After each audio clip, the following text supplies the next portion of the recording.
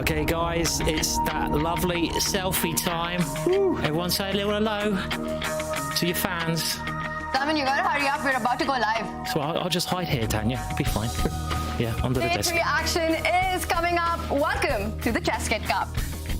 Under 1 minute now for Hikaru, and wow, what a move. Alireza, look at him, he's biting his sweatshirt. He doesn't know what to do. 8 minutes and 59 seconds, beaten by 1 second. Could he have swapped queens there? Oh, and Hikaru saw it immediately. And he's shocked. Oh. Magnus has had no struggles against Hikaru over the board. He should be happy. It's over. We have a winner. Magnus Carlsen takes it. He wins the Air Things Masters, the very first event. He's trading more. No. Oh, London is nice. London. It's time to go. Oh my God, 2 seconds. Oh my God.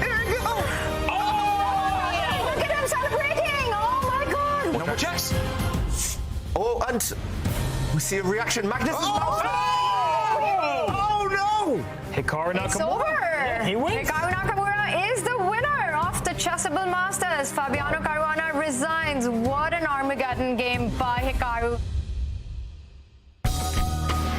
Heavy favorites on their last strike. 2 will be eliminated. A clash of generations and a big grudge match. All of that on the menu for today, and to break it all down in the studio, Grandmaster David Howell, FIDE Master James Canty, Let's go.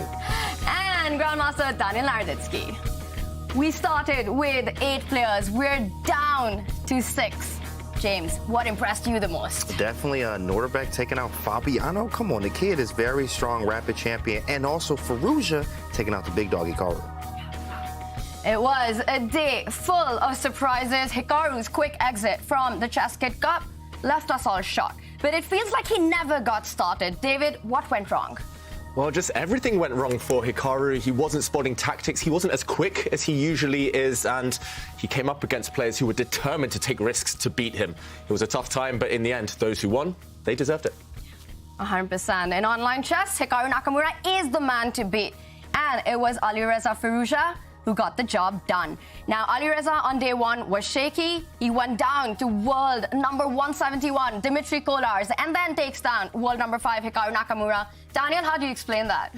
You don't. You just don't explain it. That's just the way these tournaments work. Alireza was shaky on day 1. He was shaky at times on day 2 against Hikaru, but you really can't overstate the amount of confidence that you get from defeating Hikaru Nakamura, because it does only get easier from there. Although the way Nodirbek is playing, I don't know if that's true. Oh, wow. It was an action-packed day, and it had us on the edge of our seats. Take a look. This is chaos, and it's bullet chess now. No checks right now for Black, unless you trade the queens. Then the knight's still in trouble, and Black could easily lose that. Bishop c6, That he gives is the not knight a up. move. I guess he's not made it. I think this a Bishop bluff? takes f4. He's bluffing just- here, Nakamura. Bishop takes f4. And he calls You the run. bluff. And you run. And you Oh, run. and you take it. Oh, you lose. We lose the bishop. Relax. Relax. That's it. Oh, man. And that's it. Hikaru Nakamura is out. Oof, poor Fabi here, just struggling to survive the next few moves. You mentioned fancy. He's even fancier. This guy's on another planet. Yeah.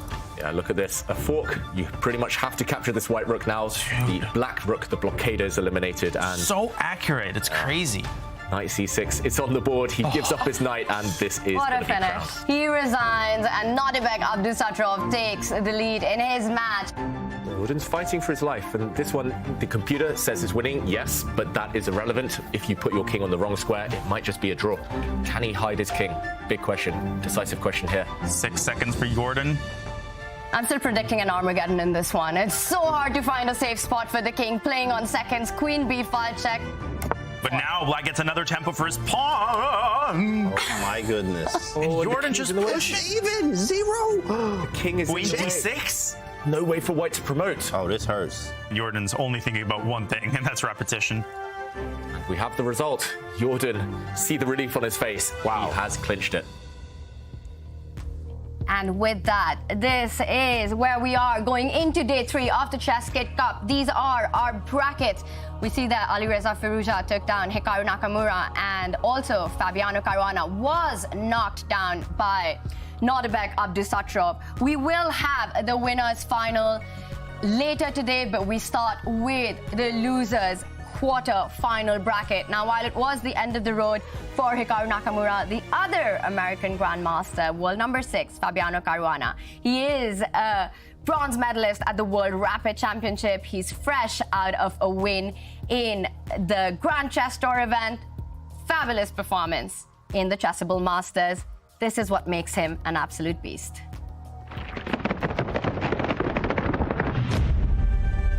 Fabiano Caruana famously had a 7 out of 7 start at the 2014 Singapore Cup. He also challenged Magnus Carlsen for the 2018 World Chess Championship title.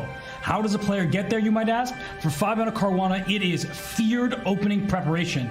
He is a theoretician like no other. In this 2016 game from the London Chess Classic, Fabiano Caruana demonstrated how deep his opening preparation can go. With the white piece against Hikaru Nakamura, Hikaru sacrifices a knight temporarily with knight takes g4. After Fabiano takes this knight on g4 with his bishop, Hikaru looks to win back the piece with e5, hitting the queen and the knight with his pawn. But Fabiano Caruana was a man on a mission. He says, you're not going to get your piece back. I'm going to sacrifice my queen on f6. And after the bishop took the queen, he puts his knight on d5. The queen slides back because under attack as the bishop at d8. And he plays knight f5, getting 2 pieces for the queen, but with a dominating positional advantage. He went out to win this nice game, and just a great demonstration of his excellent and deep opening preparation. A universal style of play, amazing preparation, and an absolute beast at calculation. Fabiano Caruana is still in the race at the ChessKid Cup. And Daniel, he's come a long way in speed chess since the 2018 World Championship. Absolutely. Historically, the narrative has always been, well, Fabiano, he needs that time, that classical chess, in order to show his true strength. And he has turned that narrative on its head in the last couple of years. He now performs regularly in the top 5 entitled Tuesdays, including yesterday when he was mad and he got second in Title Tuesday. He's fast. He can time scramble with the best of them. Fabiano Caruana has completely transformed his classical and blitz strength. Even though he lost to Nodirbek yesterday, he's still in this tournament, and it was a very, very close match. He still has a couple of things left to say, Tanya. And it is going to be a close match as he faces Alireza Firouzja in the losers bracket. Now, day 2 had big upsets in Division 1, but not just in Division 1. It was a big day for the underdogs in Division 2 as well. The second day of the ChessKid Cup brought even more twists and turns than the first. In Division 2, there were 2 incredible clean sweeps, both by underdogs. Rainn Wilson won 3-0 against Kirill Aleksenko, who was rated nearly 60 points higher than him. And Yuan Nyok Trong's son crushed his fellow countryman Lequang Liem with a 3-0 victory. In an anticipated matchup, Vladimir Fedoseev bested David Anton Guerrero to advance to the semifinals. Gregory Oparin also defeated a higher-rated opponent in his match against Pavel Elyanov to advance. This is not, okay. This is brutal. Good Lord. That unbelievable. Division 3's Alan Pichot continued to shine on day 2, marching past Sam Sevian and Vitaly Bernatsky to the winner's bracket final. Wow, that was exceptional defense from him. Pantala Harikrishna also had a phenomenal run to now face Pichot in that match. Grandmasters David Navarra and Alexander Donchenko desire redemption as they have fought their way forward since the first round of the losers bracket. Big names and big action. And keeping us updated on all of that is Grandmaster Simon Williams. Simon, before we get to that, we've got to address the pony in the room. How was the good night? Well, Tanya, you might be surprised to know I've been very, very well behaved here. I was running up and down stairs earlier on, and I haven't been, except for the Saturday, but I have heard a rumour that some people on the panel have been going there quite frequently and been having a very good time there. Hey, James. Hey, James. You all right, James? No, I like bishops and knights. No comment there. It's been a good time here in Oslo. Hey, what about the chess, guys? Yeah, we'll talk about that later, James, the good night stuff. But right now, it is about the good night on the chessboard because the winners' semifinals is about to start in Division 2. And Simon, what can we expect from that? Well, we've got 2 fantastic players, and starting off things, we've got Nguyen versus Oparin, and this is players who've won every match so far, so they do get a second chance. And then below that, we have Fedoseev, who must be the favourite for this group, and he's playing our tattooed friend, only 17 years old, and he's got a full tattoo. I don't know what I think about that if I was his father, I don't know. But anyway, and then you've got the losers bracket. These guys, they don't get another chance. So if they lose the match here, they go home. And you can see some big names. You've got Aleksenko versus Adriaking, and 2 other players I'm going to pick out there, Ilyanov versus Mamajarov. They've both been over 2,700. They've both been around for a long time, and that's going to be one hell of a match there. Super exciting matchups. There is $10,000 for the winner, but not just that, also a golden ticket to Division 1 of the next event of the Champions Chess Tour. And we also have action in Division 3 with a big winners final coming up. And it will be between these 2 players. Alan Pichot will be playing against Harikrishna. Simon, is there a big favorite in this one? I'm going to have to go for Hari Krishna. I mean, yeah, your fellow countryman, you probably know him very well. And number one, he's got the best name, Hari Krishna. So anyone with Harry in their name, you're doing well. Picho is a very good player, but he's very unpredictable. He can play really well at times, but he can also not play so well, should I say politely. But they're both fantastic players, but Hari Krishna is just more stable. So I'm gonna go for him in that one. Sounds like a clash of styles. It is. It's kind of the South American kind of style you might see in football, quite flamboyant, quite exciting against, I don't know, our Indian players very solid. I have to be careful what I say here. Hari is super pragmatic as a player and very consistent, so it's going to be fireworks on the board. It is. It's going to be a really exciting match there. We're going to see if Picho can get through Harry's very solid style. So you never know, but it's going to be a big match. And not just that, Simon, we've got more action. That's right. So we have the losers brackets, and again, these players, they don't get another chance, and the legend is still there, the legend Garakamsky, and he's playing very strong. Antipov, Sam Sevion is still in with a shout, but he's got Yu Yangyi. It's going to be a very tough match for him. Then one of Ding's favourite players, the new world champion, Veljko Pons, is playing against Donichenko there. So big matches going on in the other divisions as well. Action all around, and of course the dream is to get to the season's final as tour points are on the line. It's speed chess, double elimination bracket, 3 division, and the grueling format makes it a challenge for even the best players in the world. Each event in the Champions Chess Tour is broken up into 3 divisions, making the CCT even bigger than ever before as the best players in the world work to win their division and progress to higher divisions, hopefully securing a playoff spot, big prize money, and tour leaderboard points. Here's what's at stake in the 3 divisions in each event. The winner of Division 3 receives $5,000 and 20 tour points. Those with the most tour points at season's end will secure the wildcard slots for the playoffs and additional prize money. The winner of Division 2 claims $10,000, 50 tour points, and secures a coveted slot in the next event's Division 1. Finally, the winner of Division 1 receives $30,000, 150 tour points, and a guaranteed spot in the playoffs. At the end of the year, the playoffs will include 8 players that have qualified either by winning Division 1 or by earning enough tour points to claim one of the wildcard slots. Of these 8 players, 4 will advance to the live finals. In the end, only 1 champion will remain. Who will be the king of the Champions Chess Tour 2023 season, the biggest season so far of the tour. And right now we've got big games coming up. Later today, it will be the winners final as Dutch number 2 Jordan van Foreest takes on the Uzbek sensation Nodirbek Abdusattorov. But we start the day with the elimination bracket, the losers quarterfinal, and big matchups there. Fabiano Caruana against Alireza Firouzja. It's going to be our focus game, and we've also got another match with the German talent Dimitri Kolas taking on Jules Musaud. Daniel, is there a favorite in that one? Caruana, Unana, no, just kidding. Yeah.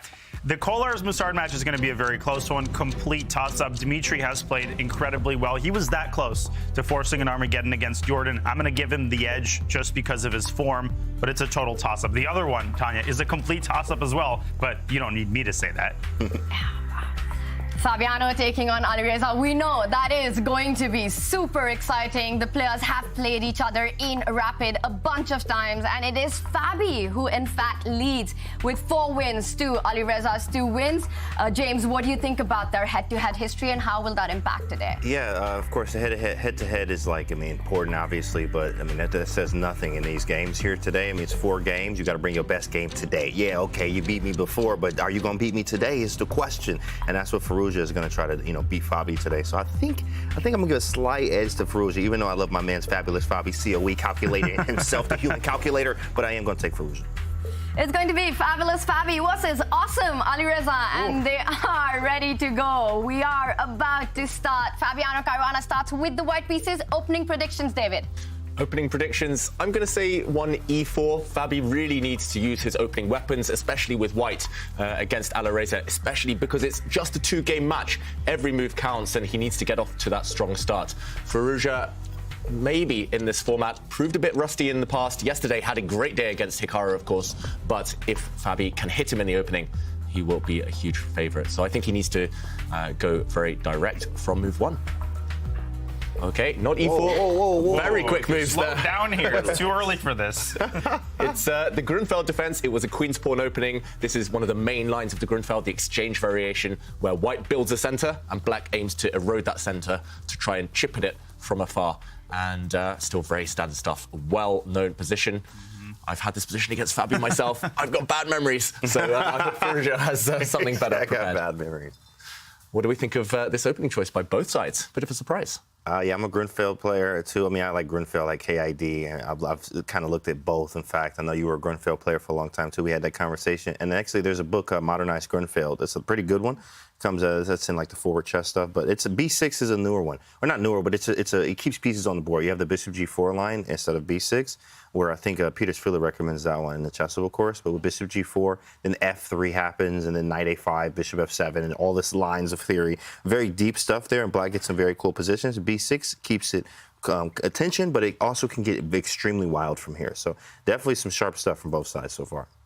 Yeah, sharp stuff, and white has a few options. At some point, white is able to go and grab a pawn on c5, but it will come at the cost of the integrity of his pawn center. Here, he's just keeping things solid, and yeah, both sides developing. Speaking of keeping Come things again, solid, I jinxed it. H4 on the board. Harry the H-pawn is alive. Fabi has been playing with the H-pawn so often in this tour so far. We will come straight back to this one, but even our other game, Dmitry Kolas versus Jules Musaud, two very, very combative players who've had so many decisive games. They are about to lift off their game 1. It is a best of 2 in the elimination bracket.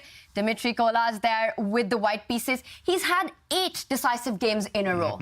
Yeah. That's incredible. That just shows that his style is just super energetic. Extremely tactical style. He is a perennial career E4 player. In fact, I've played hundreds of blitz games with him. He has never touched the deer, the c-pawn, or the knight.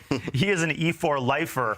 And here we see Jules Musaud deviating from his standard Sicilian, and the Petrov epidemic continues, sadly. Yeah, you said it, Tanya. 8 decisive games so far, but now we have the most drawish opening in chess. So can Dmitry Kolas sprinkle some magic dust on this one and turn it into a decisive game somehow? Very standard stuff. We've actually seen this before in the tournament on a couple of days ago, and white will try to erode the center. That black knight sitting nice and pretty in the middle of the board. It's all about a fight for the middle squares, and there we see first exchange of pieces. And white has an extra central pawn. What do we think of this so far, early days? I think Jan Nepomniachtchi actually popularized this from black's perspective. I think knight b8 to d7 is a move here. Bishop f5. Now, bishop f5 is correct. Sometimes white pushes the d-pawn quite early. This line has gotten actually very, very theoretical, and it can get quite tactical. White can put the knight on e5, queen from d1 to b3. So you can, even though the position looks relatively quiet right now, the structure is asymmetrical, and white's got a lot of exciting ideas here. I think the queen often goes to a5 in these positions. There it is. Yeah, some very sharp, direct lines here. And there we go. You predicted it, Dania. This has been played before, seen before, and studied in depth by some of the top players in the world. I've looked at this briefly myself, and yeah, the lines go far too long for me to memorize. But the players clearly have done their homework. And Jules, despite this not being his main opening, he's been playing instantly up to this point. Queen to c5 was black's last move, hitting the white light squared bishop. And we might see a bunch of exchanges. If black knows his stuff, he should be fine. But white at the moment slightly more active. Wow, fast start to this one. I would not have predicted such a kind of, such a theoretical line. I thought Jules would maybe try to duck and dive and dodge Dmitry's opening preparation here. Very interesting approach by the French grandmaster. Opting for a Petrov, Jules is also known for his attacking play, so not a line we see him play out often, but in a best-of-2 match, he would be happy if he can keep things in control in this one and then fight and go for the kill with the white pieces in the final game. The bishop falls back. Now, it looks like the c3 pawn is on pre, but if black does capture that pawn, David, it does invite a lot of threats on that exposed queen. White could start with the rook moving to c1, eventually capturing that c6 pawn, and notice the d line as well with the queen and bishop lined up. It's super dangerous to pick up the c3 pawn. Yeah, and I think really instructive for everyone watching at home. Don't move your queen too many times in the opening. Jules has already done it twice. And if you get too greedy, if you do grab now, as you say, Tanya, the rook slides across, gaining even more time. The queen's forced to make a fourth move early in the opening. You're lacking good squares here. For example, if you slide back, there will be tactics such as this one, as you mentioned. The bishop very, very loose now. And I think you might be able to win material by hitting the queen, kicking it away from the defense of this piece. And, for example, you can slide back here. The queen is forced to retreat, and eventually the bishop will drop. Black's position is a bit loose, so therefore you do not have the luxury of time. You cannot go pawn hunting in this position. Other moves that come to mind, maybe taking this pawn in the center just to develop the black knight. I'm also wondering whether you can get away with bringing the knight out here. But yeah, you have to be really careful at this early stage with black. It's strange to see him pause now because he's been so confident up to this point. Yeah, this takes you have to be very precise. The knight needs to develop. You have to connect the rooks. And the queen is on a strange square. You have some looseness with the bishop on d6. So this is a great time to think. I do think c takes d is probably best, and then develop the knight. We also want to kick this annoying bishop on g5 to put a rook on d8 somehow. So we want to do this too as well. I think white's fine, but black needs to be very, very precise in these next few moves for sure. Yeah, critical moments already at an early stage. But let's leave Jules to think about this one. We're expecting pawn takes pawn in the center, but clearly both players have their ideas in this Petrov. At least it's not the dry type of symmetrical position that we're used to from this opening. No, most certainly not. And I talked about this yesterday. When you check a line with an engine, sometimes you forget about the most natural moves. Oh, wait, I forgot to check bishop c4 to b3, the most obvious move in the position, because it might not be the top engine recommendation. And if Jules is caught unprepared here, it's going to get really scary. Tanya. And Daniel, we see a featured chat there by Foxuba saying the unbreakable Petrov. And it's true, some of these openings with black, like the Berlin, like the Petrov, they traditionally do have that repetition that you just hold. You play it, and it's a draw. But with modern chess and modern engines and these different ideas of the H-pawn, Harry the H-pawn advancing down the board, there are ways to fight these lines. And it's not the way it used to be anymore. They've still got poison. Oh, absolutely. And there's sort of a push and pull effect. On the one hand, there's a lot of grumbling. I can't play the Latvian gambit anymore, and I can't play the King's gambit anymore because all these openings have been refuted. But there's also the opposite side, which is that computers, particularly AlphaZero, Leela Chess, they've breathed a lot of new life, as you're saying, into openings that were considered very sterile beforehand. So it's not all bad. Lines with H4, more tactical lines within well-known openings have become more exciting. Yes, some gambits that were beloved by the players of the past can't really be played against grandmasters anymore. And that's exactly what we're seeing in this particular Petrov. Now, bishop e4 was the move of choice by Jules, and we see that Dmitry there is having a think. James, it sort of keeps the tension on the board with that d5 pawn, c6 pawn, sort of crossing swords there. The D line open, the bishop on e4, attacking that f3 knight. Notice how that defends the bishop on the king side.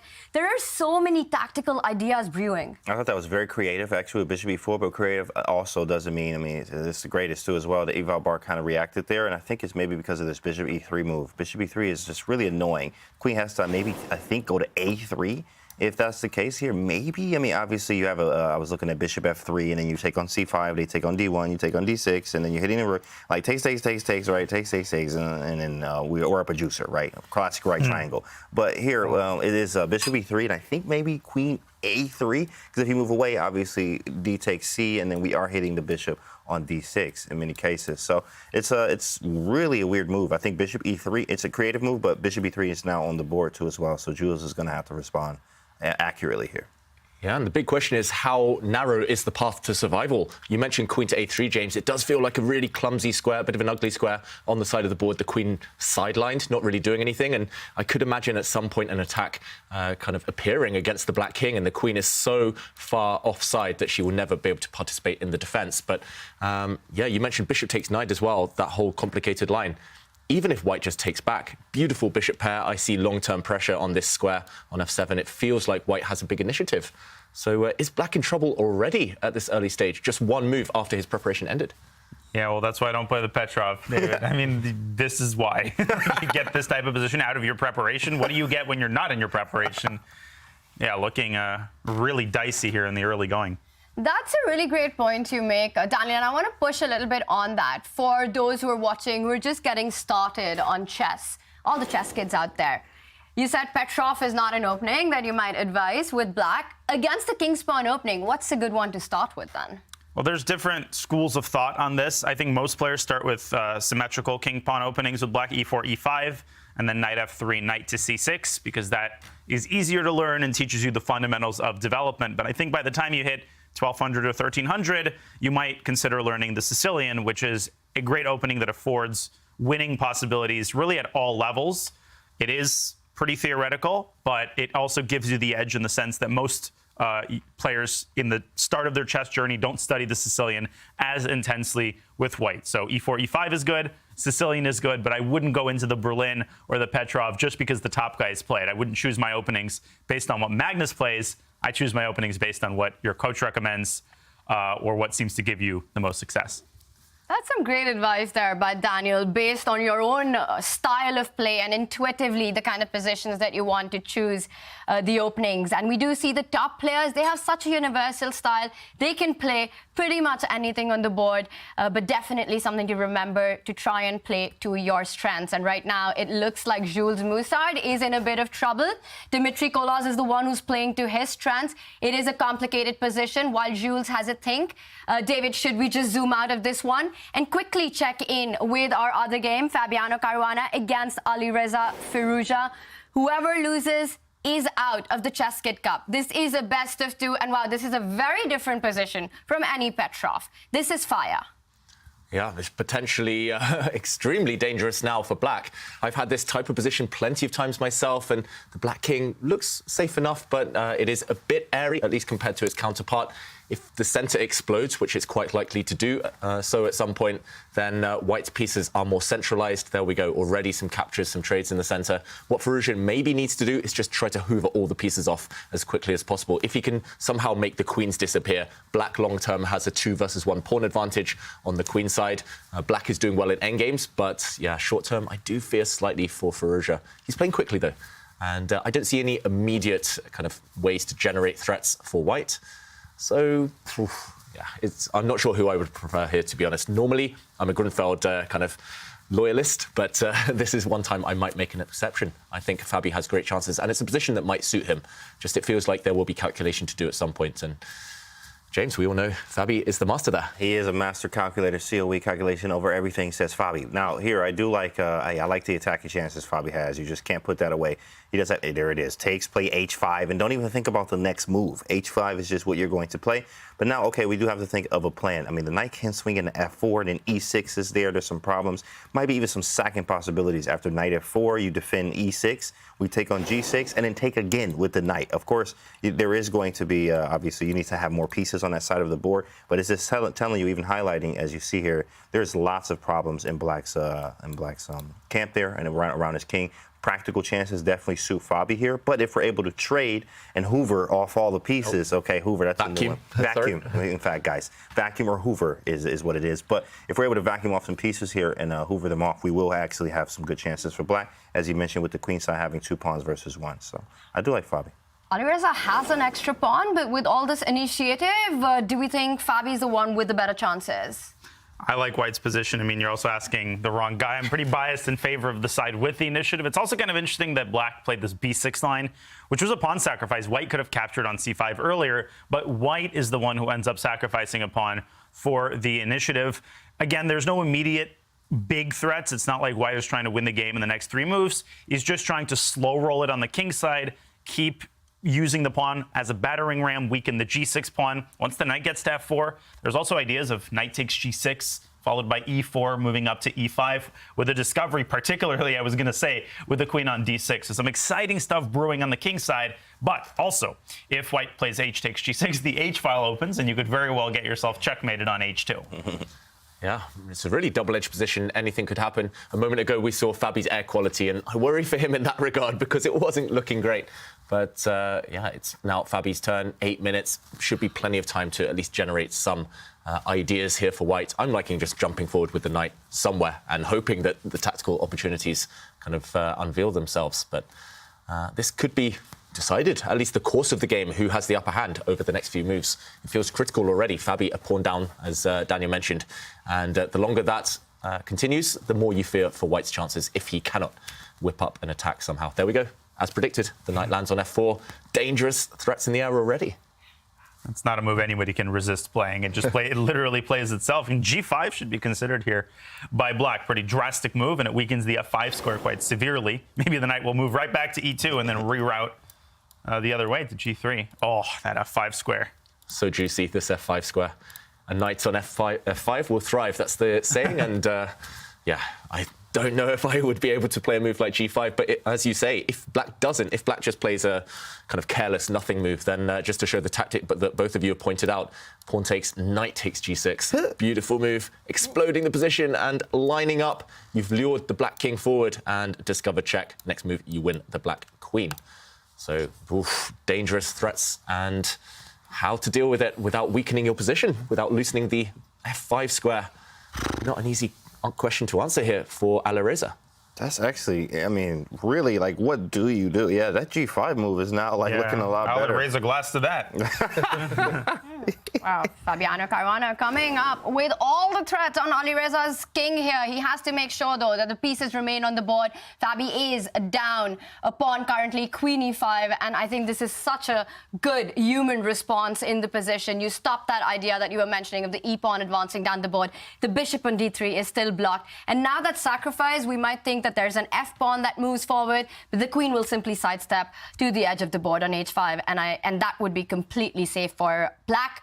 No more sacrifices for the moment. Fabi makes a quiet move, rook e1. So it's a long-term pressure down a pawn. Yeah, and that's how you have to that's how you have to play these positions. You have to resist the temptation to sacrifice something and try to justify the sacrifice immediately, and you're just kind of playing chess. I mean, the d4 pawn, that is black's extra pawn.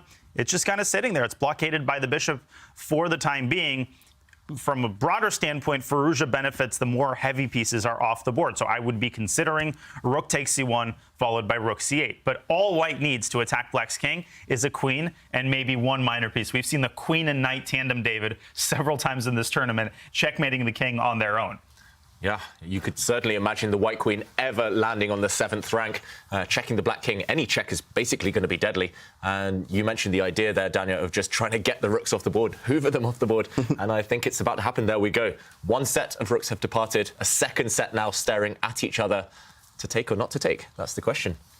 Well, if you sidestep with the rook to b1, then black's got this option of jumping in with the knight to c4, also hitting the queen, perhaps offering more trades in the position. So it's a big moment for Fabi. Also, I like the flexibility with Harry the h-pawn. He hasn't taken the decision to take on g6. And with everything that AlphaZero has shown us, there's always a threat of the h-pawn, in fact, not trading, but moving forward to h6 at the right moment. But right now, that's not the moment to think about it. He's got to decide whether he moves the rook or trades it. I would be a little afraid of moving it out simply because of knight c4. Yeah, knight c4, rook c3. But the question is, do you feel that keeping the rooks is more important than keeping all these squares protected? You could also take on c8, which seems counterproductive, but that bishop on c8 could be targeted, maybe with a move like queen d2 to c1, but I'm having a hard time making it work concretely because of queen c5, for example, and the c7 square. As David pointed out, you want to get your queen to the 7th rank, but all of the infiltration squares are defended. I'm actually loving the way that Alireza has defended in the last 5 to 7 moves. Yeah, just really calm, and he's doing what he wants to do long-term. He's getting the business done in terms of taking pieces off the board. He knows long-term black has the advantage, but short-term Fabi needs something, and he needs it now. I'm struggling to create anything here either for white. You need an avenue into the black position, but everything is blocked right now, and black has ways to close those doors as soon as you try to break through. So, yeah, I'm liking black suddenly. Yeah, you also need more pieces too as well, and it's good to understand ideas of every opening. Every opening has its idea, overall themes here. And then the Grunfeld in-games favor black most times. Of course, you have to see what kind of in-game you have. You might have the in-game with the white d-pawn that you have that's passed, where you have to really keep it under lock and key, as Aaron Nimzowitz says, right? So we're here, I mean, he's up a pawn, and I'm like, hey, I want to trade off, hoover off some more pieces, trade them, and when we reach an end game, I'm up this pawn. I also have the 2 versus 1 on the queen side, and we're going to try to, win this game in the end game. He plays knight d5, very creative move there. I actually saw this too as well, but maybe he has some attacking chances with like h6 and some other stuff. Wow. F4 maybe too. Yeah, this is Tactics. relying on some tricks here to make things work, Fabi. He's got that idea that you mentioned, Tanya, of just pushing the H-pawn up one square, checking the black king. The black king then will be forced onto the back rank on some really vulnerable squares. And if black does get tempted to take the rooks off the board and then also eliminate the white knight in the center with his bishop, then black will be left with a sidelined piece. Black might be able to go 2 pawns up, but you will be playing down without your knight for the foreseeable future. Really interesting stuff. The evaluation bar not really approving, but I think a good practical try. He's at least going to confuse Alireza with this move. Scary move. I mean, James pointed out the prospect of h6 coming at the most inconvenient moment for black. So if you do take on c1 and then take twice on d5, that might be the moment for white to play h6. You're showing that on the board. And that is not to be trifled with, because after the king moves, you recapture the bishop. If the queen recaptures the pawn, you've suddenly opened up the pathway for the eval bar to go up and for the white queen to access c7. And I always say in the endgame, it's not the quantity of pawns you have, it's the quality. One passed pawn on a square like h6 can supersede even an army of passed pawns that are not as far advanced. Also, you can't even take on a2 because you lose the queen. But even if you didn't, white is already completely winning by this point. And a lot of it does have to do, David, as you pointed out, with the sideline knight on a5, just not participating in society to its fullest extent. Yeah, playing down a piece. Loved that last move, and we saw the eval bar didn't exactly approve of it, but from a practical standpoint, knight d5, asking a lot of questions. And also, let's point out that if black gets greedy with the other pawn, the h5 pawn, which, as we've been seeing with the lines, h6 coming in could be a danger. But this is also super dangerous, because now we see that black's queen is stuck on the king side, really difficult to come to defense on the queen side. And after a potential rook trade, rook takes c8, bishop takes c8, queen c1 or queen b4. I like queen c1 more. The queen hits the bishop, jumping on to c7, all these ideas. Queen f4 was the other move that comes to mind, but with queen f4, black's queen can step into the center of the board with queen e5, so that can be tricky. Black really needs to keep that queen on e5 as is to control the board, but needs to get rid of the h5 pawn, and he does it, spoiling the pawn structure, but captures it with the g pawn. Wow, so 2 pawns up now for black, but your king is looking really vulnerable. Lots of loose squares around it. If the white knight could somehow maneuver around now to that beautiful f5 post, it would definitely end in checkmate, but still no way to get there. The black queen covers any squares at the moment. This black queen is the glue holding things together. I just wonder whether kicking it away, pushing the pawn, feels risky. It feels like the black queen can still slide back and keep things under control. What else can white try? The urgency has increased, being down 2 pawns at the moment. Can we start with queen a3 and then f4? Queen a3 maybe, trying to sneak in from this angle a bit later, kicking the queen away. Makes a lot of sense. Yeah, I think it's up to Fabi. I'm struggling to see any immediate breakthrough, but he's only got 4 minutes left. He needs to find something, otherwise he'll crash to defeat with white. 2 pawns down on the clock as well. Fabi trying to find his initiative. It feels like black's pawn structure is absolutely terrible, but Fabi has to do something in the next couple of moves. He starts with the move knight f4, and David, I think it's centered around the idea that you mentioned. Knight comes back only to go forward. Always in the air, knight e2, knight g3, knight f5. Once that knight lands on f5, we live. Oh, there we go, Tanya. That was nice. Knight f5 and we live. That is correct, Chad. You get that knight to f5, it's going to get live, right? So, of course, I mean, we also maybe could attack this h5 pawn at some point with, like, g3 and queen d1. But, I mean, he really is trying to figure something out here right now. Black actually is for choice now. I have the 2 extra pawns here, and I have my extra pawns. And in 1975, I was up 2 pawns in the U.S. Championship, and I won every game. So it's very important to figure something out right now as Fabi. Thanks, Yasser. You're welcome. You're welcome. Thank you, Jen. Beautiful history lesson there. Meanwhile, Firouzja not panicking, just bishop c6. So he's closed the c line. He's not allowing the white queen to infiltrate anytime soon. Alarm bells ring for me somewhat because the black knight's still sidelined, but I think the idea as well might be to drop back the black bishop to the top of the board, to e8, to defend the h-pawn if necessary. We might see that now. Bishop e2. I mean, he's going for mate, right? He's going for knight takes h5. There's all caution to the wind. I don't care about a single one of my pawns. All I care about is optimizing the knight. But Firouzja says no can do. But bishop e8, a sign of respect, right? Firouzja didn't even really seriously investigate queen takes e4, bishop takes e4 instead, playing it cautiously. But now his minor pieces are as passive as they've been in a while. Maybe time for Fabi to just make a slow move like bishop to f3 and secure the e4 pawn. Or maybe there's something more tactical like queen c8. Yeah, you've mentioned two really tempting options there. Fabi needs to weigh up whether he has the luxury of time because black's pieces are so poorly placed right now, the minor pieces especially. The first move you mentioned, nice and classy. I guess the idea... Slow. Yeah, a bit slow. That's the downside. I guess the idea at some point would be to just solidify, maybe move the knight or protect it, and then break through with the queen. But it takes 2 or 3 moves. The second one you mentioned there, Dania, bring the queen in. Does drop the knight, but you are attacking the bishop. And I guess the question here is, does white have enough to whip up, kind of generate an attack against this black king? Or is black able to somehow get the knight into the game? Wow, he plays g3, so more along the lines of your first suggestion, just playing it slow, defending the knight. Now the queen is free to roam. Oof, this one is heating up. I still think it could go either way, especially as the clocks tick down. It's so difficult. It's not a type of position where you can play on autopilot, where you can play naturally. You have to calculate, and you have to kind of guess at some moment what the best moves are, because you have so many choices on every turn. g3, so calm from Fabi. Yeah, this is, what does he do? What do we do here as a Firouzja after g3? Now, the knight is way over there on a5 looking crazy. Like, he's just there. You forget that you even, like, have that knight. What do you even do with it? Maybe there's something like... Bring it back? There's knight c6, right? Knight c6, yeah, maybe just bishop bring h5? it back, right? Knight c6, bishop h5. Oh, look at that, Tanya with the tactinos. Ooh-wee. Takes 95, though. Feels like exchanges help black, though. I would love for that type of thing to happen if I were Alireza. At least you might not win, but all risk will be removed. Bishop f7, slow move. I was going to propose queen c5, so I'm glad I kept my mouth shut throughout that discussion. It's so easy to miss this kind of stuff when you're playing in these formats as well. We've seen one-move blunders happen by the very best in the world. Mm-hmm. Yeah, these are two of the best players in the world, of course, so I'm hoping we don't see any blunders. I think the players have played an incredibly impressive game so far, but who will hold their nerve? Suddenly, Firouzja down on the clock for the first real time in the game.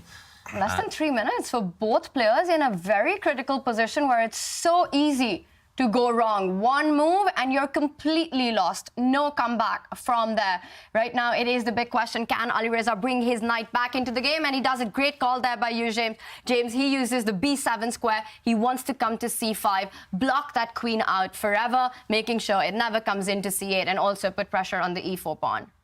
I'm a big fan of this move, actually. I mean, there's a book, you can find it on Chessable, of course, you know, I know. But it is, you can also just buy it, hard copy, anywhere you can find it. Grandmaster Preparation, the positional one. What's a book? In fact, book is something that you do and read to get better at chess. Daniel has read about 2 million of them. So we talked about this yesterday. But yeah, the book says Grandmaster Preparation has 3 questions. What's the weaknesses in the position? What's the worst place piece? And that was the knight. Looked very, very bad. And what's my opponent's idea? But definitely that worst place piece. He found it. My knight's garbage. I got to put it on a better square. He moved it to b7. Makes total sense. Queen a3 from Fabiano. And knight a5. Nice. Ooh. Worst place piece, put it back on a5. Right. Great job. Making a hot prediction here, it's not going to be a repetition. Ooh, who do you think is going to avoid the repetition, Tanya? Because if white's queen retreats, that's the second time we've seen that position.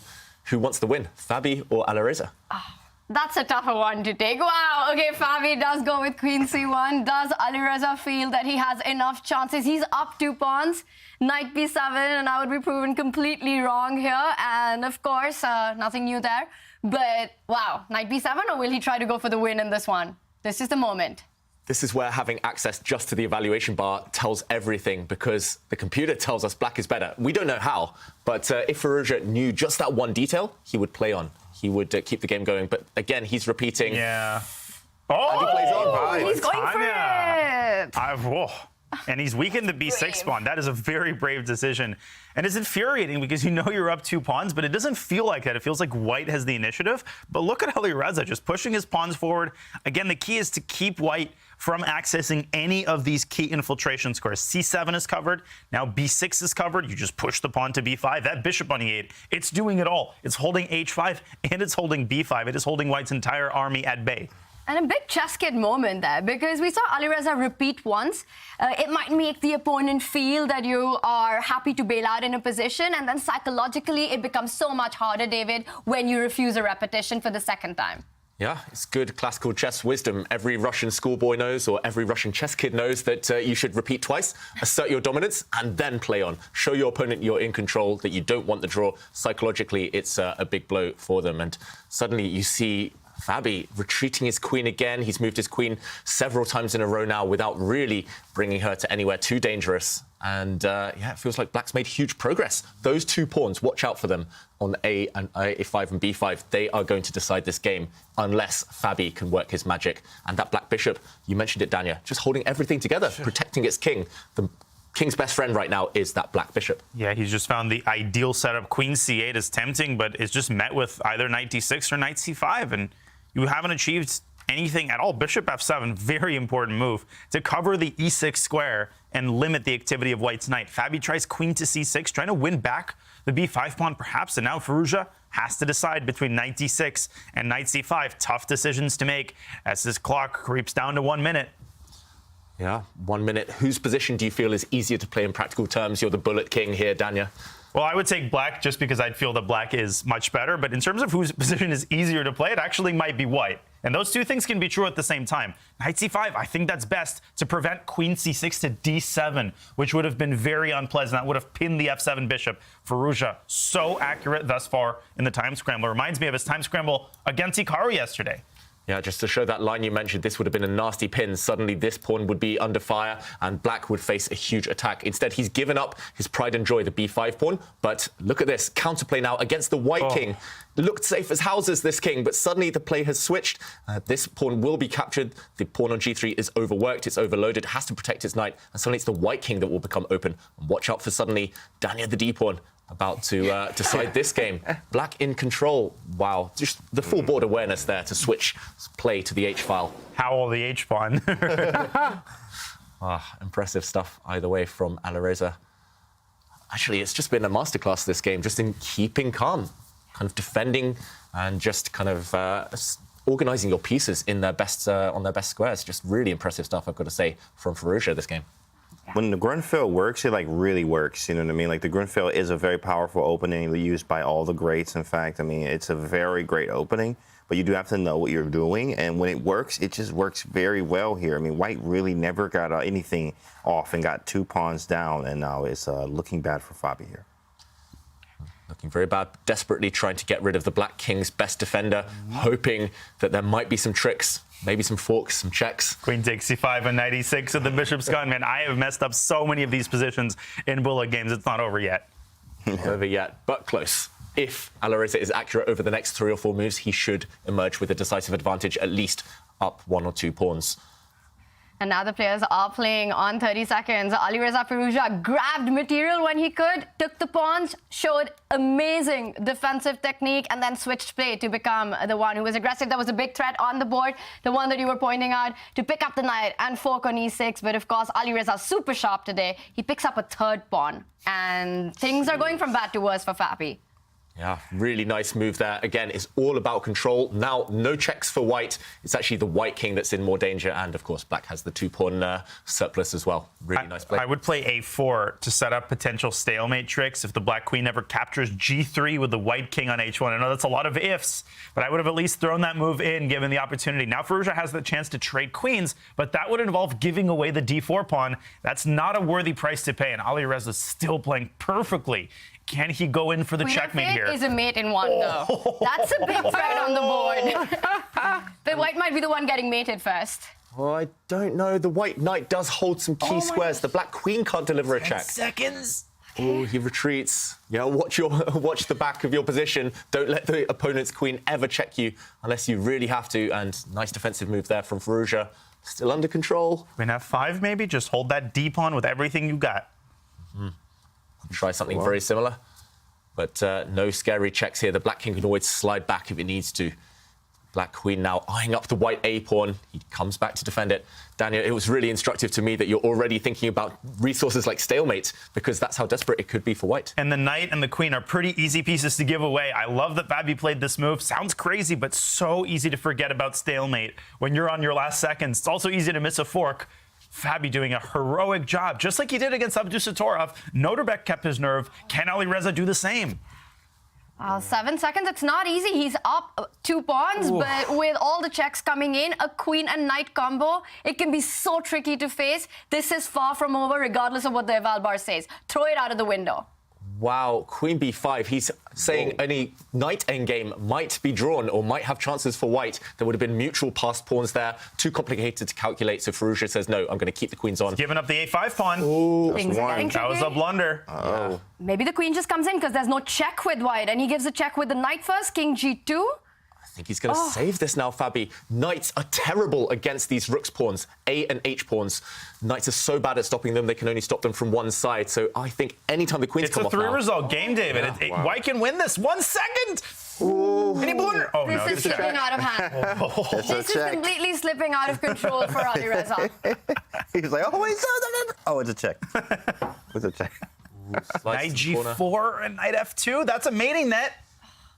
Ooh, more checks. The white king is okay for now. Only move. Winning? Wow. What happened? He's blundered. The white king can now creep forward. Oh, my goodness. The black king might get checkmated. He's winning. Queen f8. Queen f8 is mating. Oh, my goodness. 2 seconds, 1 second. He has to make a move. He has no moves.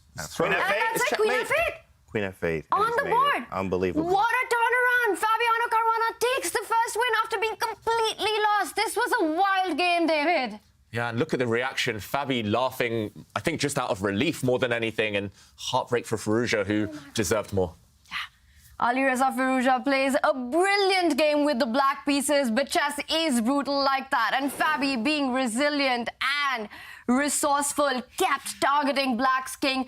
Daniel, insane chess. Listen, these top guys, they just don't die. You know, they die, they get up again. You kill them, they get up again. It was impeccable technique from Firouzja. He was up 2 pawns. He had all the squares covered, but you actually have to promote some of those pawns. And in trying to do that, he gave white's piece tandem another victory of an active queen and knight, the scariest 2-piece tandem in all of chess. What a turnaround win for Fabi. Just an amazing game of chess that was. We saw the eval bar. In this case, it was the evil bar, jumping up and down. So many hits and misses. David, you've got to take us through what happened. Yeah, and Fabi, he worked his magic. He actually pounced on a huge mistake from Alireza, and it was in this position, after a check, the white king sliding back, another check, that Alireza finally lost control, panicking with only 2 or 3 seconds left on his clock. Here, he gave a check from the wrong square. He checked on c2. If he had centralized his queen, he might well have won this game. Centralization, and this white king is in huge trouble. It would have been a full 360, and it would have been white likely getting checkmated. Instead, he checked from this square, perhaps forgetting that after the king moves, you're running out of checks with black. If you check from this square, the white king slides forward, and no more checks. It's actually the black king next move that will be doomed. The white queen will slide across, as we saw. Instead, Alireza found nothing better than pushing his pawn, but he resigned in this position, realizing that king g5 would be met by queen g7 checkmate. Heartbreak, and it's so tricky. Queens and knights are the most devilish pieces on the board. And that's exactly what we saw. What a ChessKid moment. It's not over till it's over in chess. Well, just one more game remains for these players in the losers quarterfinals, and it will be over for Alireza Firouzja if he doesn't win the next game on demand against Fabiano Caruana. Meanwhile, Dmitry Kolas also scores a big win in his match against Jules Musaud. So Jules and Alireza have to win on demand, and if they do that, we will have an Armageddon. More ChessKid action coming up after this Twitch break.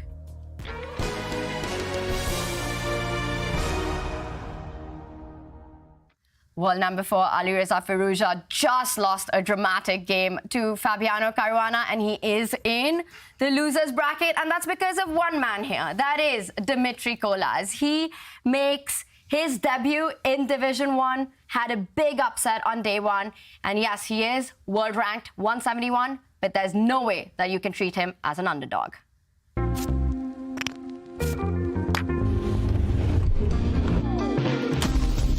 Dmitry Kolas is part of the golden generation of young German grandmasters.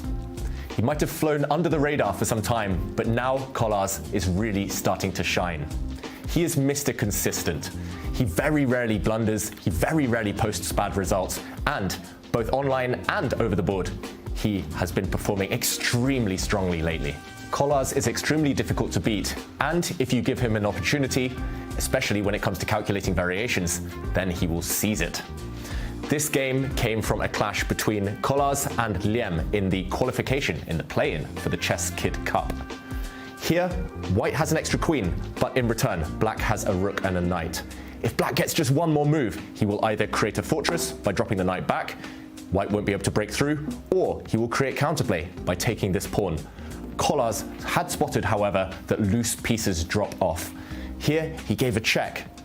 Due to the diagonal here, the black king has to stay in touch with the black knight, but now this black rook is undefended and the queen drops back. It has lured the black king to a poor square and the rook is doomed. Kolas took the rook and took the full point. And that's exactly the kind of crazy chess that is the reason that Dmitry Kolas has had so many decisive games this ChessKid Cup, 8 back-to-back, and he does take the lead in his match against Jules Musaud. But it was a complete focus on Fabi Alireza, because that is, David, one of the wildest games that we witnessed on the tour. Yeah, just so many swings and roundabouts. It was a roller coaster battle, and Firouzja showing why he's one of the best players in the world, but ultimately just letting it slip. The nerves got to him, and Fabi, tenacious Fabi, taking the full points. And yeah, I think the next game is going to be equally unpredictable. And speaking of it will be unpredictable, let's make some predictions. Can Firouzja do it? Will he make a comeback? James, will we see an Armageddon? Yeah, I don't think so. And the reason for that is just the psych part. Unless you can get over that real fast, I was winning. I mean, imagine you're winning the game. Oh, I'm doing good. I'm about to win. And then you lose. Like, so and the break is not that long. So you're going to play your second game. You need to win here. He's under a lot of pressure. Wow. And the seconds are ticking. Well, the good takeaway for Alireza Firouzja is that he played a brilliant game. The result was not in his favor, but for the most part of the game, it was Alireza who had the upper hand, and he starts with the white pieces. I think we're going to have an Armageddon. What do you think, Daniel? Yeah, it's really hard to say Fabi, one of the hardest players to beat on demand just because of his opening preparation. When he turns up that opening dial, he can basically on demand get the kind of position he wants to get. Firouzja will have to have everything go right for him. I think he should play 1 e4 and stick to what he knows best. Get a tactical position and just calculate your butt off. Oh, no 1 e4 starts with a queen spawn opening. System. He's playing for the win, but this is not exactly the opening that we expect when a player has to win on demand. What's the strategy of going for this approach, David? I guess Firouzja just wants to keep as many pieces on the board as possible. It's unlikely there'll be too many trades of pieces, at least, over the next few moves. Maybe some tension in the center with pawns as well. He's banking on the fact that Fabi will have to make some difficult strategic decisions later down the line. So interesting approach, but I'm also an adherent of playing what you know best in these crunch matches, especially when you need a clutch win on demand. You got to go back to basics. And after a heartbreaking defeat like the last one, I do worry that things could spiral out of control if things start to turn against Firouzja. And obviously, Fabi's come prepared. We had a totally symmetrical position for a few moves. Now, things have opened up in the center, but Fabi has barely paused for thought, which makes me think he studied it before, James. Absolutely. I mean, of course, you have a very easy play here for both sides, I think. You just develop, you hit the center, he hit it with c5 there. My bishops look good. Got to develop my knight. I castle, and I put the queen maybe on c7, e7, try to push for e5. These positions are really nice for both sides. I actually like to play them from the white side with knight b to d2, and actually just playing them aggressive. Queen e2 and castling queen side almost every time. I don't care what's going on. I'm going to play castle queen side and try to get g4 in, because it's very aggressive here. Here, it's a little bit different. We have the hanging pawn structure now with white. We can still play for some aggressive intentions like d5 at the right moment, and maybe, you know, we have the bishops open up. So white still, I think, for choice here, I like white, actually, because of the positions, how tactical they can get. But Fabi has no problems. Everything's developed. Yeah, everything's developed, everything's covered, and it's definitely onus on white. It's the burden on white to create something from these positions. What's your experience like with these hanging pawns, Danya? I tried this opening a couple of times at the last U.S. Championship with mixed success. I don't love playing with hanging pawns. I feel like handling them is a little bit like investing in Bitcoin. It's like you wait and wait and wait. And when you push d5 or c5, it's always the wrong moment, and it's always at its peak, and you end up losing the pawns. Black's play is easier from a rapid play standpoint. You can see rook c8, queen c7, bishop from d6 can often tickle white's minor pieces from f4. White has to accumulate those pieces such that they aim at the king side, and like I said, find the right moment to push one of those pawns forward, just like you would, David, in an IQP setup. But that is all to the side because we've got another game that is going on. We do have liftoff with Jules Musaud also needing a clutch win against Dmitry Kolas, and he starts with the Spanish. So we can again expect a middle game with all the pieces on the board and a lot of tension. A lot of tension. Open Spanish. Until this move, yeah. Kolas going for the open variation of the Spanish. This tends to lead to many forced lines. So if Jules hasn't done his homework, he might even struggle to get a game. That's my big fear for Jules Musaud right now, needing to win, of course. I should mention, the first game that Dmitry Kolas won, it is the ultimate demonstration of a pin. You pin and you win. So any chess kids out there wanting to learn about the theme of pins, go check that one out on chess.com. Great demonstration there from Dmitry Kolas in the first game. But this one, yeah, he's pausing. Pawn takes pawn. Still theoretical position. Extremely, to put it mildly. Shakir Mamedyarov, one of the leading modern-day experts of the open Rai, like you said, so many forced draws here. You got to avoid them like the plague if you're Mr. Musaud. James, I don't know, maybe something a little bit more non-theoretical should have been chosen. Yeah, absolutely. Maybe some non-theoretical, or there's some spice in these games here too as well. I mean, nice. There's lots of courses out, or even just videos to watch on these type of variations too as well. I recommend Grand Roy Lopez, actually from the white side. He covers this pretty nice. It's also strong. It's Nils Grandelius, but you play bishop c2, right? You play knight d2. It's very theoretical. There's also a piece sack line with like knight f2, but the bishop's not on c5 for there. So, I mean, yeah, I probably would have went somewhere non-theoretical, play something a little bit different, just like his style is. I mean, Jules is a very creative player here, but this is very theoretical. This is straight up. So, of course, the stuff is very straightforward. Bishop c2, knight d2, try to get the knight off e4, and hope for the best. Yeah, and you can already tell by the kind of time usage so far that Jules, of course he knows his stuff, he's studied this before, but he's a bit uncertain, maybe regretting his opening choices because Dmitry has played instantly up to this point, not surprised at all. Black is going to castle on the next move or two, and very healthy position, very decent position here. So, yeah, it's all about getting rid of the black knight from the center of the board, first of all. That's job one. And in a must-win situation, you just have to take those kind of micro plans, those step-by-step kind of approach here. You don't need to worry about the result too much. Wow, bishop g4, moving the bishop for a second time. Oh, wait, that's theory. Talking of pins. That's some old-school theory, because the dark squared bishop in the modern day usually goes out to c5, which is the more ambitious line. Bishop e7 is the old-school line. I remember Archer, Yusupov, all those like old Soviet names, played it in some super tournaments in the 1980s. And the knight from e4 often ducks back to c5 and later to e6, which is a really nice blockading post. Yeah.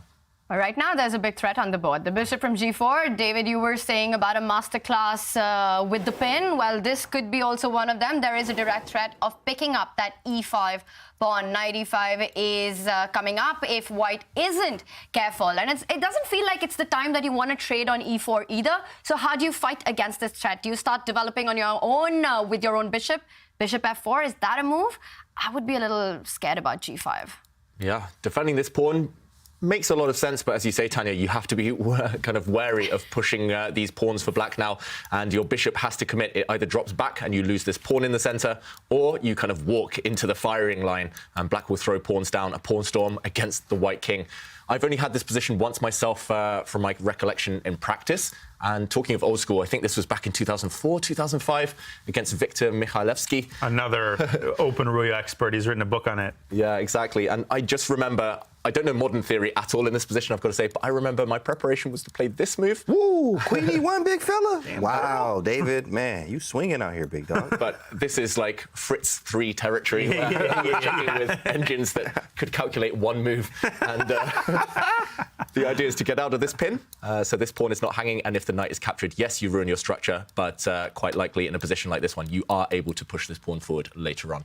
It gets crazy, of course, there are tactics all over the place, but Jules surprised. Will he go for something like this? He's in a must-win situation, so why not imbalance the position? I love it. Queen e1, I think it makes a lot of sense given the mad situation that Jules is in, but he takes another approach. He plays h3, and now that does invite a trade on f3. If you recapture with the queen, the e5 pawn is hanging. Does that move surprise you? Or do you think he wants to capture with I think the it was pawn? theory. I'm not even going to lie. I remember seeing h3 here. If bishop h5, you actually go g4. But I don't remember what happens on bishop takes f3 because I'm like, I mean, he is just going to, maybe you do take with the pawn, in fact, and just play f4. But h3, I do remember seeing this vaguely from some chessable study, not going to lie. But h3, bishop h5, I think you just go g4 there. And then after g4, I don't remember if it was knight d4 to try to play f4, f5 too as well. It's something like this. But h3 is a move, so I'm guessing if he takes on f3, he's going to take with the pawn. Queen takes, it is going to be knight e5, immediate hit on the queen. So as David pointed out there, you just take with the pawn and just push f4, and you do have that crazy structure. Push him, baby, as Yasser says, right? So it's definitely a spicy position at h3. Bishop h5, I think we're going to see g4. Yeah, and I think that will be kind of music to Jules Musaud's ears there, just knowing that you can kind of get this really kind of crazy position in a must-win situation. That's all you can hope for from an opening. I was questioning it a few moves ago. Suddenly things are spicing up, and I think psychologically that will be great for Jules. But he does take momentary truth. Wow. Queen or pawn? I think Jules doesn't know which way he wants to take. He's like, I'll figure that out when he plays it. I'll cross that bridge when I get there. Yeah. Now he's at that bridge. He's made a decision. Ooh-wee, spicy. Buckle up. You know what I'm saying? Can I get a side of spice? Buttercup. This is Sriracha level spice. Oh, yeah, definitely. More like Carolina Reaper level spice. Ooh-wee, all right. Over there in the South, we don't mess around. All right now. Wow, Nice. and let's just point out, David, that if it was a queen capture, knight e5, as we've been saying, would have happened, hitting that queen on f3. And for Jules, he has taken back with the pawn, hitting that knight on e4. And now it does look like the pawn structure is absolutely awful for white. And David, it all relies on one idea of pushing down the f-file. You've got to march with that pawn, f4, f5 if you can get it in. And that's what Jules is relying on. Yeah, it helps that you have the bishop pair. This bishop especially is unchallenged, and wow, he doesn't even go for f4 yet. First, he pushes b4, kicking this black knight. It wants to sit on this square, of course, but suddenly it's a clear target for white's f-pawns. It's an avalanche, and I'm loving this suddenly for white. Feels so easy to play as well. Your next few moves are really natural. Who needs to develop their queen side anyway? It's like that old joke about Capablanca playing an amateur in the simul. And the amateur plays an amazing game, but Capablanca wins. And after the game, Capablanca says, you played such a good game, but you didn't move your knights the entire game. What's up with that? He said, I just haven't gotten around to learning how they move yet. So apparently, the pawns are just going to decide the game. Wow, and Dmitry Kolas, already a critical moment for him. If we go back to the game position, maybe he's thinking of some crazier knight moves. I'm not sure where it wants to land up, to be honest, but it feels like going back to its most natural square could backfire for black. So let's let Dmitry deal with this dilemma. No, that's Big crazy. moment for Dmitry here. He has to take a decision. Knight e6, the most natural-looking move. That's where you want your knight, but it comes with its own set of troubles. And while Dmitry goes into a think in this critical moment, we will take this opportunity to jump back to the Alireza Firouzja Fabi game. Alireza, once again, he has to win, and we see with the white pieces, Harry the H-pawn has started its advance down the board. In the last game, it was Fabi who did it. Now it's Alireza, and he loses the pawn. Oh, man, I'm not going to lie. Okay, so look, the Kali with h4 is probably some of the most fun chess I've ever played. The first time I played the Kali, I actually played the knight f3, b3 kind of Kali, Nimzo Larsen, and I won against strong IM, like sacked. It was one of the greatest games ever for me. This was like very recently. So like that h4 pawn, and you got the bishops, all you do is king g2, rook h1, well, that's why he played queen h5. So he has to not trade, and then you have to try to figure out how to get this rook to the h file. Play d5, and you got yourself something. We're cooking with some hot grease here, right? It's definitely going to be something if we can open up the game and get a rook to the h file. Nice move from Fabi trying to trade the queen. So that h pawn push with these bishops and the Kali is really strong. Daniel, what do you think? Yeah, I'm just concerned about the prospect of e6, e5. Like if white's queen dips, if it dips forward to b7, it runs into rook c7. If you slide away to b3, black might strike first with e5. You might say, big deal, it just gives me a pass pawn with d5. But look at that c5 square, can be accessed both by the bishop and by the knight. But king g2, rook h1, I mean, you got to play that move, come hell or high water. Right. The question is white's play down the h file going to compensate for the pawn you've sacrificed and for the squares that you've given up? Definitely the kind of position you want to have. The problem is it's not enough to get a crazy position. You also have to not be losing in that crazy position. Right. Yeah, and you definitely can't allow the queens to disappear from the board. You are a pawn down. Despite the fact black has doubled pawns here, it will be relevant long term. And Yeah, I just don't see how White having the time here to get the queen out of the way, to get the king forward, and then bring a rook across. Maybe then you have some compensation, maybe not enough even there, but it feels like you don't have the time. He's played queen to d3, and maybe your idea is still on tap here, Danya, just playing e5. Maybe. Maybe, right? I have to calculate some variations, but I think it works. I think it works too. I paused there as well. The whole idea would be after pawn takes pawn, you can take... Actually, it's a knight. Either way, actually. Yeah. I can take. Yes, I can Either take way. this bishop as well. The idea, queen takes, and there's a nasty knight fork. King now. Right. Doomed. King f1, queen h3. Ooh, yikes. Checkmate. So e5 looks like it's a very strong move here for Fabi. Maybe he can just bring the knight to this square, but I am reluctant to give White the time to step forward with the king, for example, and to allow the rook slide. Crazy position. Okay, so what happens on e5, though? Like, e5, then what? Do you just go king g2 now? Maybe that's probably the time. Problem is you need 3 or 4 moves to deliver a checkmate there, and I'm not sure you'll get that time. Yeah, it's difficult. e5 is definitely a huge prospect here. You probably spend 4 or 5 moves lining up something on the h-file, and then black just plays like f5 and slides the king to f7 and no checkmate. Wow. Fabi needs just a draw to wrap up this match. He's up a pawn currently, fighting Alireza's initiative, but it will take a couple of moves for Alireza to build that attack, as we have been discussing. And Fabi plays it. He plays the most direct move. He finds it. We've been saying this. He is a calculation monster. He calculates all these tactics. e5, at first, it looked like the pieces lined up on the d file. It would not be possible. But turns out, Fabi's too strong. e5. D takes e5, you pick up with the knight, and there is an attack on White's king. Yeah, maybe c5. Yeah, I but thought that's about that. real Right, yes, dubious. that's right up our alley. But c5 is like, I mean, c5 takes and then... Black's Gucci. Yeah, either way. What's happening there? Let's jump in. You're both curious about this move, c5. What if we take on c5 twice then? And then take this way? With the bishop, queen takes d7, there's bishop takes f2. Right. But I don't know if that's that works. not enough, exactly. Oh, man, this is spicy, chat. This c5. might be some sort of perpetual, like king takes, queen h2, king f3, and maybe some quiet move, like f5. No, probably not. No, try again. That's a little too much. Maybe you just play a move like this one, and next move you either take here or you go for your plan of delivering checkmate. Look at this white king, so far out in the open. In the middle of the street. 2 pieces down, though. It's a big sacrifice and a big decision for Firouzja whether to allow a crazy variation like that one. It might be the type of thing he needs, though, just to kind of gamble, roll the dice and hope that it works out in White's favor. He's reaching out, he makes it, it's on the board. C5 played. Let's go! C5, and who's live? We live. Let's get it. Come on, David. C5. All right, Danya, we cooking. Well, Black's minor pieces are about to lose their life. That's right. Absolutely. C5. So you never want to fall back with the bishop, because then the c-pawn just advances down the board and the d-pawn joins the party as well. So you have to kind of capture on c5 with Black. Fabi doesn't have too many options here. Well, do you think he's calculated this? I think he is. He's calculating that. Takes. Oh, man. That's so crazy. Takes. Logical. Takes, and then takes on f2 and like... Do you think he missed c5, though? Or is he... Did he foresee this? Definitely bungled this. He totally bungled this. Completely bungled this. Missed c5. Just totally blundered c5. Totally blundered c5. Just totally blundered. Just totally bungled it. Wow. It's nice to have you back in the tournament, Hikaru. Right, it's great to be here, David. All right.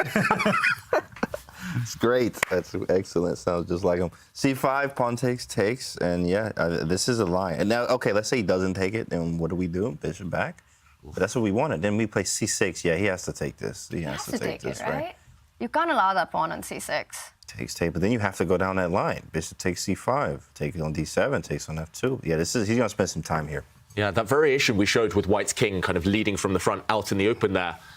Okay, we saw the evaluation bar still roughly in the middle, but for these players, it's impossible to evaluate. They're just going to be guessing at that point, and it's just pure calculation. They have to dig deep. They have to go even 5-6 moves further than we did just to try to get to the truth of that. So it's understandable that Fabi's taking his time now. For Firouzja, his hand was kind of forced. He needed to make it crazy, so I think he made a good practical decision. He played c5 quite quickly because there was nothing else. Simply everything else was totally fine for Black at least. So I like the practical decision now. Fabi, I think he's going to burn 3 or 4 minutes over the next few moves, and then he's going to go for it, because what else? And look at Fabi's face. He's like, oh, I didn't want to allow that chaos, but I pretty much have to. And sometimes you just have to play the best moves, even if a draw suits you. Yeah, he's going to go for that. Rook c8 is a very hard move in that final position. After the king gets to f3, that's just very hard to switch your mind from check mode to like, oh, I got to find a quiet move. And as I say that, gone for it. Here we go. Here we go. Buckle up. What a move. Did you see? And the speed with which he did it. Did you see his reaction, though? He did not want to make that move, but he did because he's principled and he knows it was the best one. That's what the top players do. They know they have to play ugly moves, they have to gamble, but... Has he seen Rook d8? That's the big question. He sacrificed the piece, so Bishop f2 is the move that's on his radar right now. But that would be the second piece sacrifice, and he has to find the big move, Rook d8. And it's on the board! Oh my gosh! And he played it first, but it doesn't actually matter. He found that boy fast. This is amazing stuff. Oh, He's my calculated the entire sequence of moves. COE. You better calculate at home. You better be calculating at home. You better be calculating. This is incredible. That's yeah, crazy. and I think the reason he played it before checking on h2 is he wanted to reserve the option of also giving rook d2 check in the event that the queen moves. Alireza could also play rook h1, forcing a endgame with 2 bishops against a rook and 3 pawns, but black should be safe there. Yeah, what a move. He's sacrificed 2 whole bishops, Fabiano Caruana, but he has forced the white king out in the open. As you say, Dania, if the white queen moves, you have the option of this check and this check, and either way, that white king is living a charmed life. It might not survive too much longer. Did he sack his queen? He did. He did. Wow. He gave the girl up. He just, wow. Let's go back. That's crazy. This is a wild game. Action replay. Queen takes rook. He decided no more checks, no tricks there, and he's brought his bishop forward. So let's do a count. It is queen for rook and 2 bishops, but black does have 3 extra pawns. Look at that pawn mass. These could decide the game if they start marching. The white Bobby king just needs a draw. He can just start checking as well. White's king is out in the open. Yeah, one check, though, can be blocked, and there is now a threat of trapping this queen. So suddenly, there is a defense. I don't know who I'd pick, to be honest. I would be flexible and play a move like rook e8 to d8 and set up more threats down the d file. Oh, did he play it? Or did you play On the board. He did. Looking good. He's got to defend that, but the rook on the second rank, rook c2, is a move that comes to mind, but it looks like Fabi is on the brink of wrapping up this match. But despite what the eval bar says, he still has to be a little precise. It's far from over right now. Give white a couple of moves, and if I'm trying to think of how can white actually create play here. Double up on the h-file, mate on h8. Yeah, the problem for white as well is there will never be shelter for the king. Right. There's nowhere that you will hide your king safely forever. So while your pieces try to generate something against the black king, black will always have countered play, counter checks. And I think that's maybe the big issue. Combining your pieces is also difficult here for Alireza. What a sequence that was. Yeah, that's a crazy sequence we just saw there, guys. And I mean, I think I would probably end up taking black at the end of the day here. White's king is just so hard to defend. You have to keep the pieces around it. And in a classical game, okay, it's completely different. You can think for 30, 40 minutes to figure out all the subtleties of the position here. But you don't have that kind of time, and it is difficult. You can also maybe lose by, moving a piece or keeping something undefended, and then you lose through a check. You lose one of the pieces, and the game's completely over here. White also needs to try to coordinate our own play. Like we're not even attacking the king. The king is so safe, so it's really difficult for white. But I think it's easier to play for black. Yeah. Have you guys ever had this material imbalance before? Queen for rook and 2 bishops? All the time. I had it this morning, actually. No, just kidding. Yeah, this morning. Yeah, because I remember one of my own experiences. I had this exact material balance, rook and 2 bishops for queen and pawns against Sebastian Feller at the 2010 Olympiad. He calculated a 15-move line. Oh, my goodness. Went into this, I thought, I have rook and 2 bishops. That adds up to 11. You only have a queen and pawn. That adds up to 10. I'm up a material, but my king was sketchy open. Feller, though. Yeah, I found out later that there was some shady stuff going on during that game. But yeah, it turns out that the white king was just too open in that one. And I'm having flashbacks here. White's king is too open. Same material imbalance, but the queen is so much more potent than the pieces right now. It is a lot to do with king safety in this position. And Alireza Firouzja not happy with what he's got on the board. Fabiano Caruana looking confident. This action is on, but we've also got action on in our other 2 division. And joining us is Simon Williams with the update. Simon, what's going on in Division 2? Yeah, hi there, guys. Well, we'll start with Division 3, actually, because we were mentioning this big match in the winners bracket between Harry Krishna and Picho from Argentina, and we were thinking that Harry was favourite there, but actually Harry blundered a piece in the first game in the opening, which you rarely see a 2,700 player doing. Alan Picho has gone through to the grand final of Division 3, and Harry's got to try to survive the losers bracket. Now, Division 2, very quickly, we'll just talk about players who have been knocked out and who are going home crying a little bit. They don't get another chance, and it's a big chance. You know, if you win Division 2, you get a chance to play these guys. That'd be fantastic in this big final with big money. So players who lost, well, Mamedyarov beat Ilyanov, so Mamedyarov still with a chance. We had Liam Lee, he won against Georg Mayer. Then we had Lee Tron, he beat David Anton. So David Anton, a very strong player from Spain, and he was the favourite in that match, has also been knocked out. So a little bit of action there. And there's going to be some sad people around, but chess is pretty brutal like that. And, well, back to this one. This is looking very, very exciting. And someone's going to be... Who's going to be crying, guys, at the end of this game? Who do we think? Simon, that's the question we're trying to figure out. I want to ask you, did you see that incredible minor piece sacrifices that Fabi played out and the sequence of moves and how quickly he played it?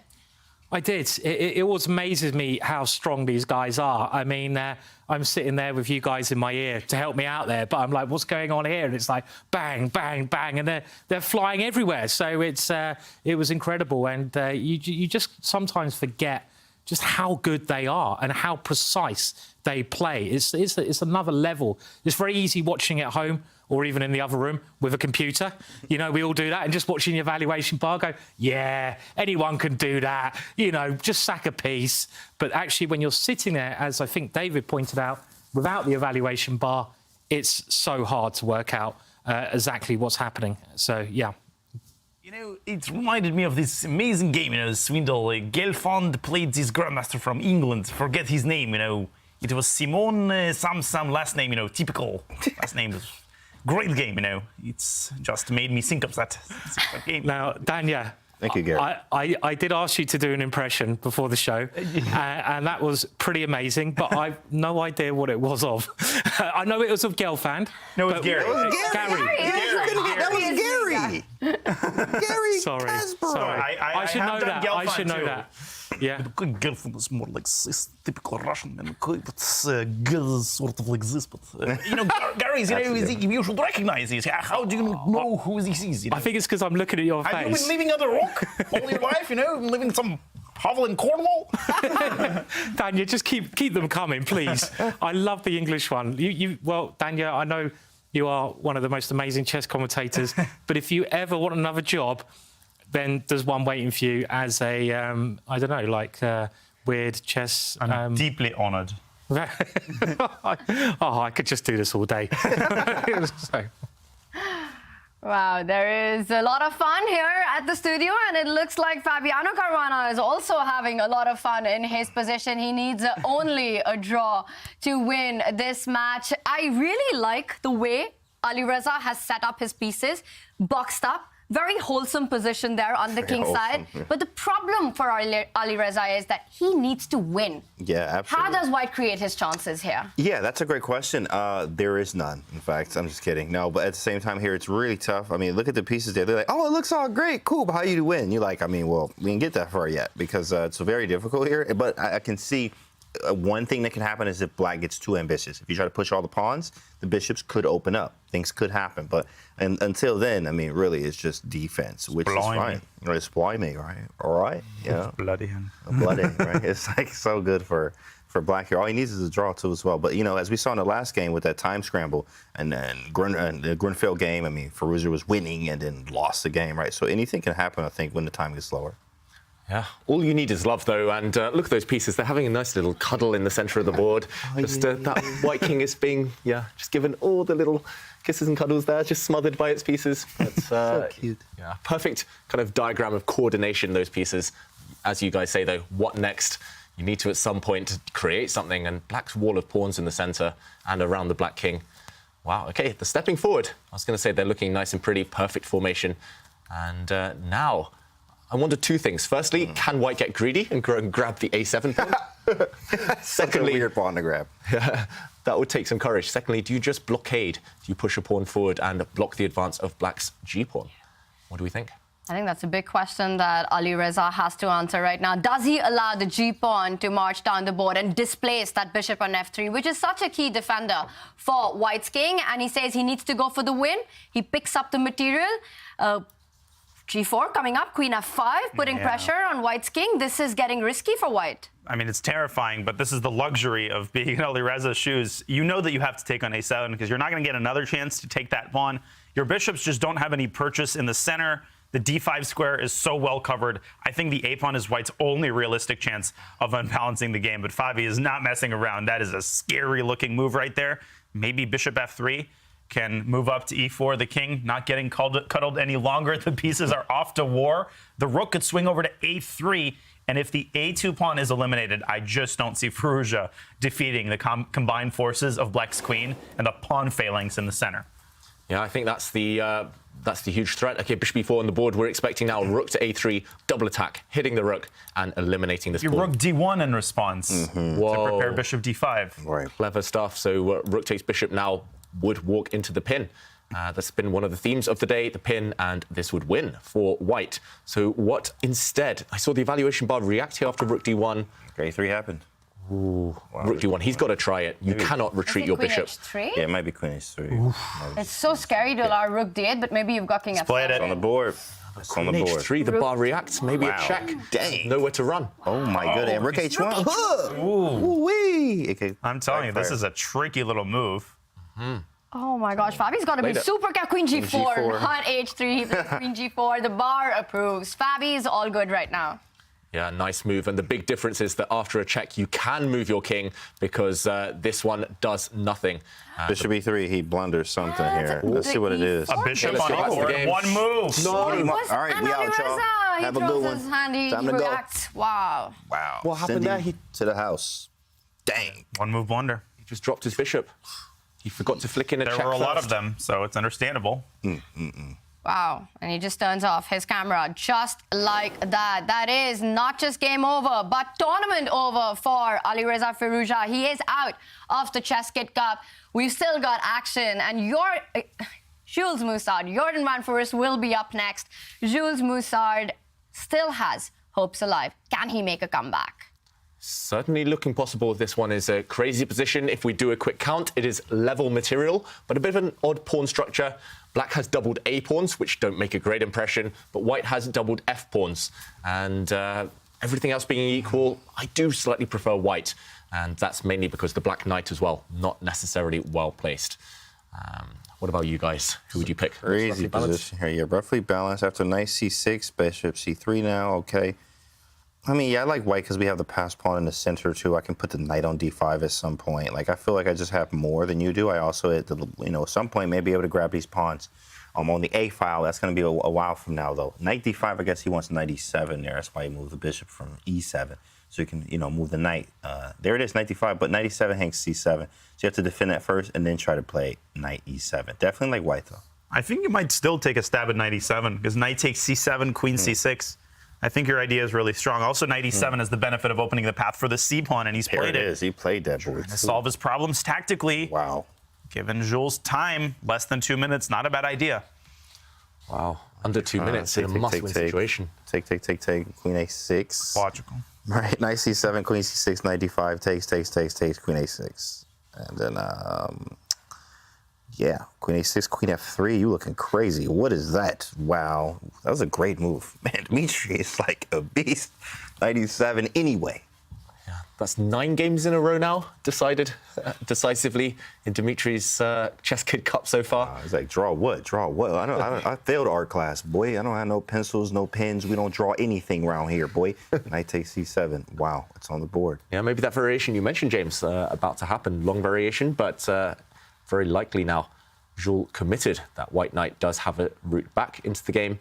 Imagine having 9 decisive games, but now all you want is a draw. You would give all your money now for a draw right now if you're Dmitry.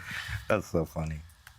Okay, the queen traps the knight. The knight has to retreat, giving back the pawn. temporarily a pawn up for white, but that won't last much longer. Anything else here? I'm looking for tricks, some e6, but no, there's just not enough kindling on the king side. You've got that bishop on c3, which is just itching to attack g7, but you need a supporting cast.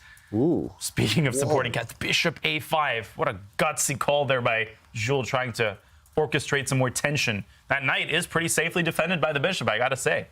Yeah, great awareness. I wasn't even, that wasn't on my radar, I've got to admit, bishop a5. Looks clumsy, but if you can cement your knight on that square, it's, you've won a pawn in the process as well.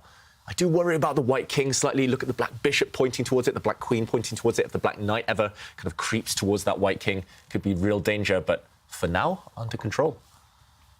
Jules, pawn up. Maybe he's going to win this one. Could we see an Armageddon? Haven't seen one for a while. That's true. It is possible. It is very possible. That was a sick move. Bishop a5 definitely was not on the radar there. We definitely were all looking at 95 there. Bishop a5, though. And he's asking questions. What do you do next? Dimitri, what are you going to play now? Queen g6 and knight c6 is tempting, but once the bishop drops back, white once again has control over the d5 square. Right. So it's not like the knight on c7 is permanently stranded. It can move away. And Dimitri instead, he takes a different route. He trades on d1 first and now slides his queen over to h6 all the way to the right to attack that f4 pawn. Interesting call. And this is going to come down to a wild time scramble. Yeah, the good thing for Jules is he can defend both of these weak pawns in one swoop with his queen. And as mentioned, the black knight, anytime it moves, will allow the white knight back either to this square or this square. And, okay, crazy stuff happening. He's gone the other way, hitting the white bishop. This bishop is most likely going to retreat. And white's still a pawn up. Beautiful square for the white knight later. The bar is like, whoa. I mean, look at the bar. And a beautiful square for the white bishop as well on c3, just controlling all the jumping squares for black knights, takes control of d4, takes control of b4, and once e6 comes, you block out the connection between the black queen and the knight. There would be a lot of pressure. He just simply falls back, and when you have to make a move like that, you know that things have gone already very wrong for black. Just d6 or d7, I mean, at this point, I think it's just over. Could well be over. Just push forward, and the black knight, if it ever moves, as you mentioned there, Danya, white is the first to crash through, break through against the black king. Starts with rook d7, and Dimitri with 45 seconds on the clock. Big trouble here.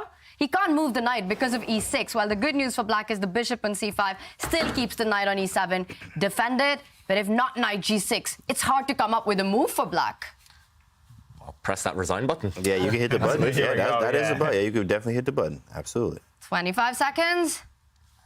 It was all that decision, giving up the open file. A good tip for chess kids at home. Do not allow your opponent's rooks to dominate open lines, especially if you have passive rooks. Okay, he's trying to correct that mistake by bringing his rook down across and then down towards the white king, but it feels too slow. Oh, beautiful classy move there. Russian schoolboy right there. If the rook moves back to b1, it opens up the 8th rank. Tons of mate threats on the 7th rank as well. e6 is coming. This is such an easy position to play with 30 seconds.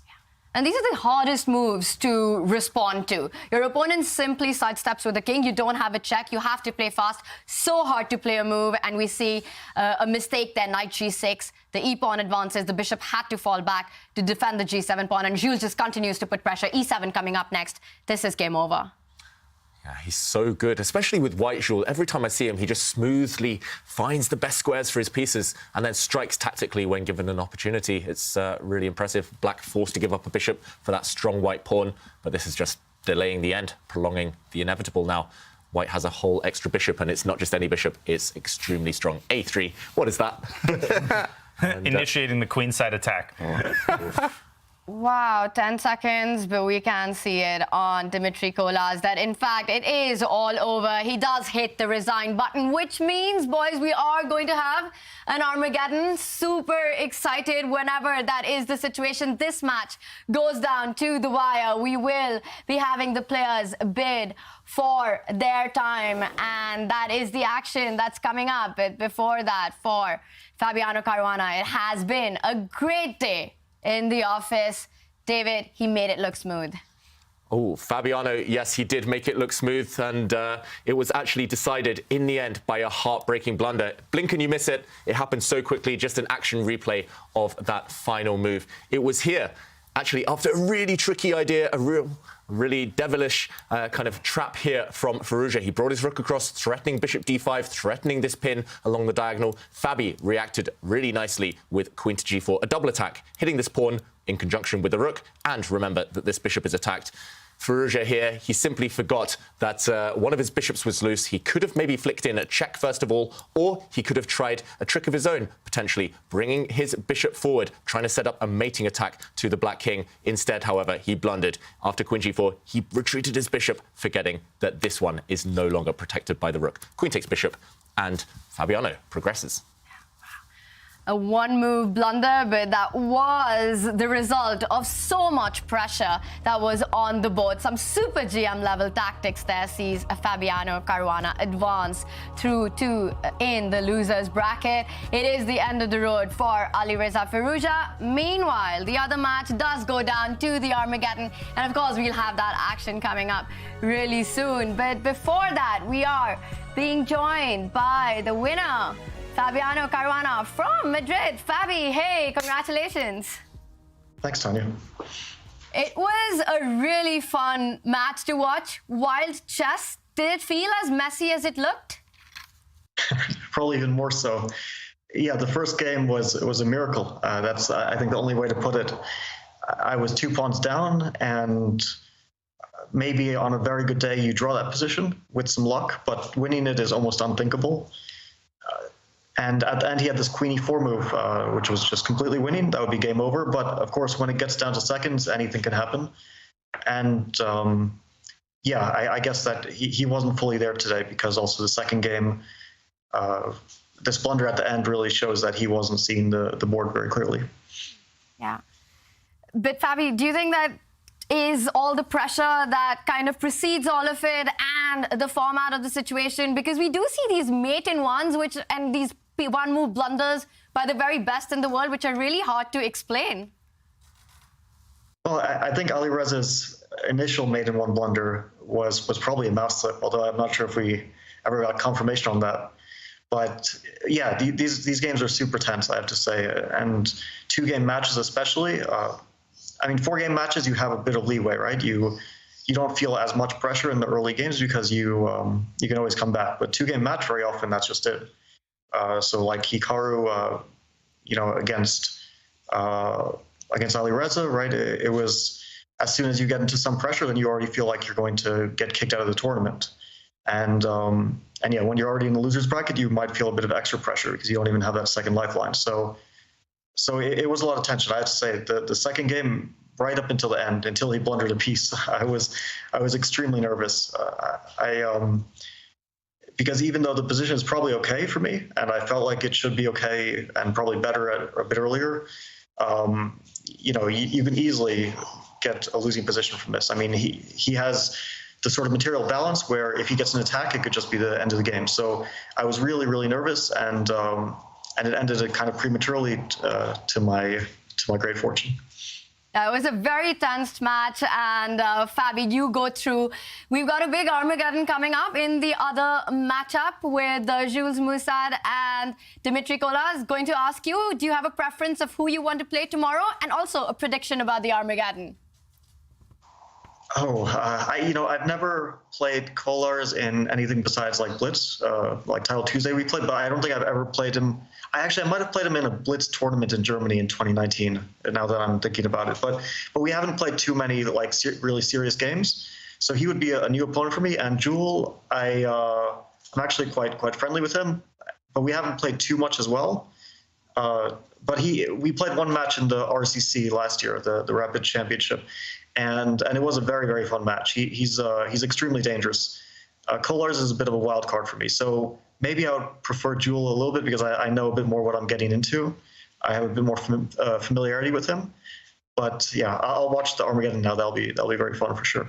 It's going to be a lot of fun. And thank you so much, Fabi, for joining us. All the best for tomorrow. Enjoy our day off. Thank you. Fabiano Caruana does wrap it up in 2 games, winning the first one and a draw in the second one. We've got big Armageddon action coming up.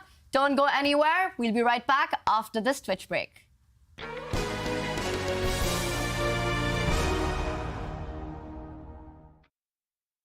ChessKid is fun. Chess is great for the brain, but it's also fun to play. And ChessKid makes it easy to have fun. Whether your child is a total beginner or a prodigy, they can hop on and find a well-matched opponent from around the world at any time. ChessKid is the safe, parent-approved way for your child to play chess online. ChessKid is educational. To kids, it feels just like playing, but chess is a great way to learn patience, strategy, and critical thinking. ChessKid features a comprehensive training program that guides kids to level up on their way to mastery. There are more than 50,000 chess puzzles and a whole library of entertaining videos that teach strategies, tactics, openings, and endgames specifically for kids. ChessKid is easy. Whether you're a parent helping your child, a coach managing dozens of kids, or a school of hundreds. Signing up is free and easy, so what are you waiting for? At Magnus Academy, we've taught chess to 100,000 kids. With summer around the corner, we're gearing up for camps.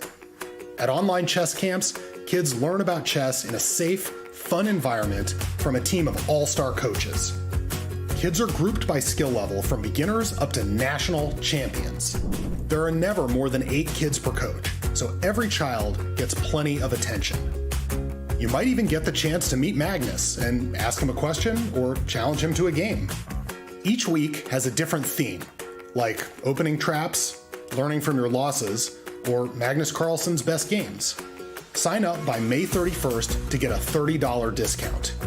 Join the 100,000 kids and counting that have learned chess with Magnus Chess Academy.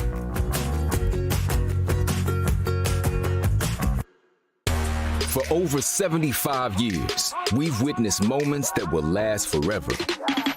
Records and trophies, firsts and onlys, game-changing innovations. From the heroes we admire to the joy of watching them play. Our history defines us, inspires us, and pushes us into the future. Celebrating 75 years of changing the game. Puma, forever faster. We've been seeing amazing chess being played all around, fighting dynamic play by the best players in the world. And well, once upon a time, they too were chess kids. This is the ChessKid Cup, and just a couple of days ago, David did meet a very special chess kid, and it was in London, one of the biggest chess talents in England. And we will be later on showing the big story with Bodhana Sivanandan, who is truly someone to look out for.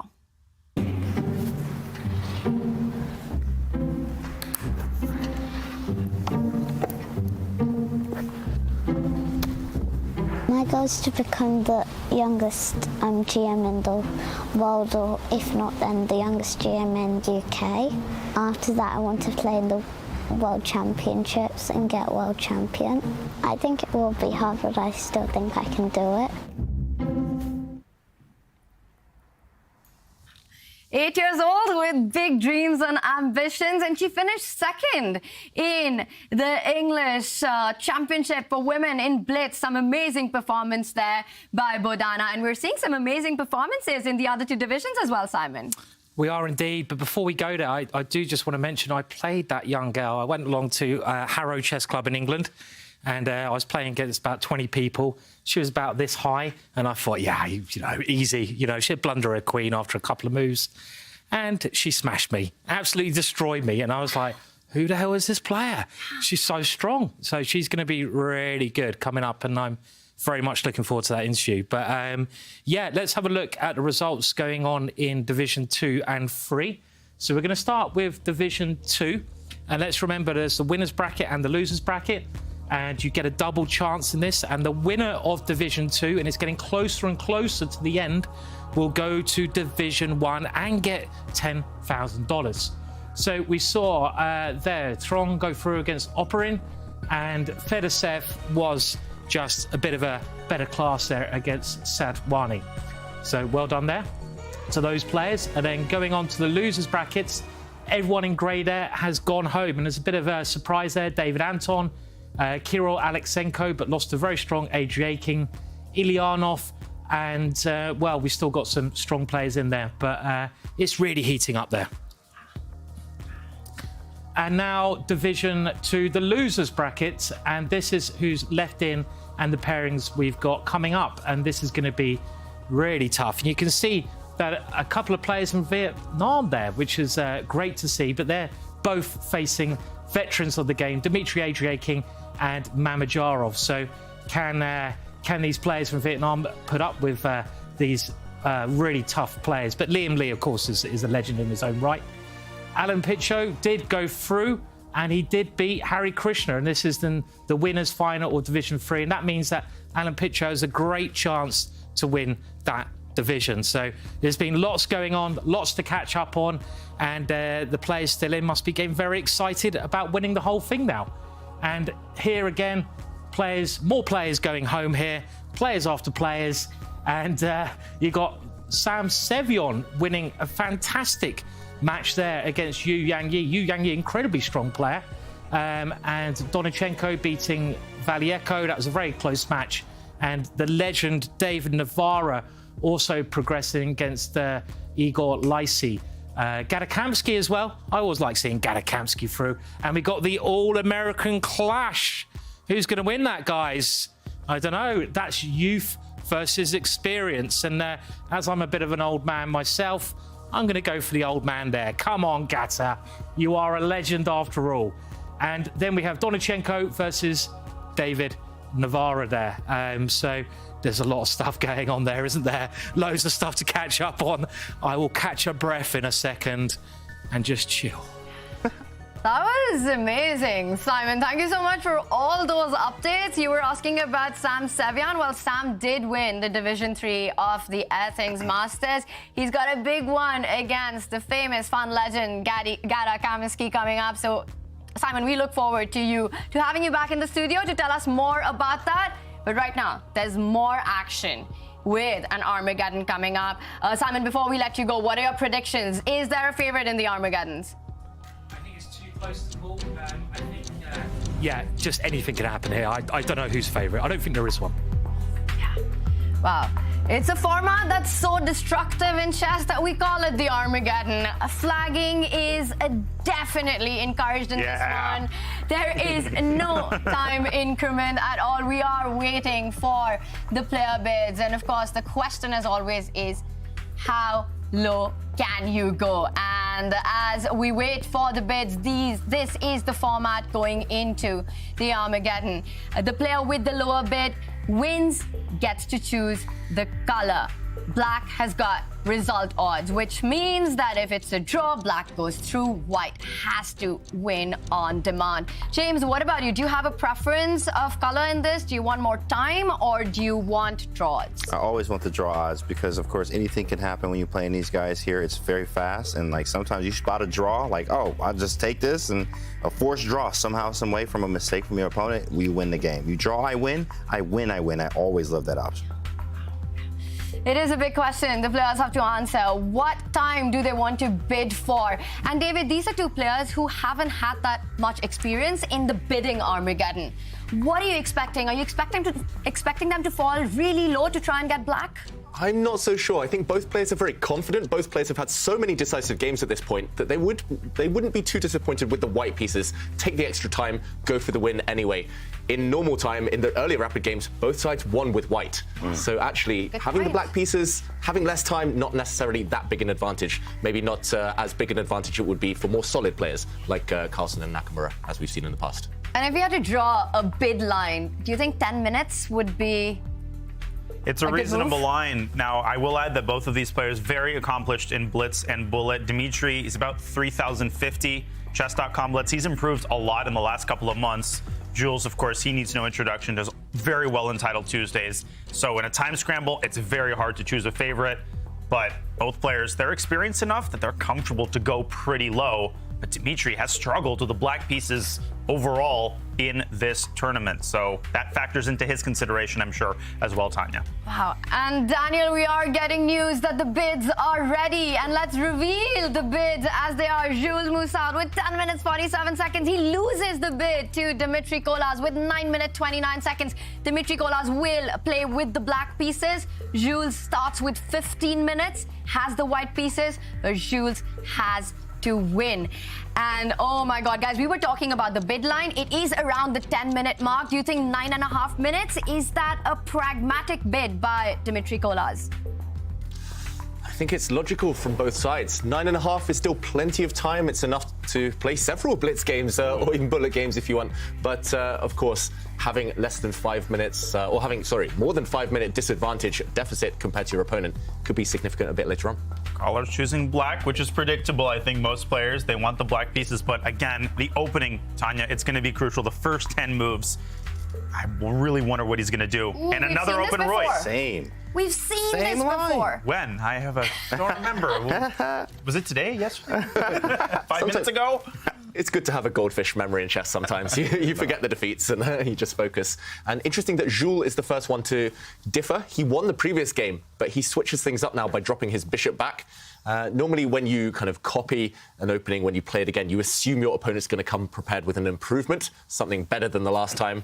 And yeah, the players barely had a break, but clearly Jules has studied this. And same position, but now there's no pin. Black's light square bishop cannot come to the g4 square because white has shuffled the pawn up to h3. Very, very tense position. What do you make of this, James? Is it wise to repeat in a must-win situation for white?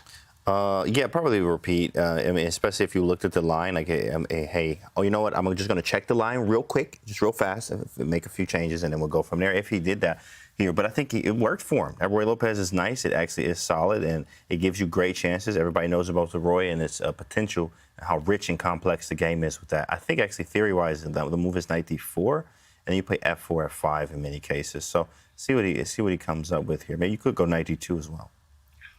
Yeah, makes a lot of sense to get rid of that black knight in the center of the board. There we go. Black tries to entrench the knight, but en passant, capturing the pawn as if it just moved one square, and black's knight forced back.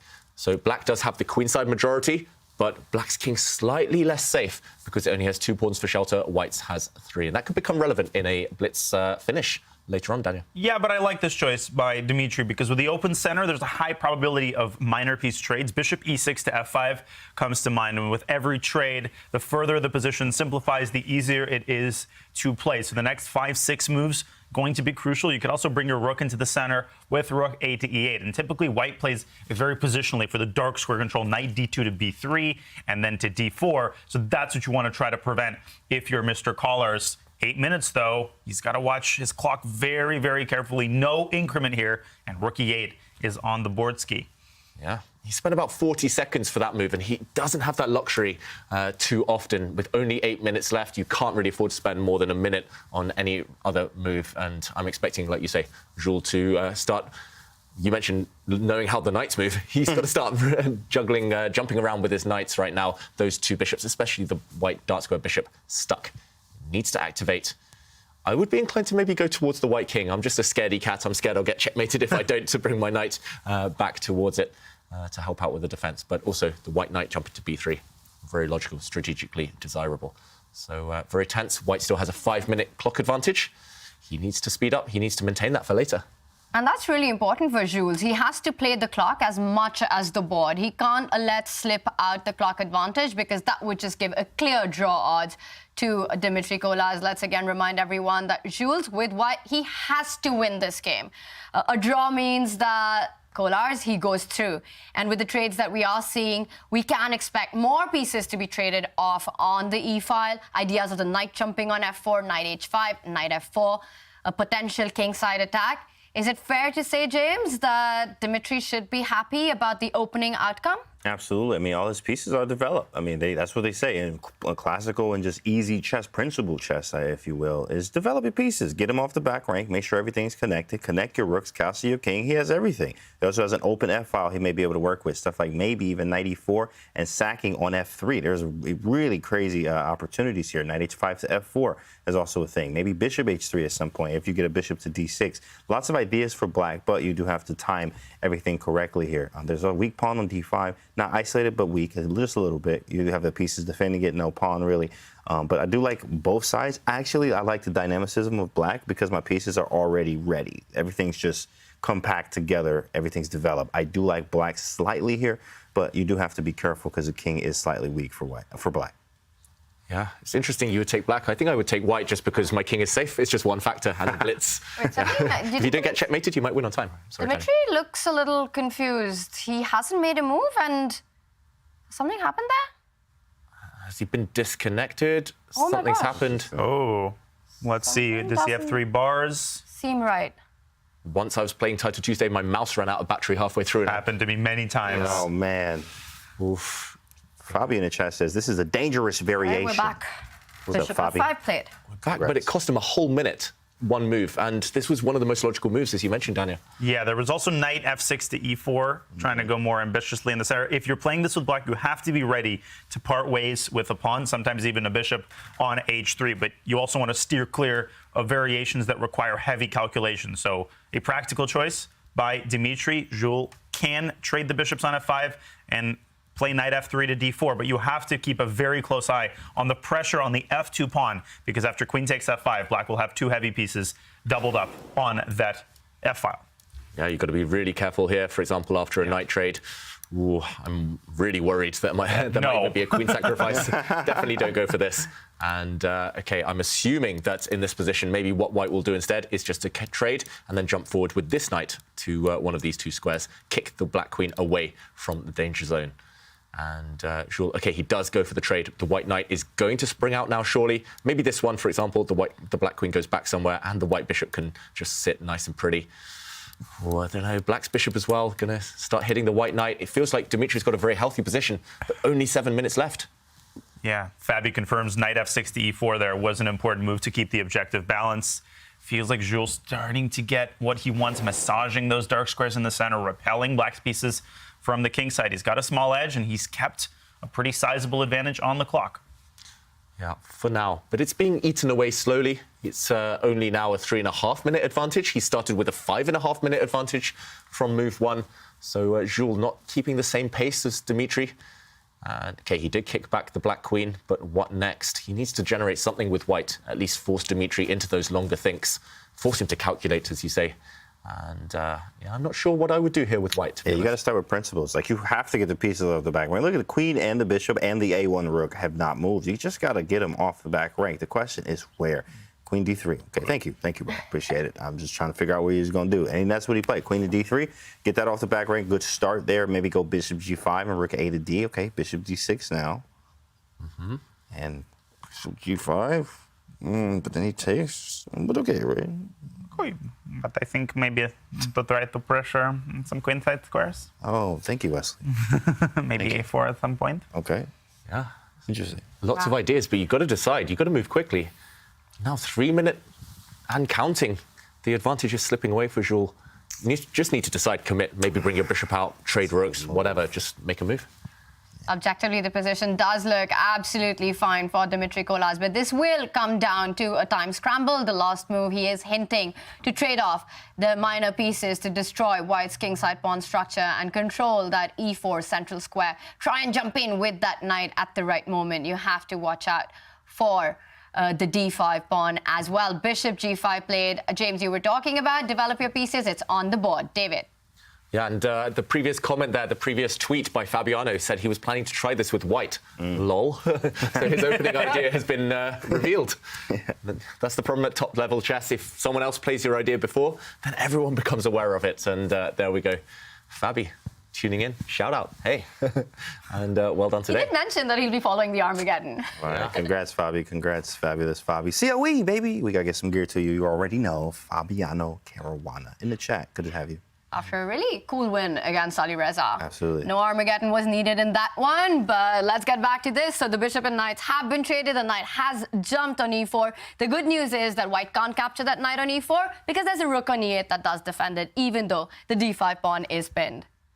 Yeah, and Fabi was also commenting about knight e4. I think he meant a bit earlier, but that black knight on e4 looks just as powerful now as it did. And, OK, h6, is he getting ready really to kick back that white bishop? Don't really want to push too many pawns in front of the black king. Here, as Jules, yeah, you just got to move quickly. Just bring that rook in, activate the last piece, bring it to the party, and some threats now suddenly for white. I don't like h6. I think he did fall in love with this g5 idea. Maybe he thought white's bishop has to retreat to e3. Then there are some exchange sacks on f3, but the bishop can go all the way back to c1. in order to maintain the contact between the queen and the g3 pawn. And from my experience, in non-increment positions, the last thing you want is permanent king weakness, because that literally forces you to sink so much time into making sure that you don't blunder something like a check on g6, which could be very, very unpleasant. The knight on c6 is also hanging, so a check on g6 could be utterly devastating, as it is in the variation that David is showing. Yeah, g5 on the board. I think he's going to retreat his bishop. It did cross my mind that rook takes knight might be an idea, but I'm too lazy to calculate that one. Rook takes knight, utilizing the fact there are some pins here. Oof, rook takes forced, for example, queen takes rook, and all of the trades, all of the captures at the end. My goodness. Holy cannoli. That's some craziness. That was too much. Let's just retreat the bishop. And yeah, black's king extremely weak. Looks good. This pawn also vulnerable. I don't really see what black's next move is in this position. Nothing easy, at least. I think Jules should just make a practical decision here, just retreat the bishop the whole way back, and black's king is going to come back to haunt him later in the game.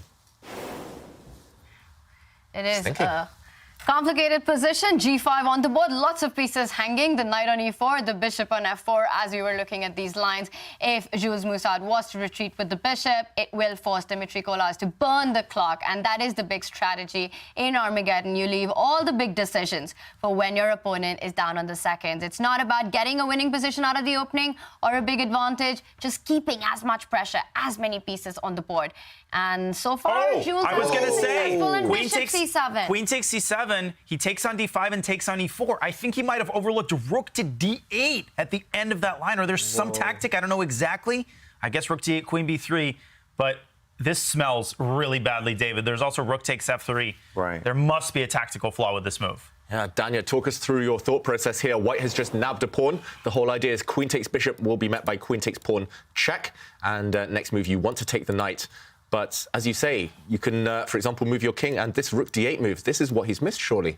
Yeah, miraculously, you have queen b3, but rook takes f3. This actually might be what he missed. Oh, my goodness. Bang. Oh, my lands, girl. Take on d8? Is that forced? Yeah, if you take, I guess black just recaptures, and the problem is, this rook is poisoned. You don't even get a draw after gf3, which would be tantamount to a loss. You actually lose the rook after queen takes f3 check. So this isn't even a perpetual. It wins the game outright. Dmitry got a gift here. He just has to go down the forced path. And does he have enough time? Under 5 minutes. You need the discipline now to sit on your hands and calculate your whole way through. If you just take his bishop. David. Oh my gosh. He believes his opponent. And now this bishop is not trapped. It can retreat. It can escape. White has just won a pawn for free. I've seen Dmitry find harder tactics in a bullet game. That's what nerves do to you. Oh, whoa, key moment. And he just didn't have the time. I think he was panicking. He was looking at the clock. Under 5 minutes. He just got to move. But it would have been kind of a great investment there, just spending 1 or 2 of those remaining 4 minutes. He would have won the game on the spot, and he would have progressed to the next round. Wow. That was super dramatic. And it often also happens that you just tend to trust your opponent. They go for this sacrifice, these tactics, and you feel it has to be right. It's something that they couldn't have missed. And had Dmitry just slowed down and calculated that line to the end, this would have been his match. But now it's another game on our hands. Dmitry goes for 95, trying to trade up more pieces, but it still feels under control. I see the eval bar. It loves White's position. Extra pawn, d5 weakness. Is it going to be hard to hold this one with black? Yeah, the black king's just so open. Also, look at the white king. There's going to be a trade of knights in the center of the board any moment, but the white king can just shuffle to the h2 square, where it's so nicely protected. It's like in a bubble, surrounded by its own pawns, and white's king's going to be safe. The black king, if any white pieces break through, it's a bit like that game between Caruana and Firouzja earlier. If any white piece breaks through, that black king is going to be so open. Also, the white bishop has a beautiful perch in the center of the board on d4. Oof, yeah, as Fabi says there in the Twitch chat, rook takes f3 at the end of that long variation. Easy to miss. He would have needed to calculate like 7 or 8 moves in advance.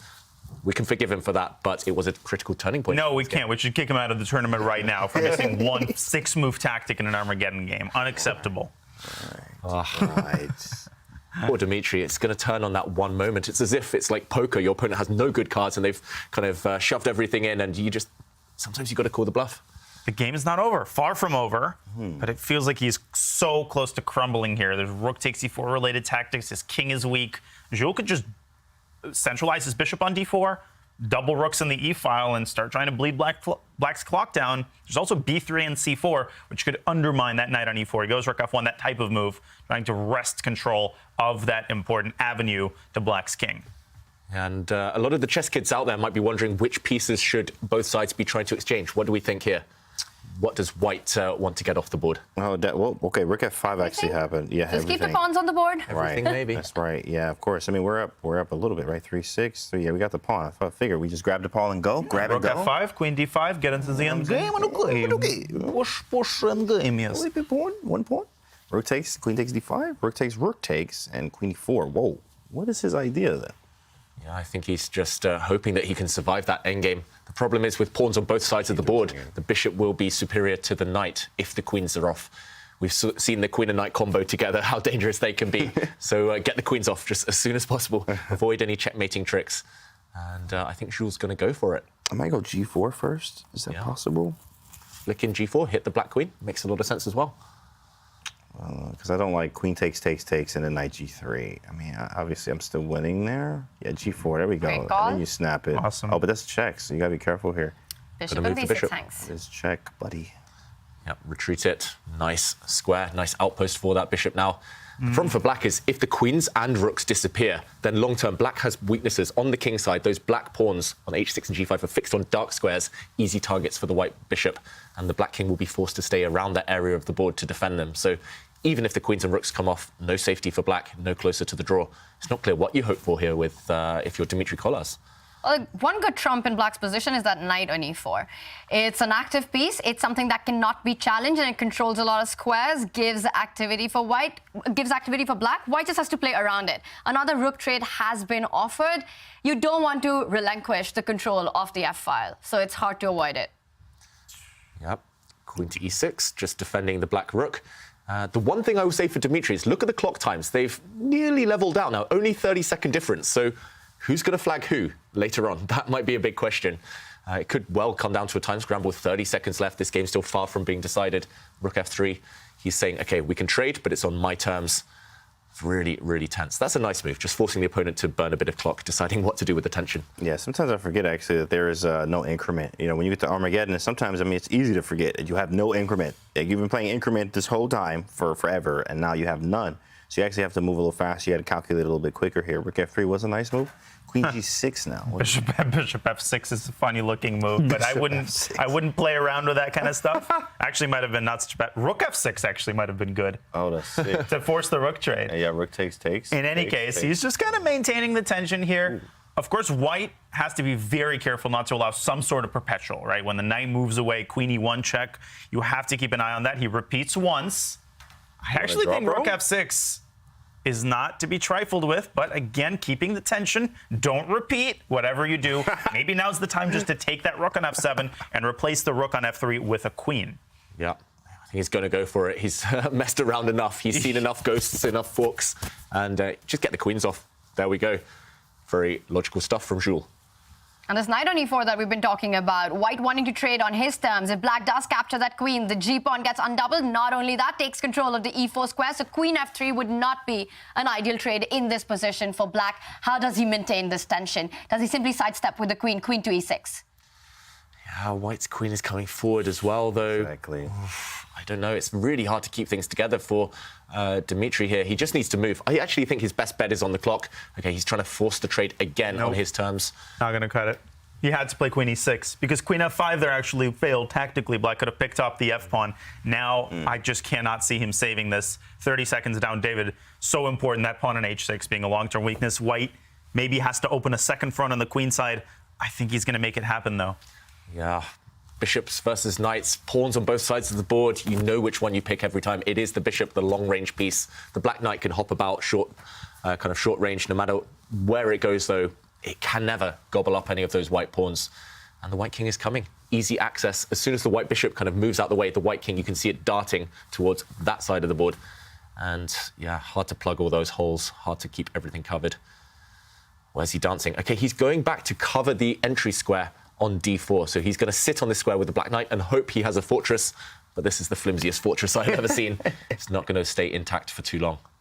2 minutes against 3 minutes. What do we think? Enough time for white? Not at all. Oh, for white, yes, absolutely. For black, no. This is very easy in game here. I mean, just up a pawn, clean. We push when we need to. At the right moment. Wait a second. I don't know about a3 though. That created an unnecessary target. I would have gone g3, h4, h5, and really fixed that weak pawn in h6, and then at the right moment pushed c4 and opened up a second front. Whatever you do, don't give away all 3 of your queenside pawns, and don't go c4 now because that blunders a fork on e5. Yeah, a3, you're right. Just really unnecessary to commit to that move. Why not just move around for 15 moves first and then push pawns and put pawns on light squares, opposite color as your bishop? That's what you should be doing in these endgames. Well, right now what he should be doing is making a move because it's come down to about 2 minutes on the clock. And the good news for Dimitri is that he's got a knight. Knights can be super tricky when it comes to these Armageddons. First, a black gets the king to the center to defend that d5 pawn, looking for a way to jump around the board with that knight. I'm expecting a maneuver. Starts with knight a5. You can't push that b pawn. The knight would jump into c4. Things are not easy, regardless of what the eval bar says right now. It is going to be about who flags who. He get his king to the center. That could be problematic as, okay, wait, knight a4 and the eval bar went crazy. d4 forces the king back to f7. I thought Dimitri should have started with king e5. Yep. If he had gotten his king to e4, white would have been making backward progress. Correct. What happened there? Dimitri reacted again. He leaned back as if something's happened. Has his mouse frozen? Has he been disconnected? Oh, shoot. Oh, he's frozen. Yeah. Something's happened. Oh, and his clock's running down. His clock is not frozen. There's definitely a problem with the internet there. And look at Jules Musaud. He does not want to win this way. He's not even looking at the screen right now. He knows something's happened, and I don't know the regulations if he gets disconnected. No increment. It's the worst possible game to experience internet problems. You aren't getting this time back. Yeah, to be fair, it is He's difficult. back, but he's lost 30 seconds on the clock. Yep, he's back. He's lost 40, 50 seconds on the clock there, and every second counts. He was level on time to Jules Musaud there, but now Dimitri, surely not enough time to save this game. G3. I would throw that move, and he goes a4. C4, he's allowed a knight jump, but the knight falls back on c6. Ooh, white is going to break at some point with c4, pawn to c4. He might even do it now, and that white king is going to come. That black a pawn is a huge target. Remember how bad knights are against these corner pawns, the A and H pawns. If white gets past a pawn, it's game over. Trying to get all the pawns off the board, though, however, Dimitri Kolas. He's reacted again. Yeah, something's going on. Something's happened. That's tough. Well, Jules Musaud's move right now, but we just hope that Dimitri's connection holds. But, of course, there are problems on the board as well. And a small point to note is how the H pawn is the right color. It may or may not matter at some point, but the white bishop, a dark squared bishop, the H pawn, if it ever comes down to it, the H8 square is of the right color. The knight jumps in. King d4, less than a minute on the clock. Yeah, hopeless position as well, unfortunately. The black knight can only fight on one side of the board, and at the right moment, first he'll prepare it, but at the right moment, the white king will dart. It will sprint towards that black a pawn. Even now, you can go king c5. You can even give away your kingside pawns, but there's no reason to do that. And for the younger people watching, Jules' ultimate allegiance is to the moves on the board. He's taking as long as it needs because he knows that he can convert an extra queen with even 20 seconds on the clock. Now it's smooth sailing, h4, bang, undermining the knight. And that's it. Even with one pass pawn, it would be almost impossible to save. With two, it's game over. Yeah, the only hope, as Tanya mentioned, is actually to give up the black knight for the white g-pawn and somehow get the black king all the way into the a8 corner. But you're far away from doing both, unfortunately. So, yeah. Very classy move. No chance. Bishop g5, very classy, right? Cutting off the king and getting from the g-pawn. He did it with a knight on g6 with bishop g3 and a knight on d5, bishop g5, dominating that black knight. Yeah, really nice pattern. When you have a knight, if there's two squares in between, put your bishop there, and the bishop controls all the squares the knight wants to jump to. Okay, where's he going now? King a7, maybe? Yeah. Knight c4 and a6. You can even sack the bishop in certain situations, again, because the knight is so incompetent at stopping the passer, but you don't need to. And I like how he's put the bishop and king far away, so no forks on the board. No forks, please. Saw it before with Jordan against Hikaru Nakamura, just king and pieces on the opposite side of the board against knights. That's the safest, most practical way to do it. 20 seconds each, though. Is this going to be a race? Oh, the queen happens, though. The queen appears. Yeah. Try a Rosentrap, maybe, but white's not even giving the queen away for the knight. This feels like it's just going to end with a lot of checks. Yeah, Pick up the knight. He took a second there. Queen f7. Oh. All right, Joel, 10 seconds. G6, don't go for it. Oh, made a G7. Yeah. Heartbreaking moment there for Dmitry Kolas, and he reacts. It's been a tough Armageddon, but Jules Musaud does go through, and he will be facing Fabiano Caruana. He did keep everything under control, and even though not getting much out of the opening, Daniel, he made sure that enough pieces remained. Yeah. And obviously, Dmitry had his share of chances. The internet problems was a contributing factor, but that's just part and parcel of online chess. That's just what happens sometimes. I actually think knight e4 instead of bishop f5 in the opening would have been a good chance to seize the initiative. He had his share of chances, even in the endgame, but ultimately, with less time on the clock, fighting the other enemy of the internet problems, and with Jules' excellent technique, it was not meant to be. Great run for the young German grandmaster, nonetheless. Great technique there by Jules Musaud. David, was there ever a moment that Dmitry could have held it together? I'm not sure there was after that one critical tactic that he missed earlier in the game when Jules grabbed a pawn and wasn't punished for doing so. And just to remind the audience, this one key moment is one to check out in detail later on if you want to do some analysis. Bishop takes pawn turned out to be a bit of a blunder here. It was a big bluff, though, and queen takes bishop would have won the game for Dmitry Kolas. This relies on the tactic that queen takes pawn can simply be met by a king move, and after rook takes knight, there's this skewer. The queen has to retreat to defend its rook, and now the difficult one, this is the one that he most likely missed. Rook takes knight. After a trade here, we would have seen pawn takes, and the black queen swoops in decisively to win the white rook. Instead, as we saw, Jules wasn't punished for grabbing that pawn. He won the pawn and went on to convert it in the endgame. As Fabi mentioned, the rook f3, that was the difficult move to find. The things would have been very, very different had Dmitry Kolas been able to spot that incredible tactic. But failing to do that, it was an all-Jules show. And there we see in the Armageddon, playing on seconds, he did win. He goes through. We will have a Fabi versus Jules matchup, as these are the two winners of the losers quarter-final bracket. What amazing games we've seen, and more action continues as we will be going into the winners bracket after this Twitch break.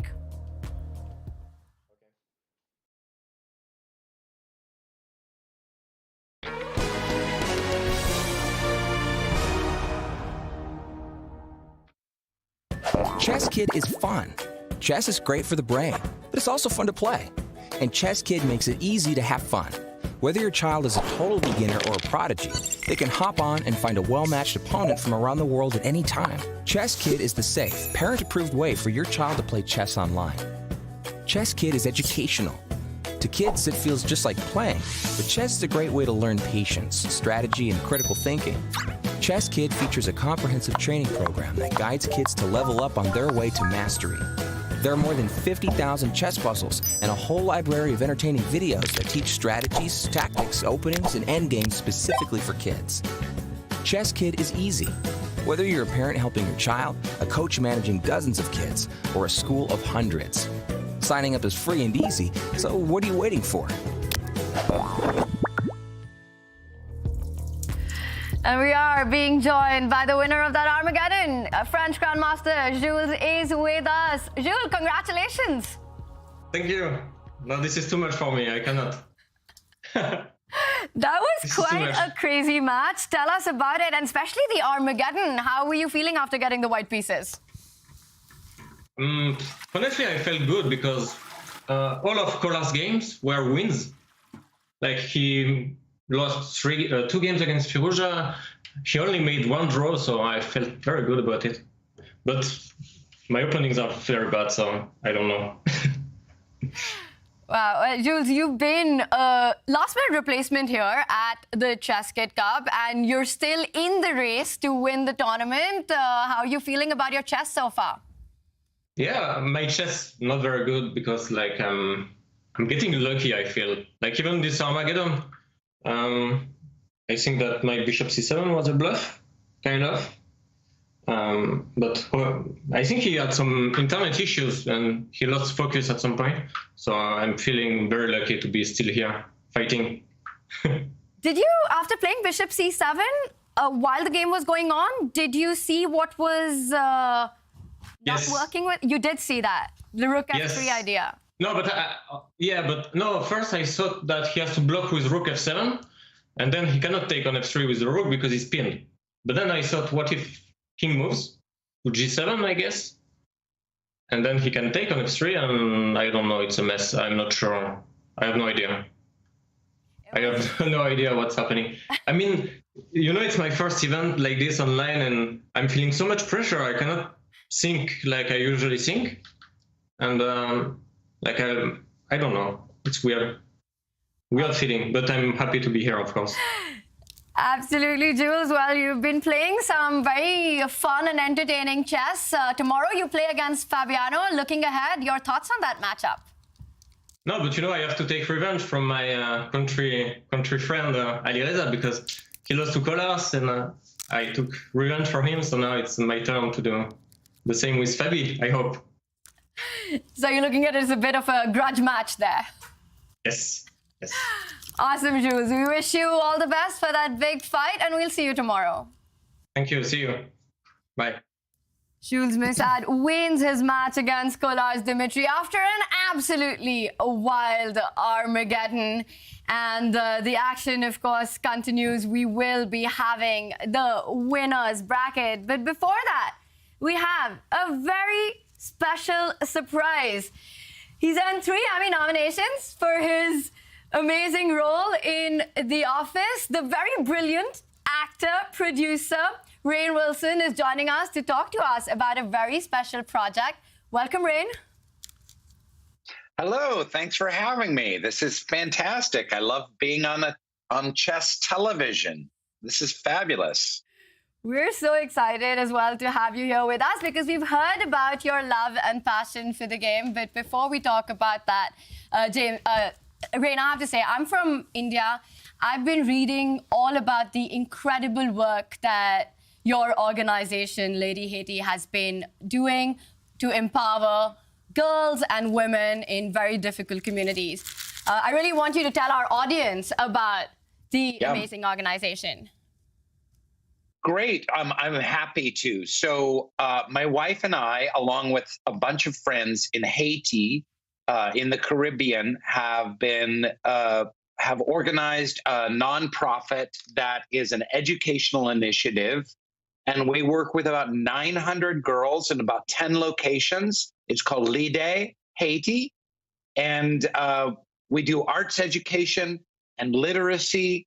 We have scholarships. We have tutoring. We have health care for the girls. These are girls in very remote rural areas of Haiti that otherwise wouldn't get an education. And we're really excited to be partnering with chess.com for a special fundraising event centered around chess.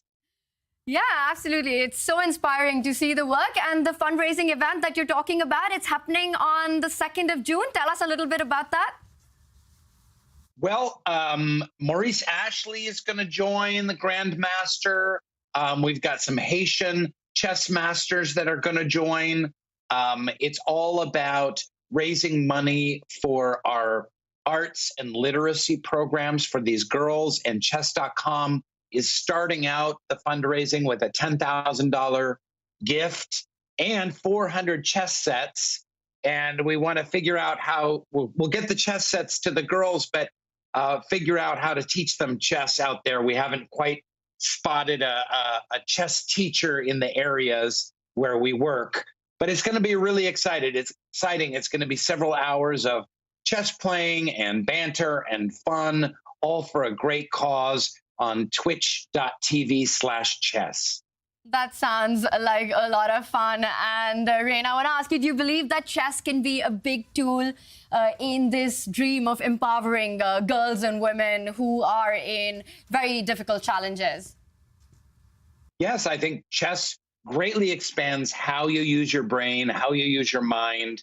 It opens up possibilities. It gives a person confidence.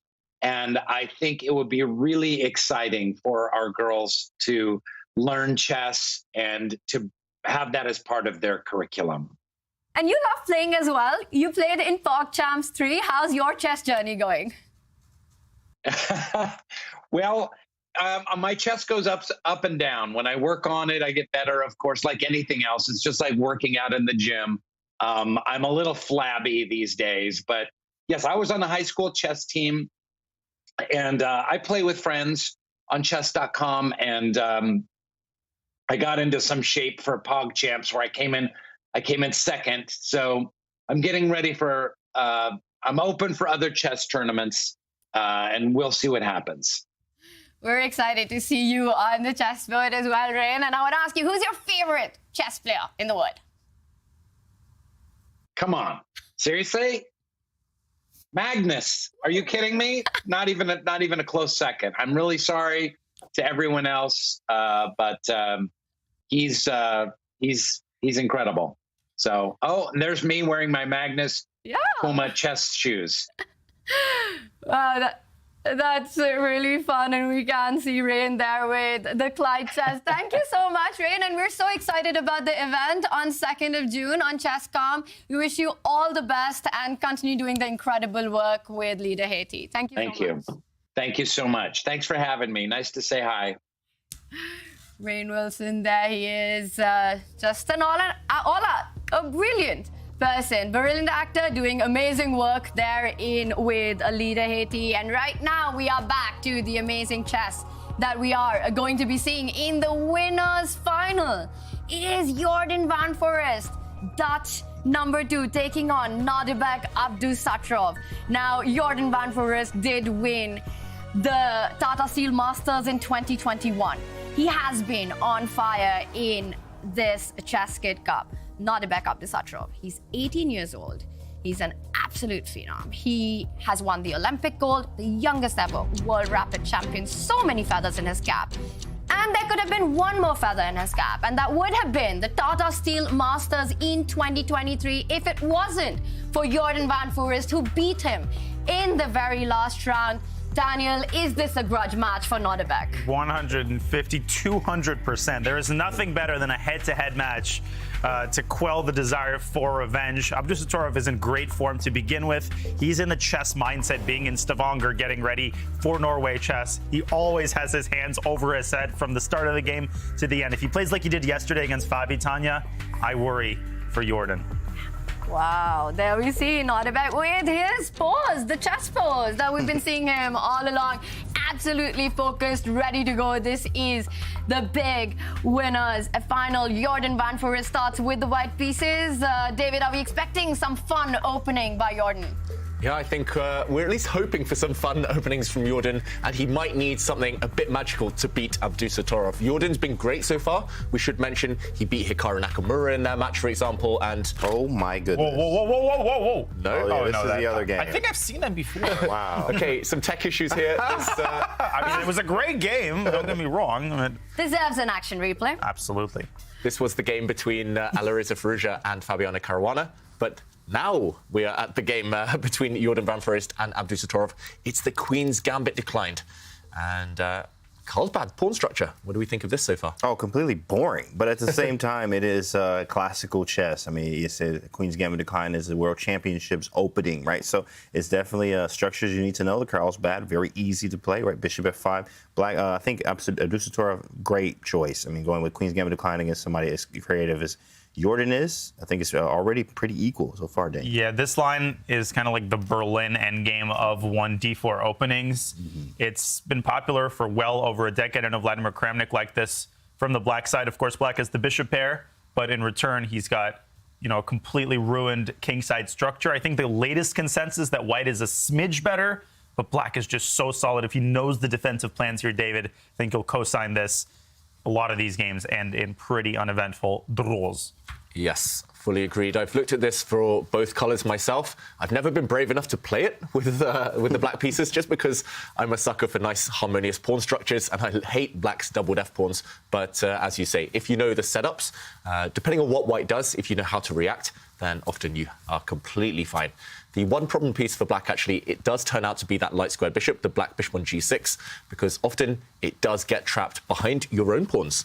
And, OK, Abdusattorov bringing his bishop out, creating a pin, just saying, OK, I don't need to commit yet. Your white knight on the edge of the board looks nice and pretty. It's on an outpost technically, but you don't have any threats yet.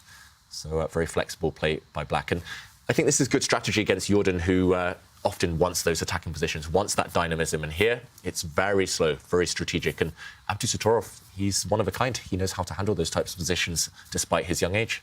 Absolutely, very slow, and the pawn structures are always the ideas. In fact, the skeleton of the pawn structure, or the skeleton of the game, they tell you what the plans and ideas should be. Obviously, we want to have a minority attack, so I like this move bishop b4, which kind of deters the minority attack that you see in the Carlsbad structure. He plays a3 and allows bishop takes c3. I actually thought rook c1 was the move there, but he allows the open file that you can't really use yet. Rook b1 is not a move, unfortunately, now. Knight b6 to c4, something could happen there. Usually they say that the square in front of the pawn is the most important. So I like the knight h4 idea from Jordan here, as it controls the f5 square. So we want to maybe put a piece there. b5 from Abdusattorov was really nice. He took it really fast. Is this like prep or something? Like, it must really be fast. Kids these days, they don't care about pawn structure. They don't care about bishop pairs. They just want to play dynamic chess, get open lines for their pieces. I'm scared for white, actually, suddenly. If Jordan isn't prepared, suddenly one of the black rooks might enter the b file and just crash into the white position. And, OK, rook takes pawn. Also, that a-pawn, I mean, a5 here is totally possible, followed by knight b6 and a4. I mean, that pawn's going to be up your grill before you even blink. Wow, you're right. Yeah, this isn't that good. White's neglected development as well, so it might be a queenless position, kind of mixed between a middle game and an end game here, but the queens are off. But watch out for that white king. If that black rook on h8 ever swings across and gets down, then you might regret not having castled, or at least having developed a bit earlier in the game. With all these ideas, the bishop on g6 controlling that b1 square, the a-pawn marching down the board, it might be time for white to start considering trading that knight for the bishop, develop your own bishop, and get your rook to b1 before black captures. All the open files are on the board. That a-pawn can be super dangerous. There's still stuff to play for Abdusattorov here. Yeah, just the speed with which they're going. It normally takes me like 3 hours to get to move 17, let alone 3 minutes. But king d7, it shows that both players must have studied this before. And I would slightly prefer white, even if you're forced to make the really kind of undesirable decision to play knight takes bishop at some point. Black's bishop doesn't necessarily prove to be a good piece long term, but it is peering down at b1, as you say. Sometimes you have to make a move that you're reluctant to make, like this one. But the bishop for knight, I prefer white. But black has everything covered. Black has a nice structure now after recapturing this knight. Which way would we take? F or H pawn? I'm definitely taking with the F. I just want to, have a better structure. Like you said, you like the sucker for the structure, huh? And you like the structures there. So take with the F pawn. Can't take with the H, obviously, but I definitely like taking with the F pawn. I like the decision from Jordan, taking this bishop, and now we can put the bishop maybe on d3. Beforehand, if we want to win bishop b3, we take, and maybe the c4 square is just black's for the taking, right? So after takes, we have bishop d3, maybe slide the rook over from h to b1. He took it this way. Wow, that's very, very crafty, actually. Opens a file. Yeah, I guess we're always taught capture towards the centre, but yeah, there I was really unsure, actually. Maybe it's based on concrete kind of principles there, because capturing the other way looked nice and healthy too. Now white has the potential to create a passed H pawn of his own. I think that's the downside, James, that you were mentioning. And even if black plays f5, white could eventually play f3 and g4 and really reinforce that idea. So perhaps Nodirbek underestimated the power of h4. Of course, white could also bring the bishop out to d3, and the other reason you wanted to take on g6 is to give your rook the b1 square. So the rook could come to b1 at some point and harass the knight on b6. I think the likeliest outcome is a draw, but I'm with you, David. I think white has a pull here. Yeah, it at least looks easier to play and maybe lower risk for white. If it goes wrong for black, it's going to be disaster. Either white will crash through on this side of the board, or, yeah, potentially this pawn could drop off, or maybe a rook could end up on the 7th rank. If it goes wrong for white, however, it feels like you should still be relatively safe. So the margin's slightly higher for Abdusattorov at this early stage. And f5 is on the board, trying to make sure that white's g4 doesn't come immediately, still needs a bit of preparation, and Jordan reaching out. Will he develop first, take out that bishop, threaten to attack the knight on b6, or will he continue with the pawn storm down the king side? And the one good tip for chess kids out there, the knights are such bad defenders against the siege pawn, and we've been saying it, but we can't say it enough number of times, that if Jordan does get that h-pawn down the board, it can get extremely dangerous for Abdusattorov. For now, bishop development, rook b1 always in the air. Another tip for chess kids, watch out for your air quality. Always open the window. You can breathe fresher, you can play faster, you can play better. And Jordan, that's very high CO2 levels over there in the Netherlands. I'm not going to try and pronounce Groningen, but Groningen, Amsterdam, Van der Park. Wherever he's sitting, he's playing well, though, so far. King to c7, Abdusattorov's last move, just protecting the black knight, getting ready for any white rook to slide across. He doesn't need to defend in future. Very solid position for black, hard to break. And it's quite blocked, which does tend to favour knights in general, but it's blocked in white's favour at the moment. What do we think here? White's got to try and get a break in, right? The f3, g4 ideas that we're looking at to try to march down the board with the h-pawn, because rook b1 doesn't make much sense. But there's another plan that Jordan has in mind. He goes g3, defending h4. So that seems to imply that he wants to just free up the rook from h1. Might want to go rook c1 and then c4. That's a weird middle ground. But if everything is traded, black will experience problems with the c6 pawn. And of course, the a pawn is both a strength and a weakness. Yeah, it's a passed pawn, but if you aren't ready to defend it with both of your rooks, it could end up as more of a weakness than a strength. So a lot of options here for white. He can play it safe with rook b1. You could still resort to the f3 plan. A lot of decisions to make. Yeah, key moment, and that tends to be where the players burn the most of their time when it's actually planning. When it comes to calculation, these guys are super fast. They're able to calculate long variations, just like Dania, in the space of 1 or 2 minutes. It's normally when you have to come up with a long-term plan, like now, or a committal plan when you have 3 or 4 options. That's where you see the players spend several minutes. And this is also such an instructive moment for chess kids, because whenever we're playing these imbalanced positions, bishop versus knight, there's always a question of where to place your pawns. And we see here, Nodirbek Abdusattorov has placed all his pawns on the same color as his opponent's bishop, as Jordan's bishop. Now, it might seem that these can become targets, but the upside of that is that you really take away the activity from your opponent's bishop. So in this case, it's not a weakness. It's a way to take away more squares, more activity, and really tie down that white bishop. Yeah. Yeah, bishop's already tied down right now. You can't move many places. I mean, I thought rook a5, I actually saw this idea. Rook a3, and then obviously our idea is to double the rooks. Or go rook b1, okay, that's a move too as well. But definitely doubling the rooks and maybe something like bishop to c2 at some point to put pressure on a4, but you can't. Knight c4 is now even a fork there, which maybe rook a2 might have been a move. Just to be able to free up the bishop a little bit to move it here. I think it will probably just end in the draw here. It definitely is... like slower for both sides, hard to make pawn breaks for literally both sides here. Black may have some action with this pawn and maybe a c5 break at some point, but even then I don't ever have to touch the c pawn being white here. So, I mean, it's very, very level. It's super equal here, to be honest. Can white dream of putting that rook on b4 and start marching with the king on the king side, king e2, king f3, just step by step, trying to walk away not only from the fork that James mentioned, but also to keep the king more active? It's a very nice plan, actually, Tanya. Try to get the king to g5, actually. But, I mean, maybe we play f6 somewhere near, but then that makes a weakness. I could play h5 and then takes and take on f5 with the king. Very strong. Yeah, really like it. Black has to do something. Black can't just sit on the position. Just to put that one that you mentioned there, James, on the board. Yes, you can block off the white king's entry, but h5 will break through. Or maybe there's something even better, but suddenly the pawns might start dropping, or they will be weak long term. Can Black do anything active? He has played rook a8 on his last move.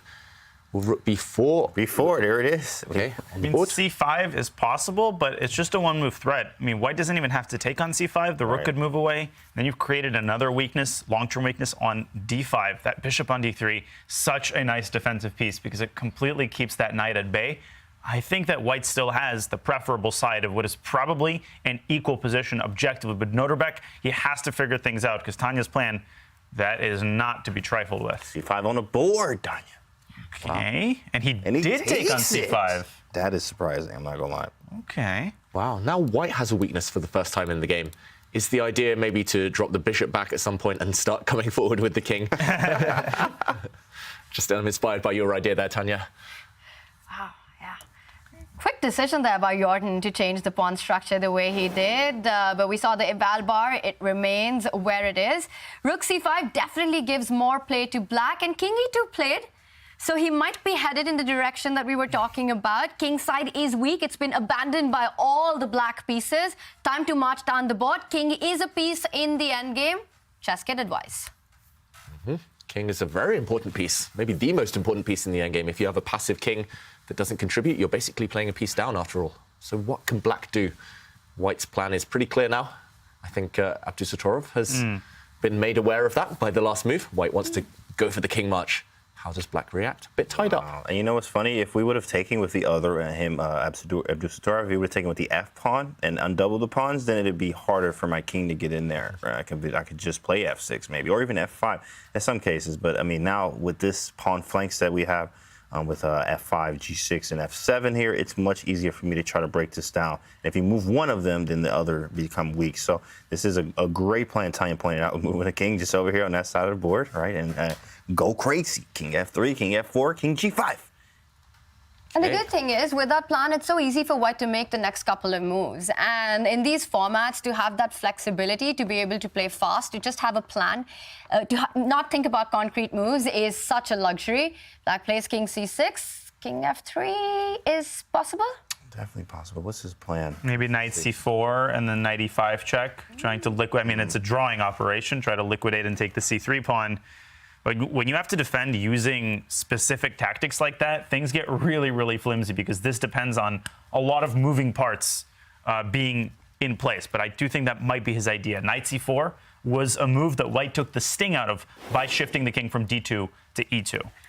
Yeah, we're struggling to come up with anything productive other than King F3. And just to show that line you mentioned there, Danya, Knight C4 could be potentially extremely important. Black can't sit and wait any longer for the White king to come in. So Knight C4 hits the rook.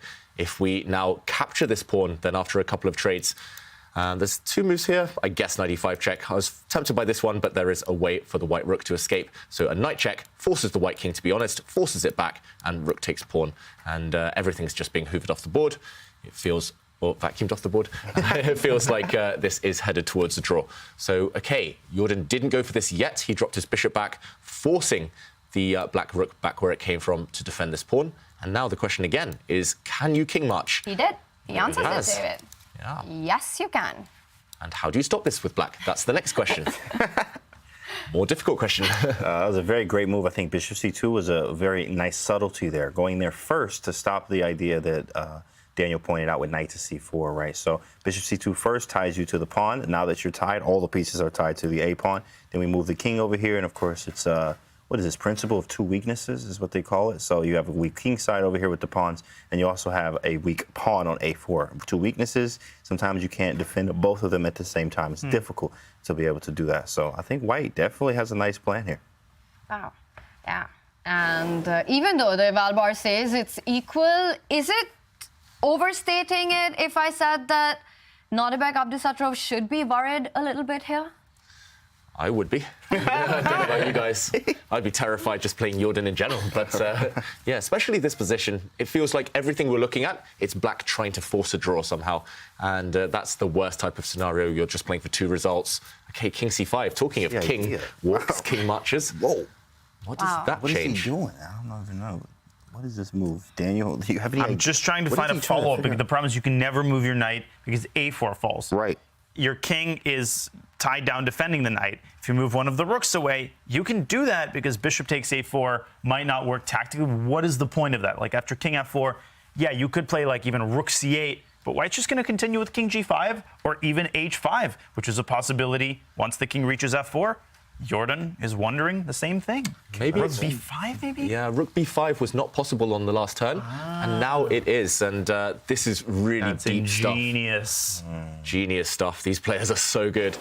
We have to show that. Black is tied up here, as James highlighted. This pawn is tying down Black's army. You want to maybe trade a set of rooks, for example, after king f3, but suddenly bishop takes would walk into a pin, and after a bunch of trades, Black would be down a pawn.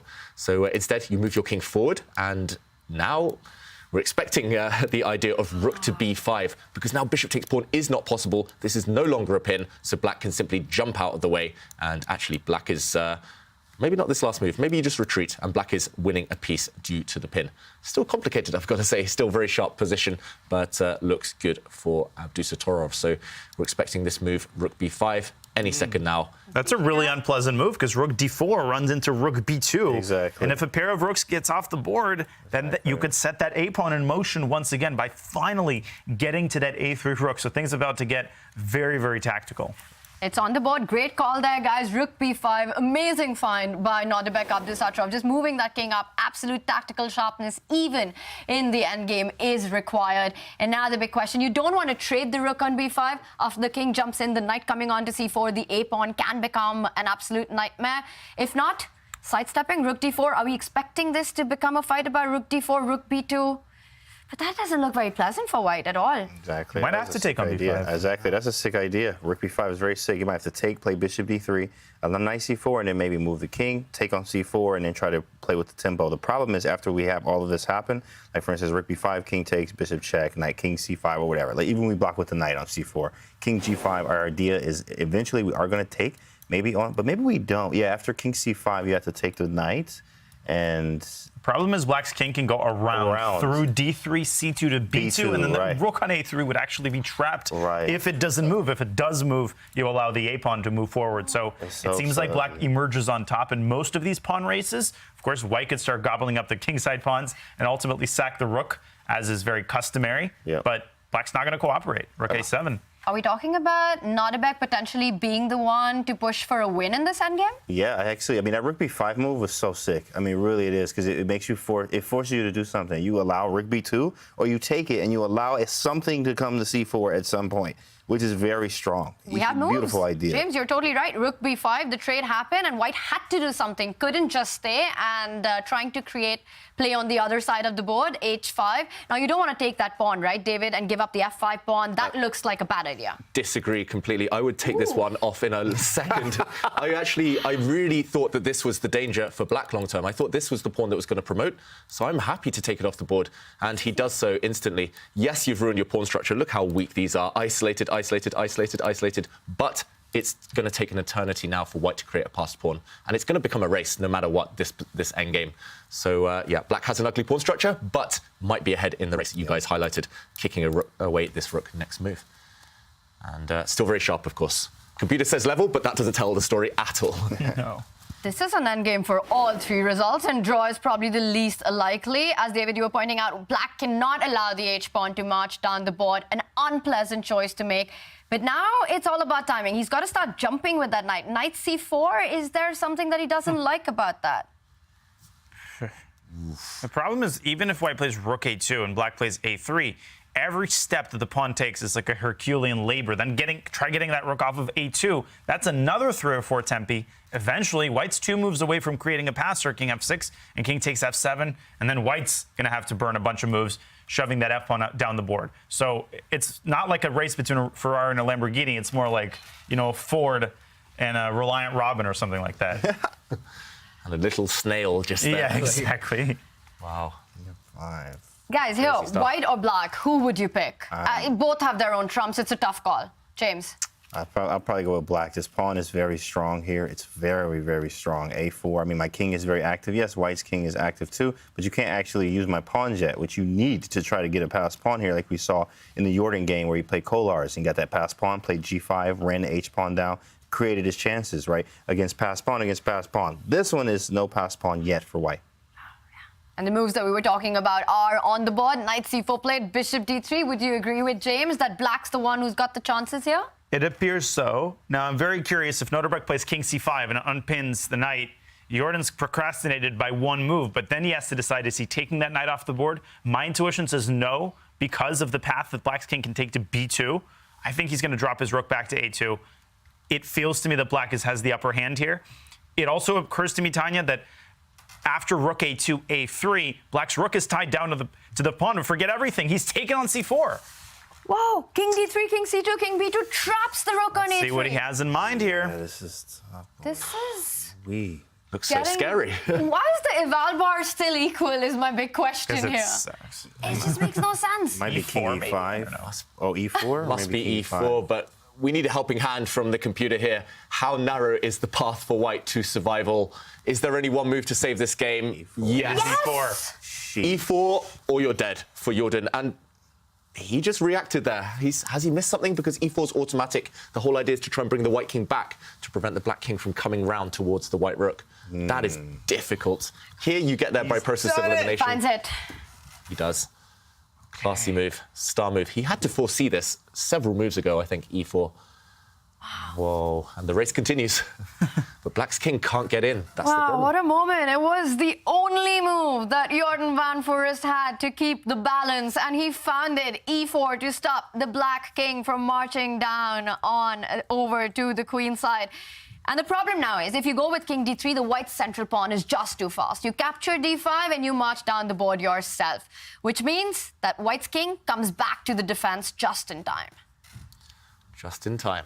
What a game. His middle name now at this point. Jordan just in time. This was, really by the skin of his teeth saving this game. But, yeah, it looks like he might have built a fortress. That white king blocking out the whole black army once it retreats to e4. Is it completely crazy to think about ideas like d4, sacrifice the pawn, and then get your king onto the other side and start running after white's rook? Jeez, Tanya, that's a sick move. D4 is kind of annoying. Takes and then king b4. Okay, and now we do have the passed d pawn. I think we'll be able to sack the rook at some point. I mean, and if let's say I win both the pawns. Did Valbar not react to that? Didn't react. Yeah, wow, it's a move. Oh my goodness. It's a move. If you go this way, it does react. Winning. Yeah, these pawns, I guess, will just be too strong. Right. But you can take this pawn, maybe. You can take on d4, and oh my God, it's a race. I don't want to calculate this. You can run back with the king. You could also make an argument for cutting off the white king. That. I have no idea what's happening. We have to count like 15, 20 moves in advance to king versus king, the final position here. But this is the type of thing that's going on in Abdusattorov's mind. The option, I mean, this is the ambitious one, as you say, Tanya. The option, I guess, is taking here. And the problem is now the king cannot creep in. You're a bit stuck, and he goes for this. So the white king forced back. That's true. The white rook stuck. Still take black here every day of the week. But how do you make progress? No passed pawns on this side of the board, at least. You need a second avenue of attack. F5 has been played, taking more squares away from white. White's king is stuck, guarding black's king from coming down to d3. It just looks like everything in white's camp is so passive, but can black make improvements here? Maybe f4, try to undermine the g-pawn and create another passer. So instructive how white's rook and pawn are holding black's entire army at bay. And he's just played it. Wow. F4, Nodirbek still trying to win, pulling out all the stops. That's what he does. Gosh, but Jordan says, I wasn't born yesterday. I ain't touching that pawn. I'm going to keep that h-pawn at bay as well. Now, does black drive the pawn to f3 and try to switch his attention, maybe even give the a-pawn eventually up for the f-pawn? I think yes, probably it's still going to be a draw, though. Jordan retreats the rook. This is scary. The pawn is pushing. Is the idea to bring the rook across, try to kick back the black king? And I think you're just in time, because now, after a2, you can check, and the black king has to go back. Sick. And suddenly, you're just in time with a king slide to stop the pawn. Jordan just in time, Van Foreest. Just in time. Done it again. And he's holding this one. Ooh, rook h1. How does black draw this again? I'm about to say, wait a second. Right, this is that's a huge threat, right? Does black have to move the rook preemptively to like a8 or something? Or maybe to d5? e5, maybe? Yeah, e5 or d5. You've got to keep that h-pawn guarded. Got to move the black rook. Yeah, that's for sure. Yeah. Wow, and Nodirbek is down to less than 3 minutes on the clock. So Jordan up on the clock, but it's been amazing to watch the kind of pressure that Nodirbek move by move has built. The a-pawn down to a3, f-pawn down to f3, everything on the third rank, James. Momentum might have shifted now, though. I think we are winning a pawn here somehow. I mean, after you move the rook anywhere, I check first, and then you have to go back. I take, and then I go rook back, and then I'm just in time to go king b2. Just in time. JVF, JIT. Just in time today. That's insane. Whoa. Yeah, I think you need to shift your rook. There we go. Right. Shift. So check, and then you bring your king to b3. Is that the idea? And black's going to seek counterplay against the white f2 pawn. I think, still black grabbing a pawn here. Should be holding here. King b3, you have a2. Actually, very important to lure the king to the second rank. That's cute. Because if you play rook e2 immediately, no, that's also probably possible. White can't do everything at once, right? You can only take one pawn at a time. h5 will fall with check, but then white's going to have to choose between eliminating the a pawn and defending the f2 pawn. And you can't let that a3 pawn reach a2 if that square is defended.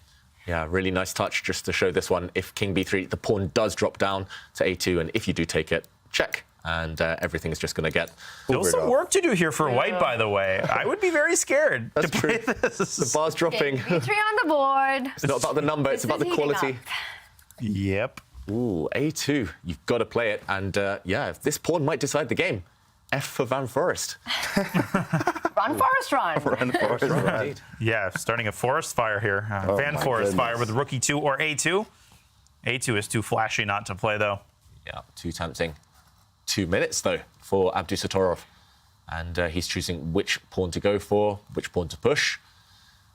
Yeah, this was a hard in game. This is like Dvoretsky pays 574. I mean, literally, and then there's 3 chapters on this in game. Yeah, that's crazy. But You've studied all of those, though, James. Yeah, of course. No, there's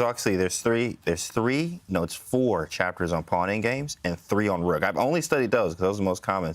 You don't even get to the queen ones yet, which is another 4 chapters. I'm like, bro, what's wrong with you? Why did you do this, Dvoretsky? But it is the best in game books, of course, obviously. And A2 on the board, and this is the reason why rook pawn endings can be so fascinating. We're seeing all these tactics and these dynamic balances. He doesn't pick up the A2 pawn. Tricky Jordan, he goes with the rook. He wants to safeguard the F2 pawn. Can he afford to pick it up with his rook? Ooh, oh, that was nice. What a check. Crazy pawn races here, I've got to say. You might get Don't play an King endgame D3. where white. You might get an endgame where black has an H pawn and a queen against a queen, and those are actually really hard to save. Yeah. Oh, King D3, Rook D4. Just put it on the board. Show it. Got to show it, David. Oh, not going to happen. But King D3, don't play it.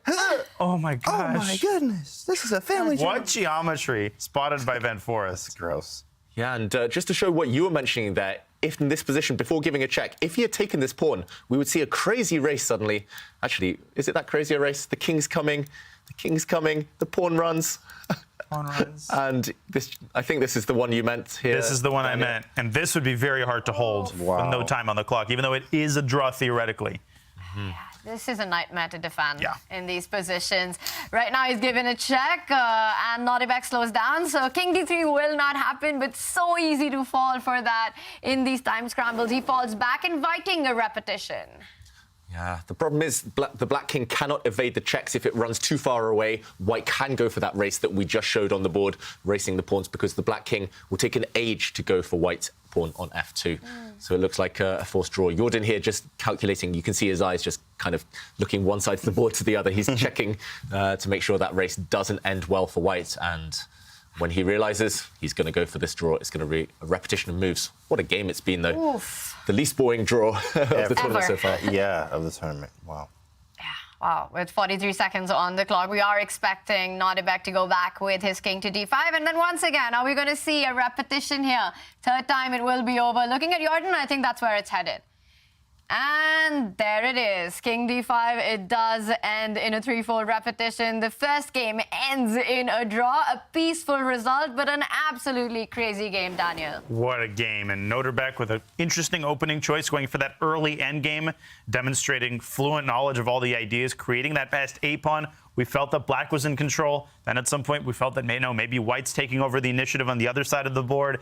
Both players grappling for the initiative, showing us how interesting these unbalanced endgames can be, and a very justified result, in my opinion. This is a match between two players in excellent form, Tanya. Super interesting endgame. David, what were the big ChessKid moments? The big ChessKid moments, it was all about Jordan, just-in-time Jordan as we're calling him now. It was a really difficult position for him, but he showed his incredible form by finding a series of only moves to save the game. Here, black's knight is threatening to kick away the rook. It is attacking the rook. If the rook moves, black would win. The pawn would run down, and white is playing without this piece. Instead, he spotted he had to capture this knight, and the beautiful move here, he had to step forward, because now, after a trade, the white king is just in time to block off the entry of black's king. A really well-played draw by both sides. So it's just all about being just in time. That is what speed chess is about. And we are seeing a fantastic matchup. And game one has set the tone for all the action that's coming up. Let's bring up our scoreline going into game two. The players will fight it out in a best of 4.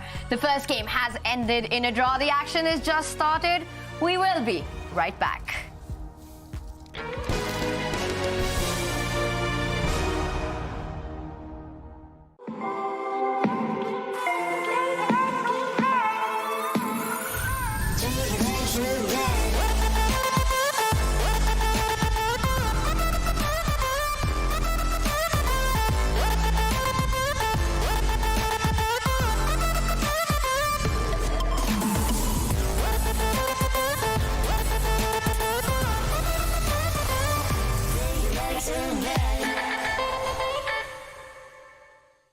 An air of focus, concentration, performance. Airthings puts you in control of air pollutants that cloud your work from home space, shifting your state with every breath. Find your air of clarity now. For over 75 years, we've witnessed moments that will last forever. Records and trophies, first and onlys, game-changing innovations. From the heroes we admire to the joy of watching them play. Our history defines us, inspires us, and pushes us into the future. Celebrating 75 years of changing the game. Puma, forever faster. It's forever faster, and one such fast kid is Bogdana 700, and we're so excited to show her story to all of you. She has big dreams, big ambitions to become the world champion one day. Take a look. We're here for a special event. Bogdana is going to give a clock signal against 6 of Harrow Chess Club's finest. I'm going to try to win all the games.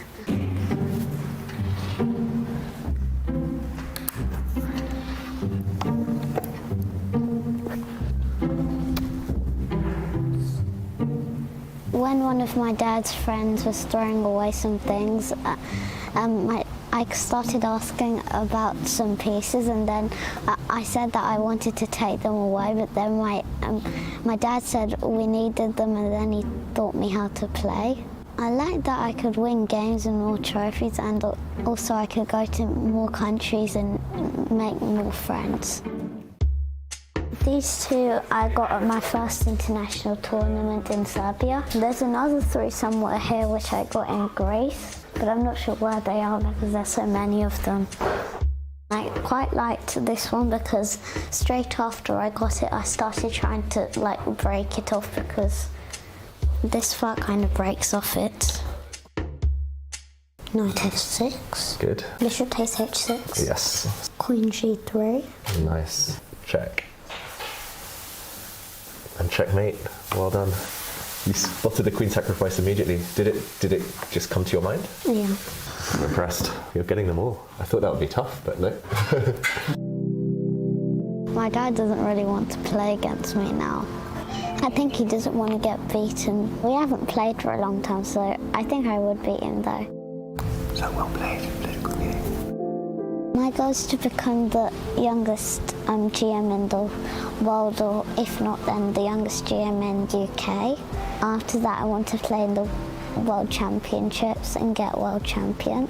I think it will be hard, but I still think I can do it. The final score was Bogdana 5 points, Harrow Chess Club 1 point. I have 2 twin sisters. Whenever I try to teach them, they just run away. I started when I was 5.5, and I keep shouting at them saying, you don't even play chess yet. That was amazing to watch, and they were just the way she was solving those puzzles. Oh my God, so quick. Yeah, actually, I gave Bogdana a few puzzles that I've shown to grandmasters, and it took her seconds. It took some of the grandmasters several minutes. So, yeah, extremely quick tactically, extremely impressive. Most of all, she's really mature. Her family as well. Shout out to the whole family there, her twin sisters, the parents. They're so lovely. She's got the perfect support network, and she's going to go far. I'm excited for England having her on our team in future. And that's so important to have that support system at that age. David, what would be your advice to all the chess kids out there, being young, being ambitious? What's the path to improvement? Yeah, for the chess kids out there, just play as much as you can, but also dedicate some time to analysing, maybe with your friends, a coach, a parent. And for the chess parents out there, just support your kids. If they're enjoying it, loving it, especially if it comes from within, then, yeah, try and bring them to as many tournaments as possible. You might unearth a star. And Simon mentioned that Bogdana actually defeated him in one of the games. Yeah, I shouldn't say this, but I played a few Blitz games with her, and she was close to defeating me too. So she's a very impressive player. Wow, chess kids across the world are impressing us with their performance. And of course, the big platform for learning chess. It's fun to play, it's educational, and the safest place for the kids to play chess. That is the ChessKid website. And ChessKid and Magnus Academy are working on making chess accessible and empowering for kids. But we're wondering if schools should play a role in this too. What do you think, chat? Should chess be taught in schools? What are the pros and cons? You've got to drop your thoughts in chat.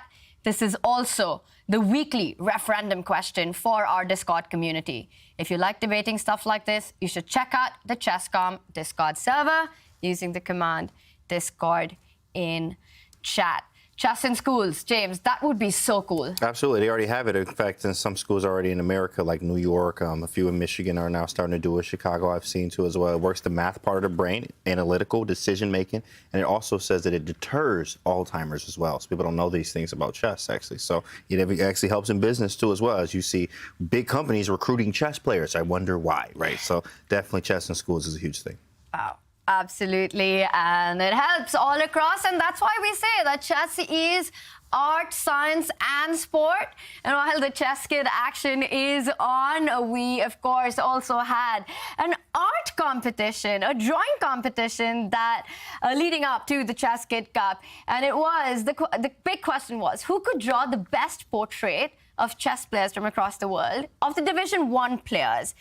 And we got some really, really fun and cool entries. We will be announcing the winners later, but take a look at some of the art that the Chess Kids came up with.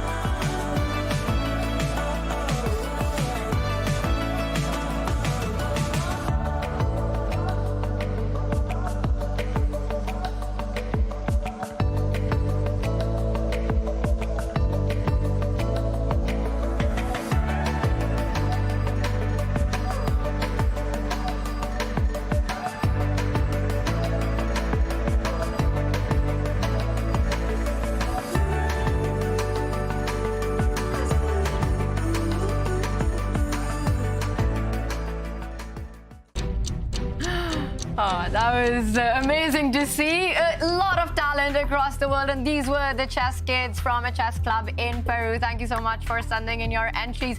Lots of Hikarus there. Yeah, lots of Hikarus, lots of Fabianos. Some drawings better than the others, but yeah, either way, thank you so much, everyone, for sending in those pictures. We loved it.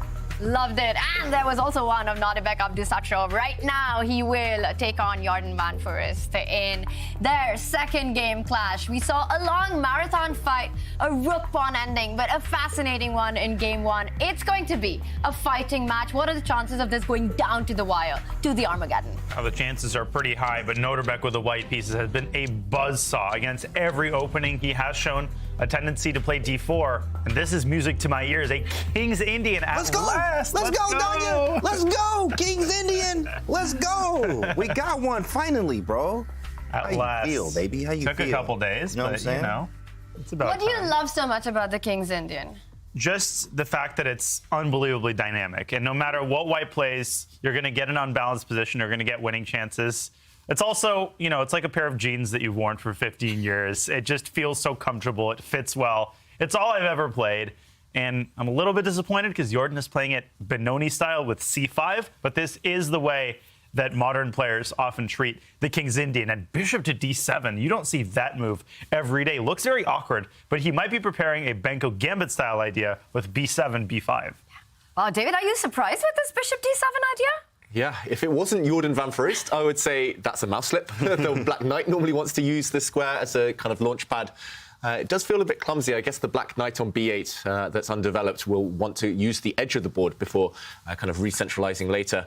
I should mention, a few years ago when AlphaZero first became a thing, I was lucky enough to play a couple of games against it, and we played the King's Indian. It used this line with bishop e2, bishop e3 against us. So this is AlphaZero approved, this setup for white. And it did exactly the same. It jumped forward back with its knight, and it had this setup. Of course, we got crushed. I was playing as part of a team.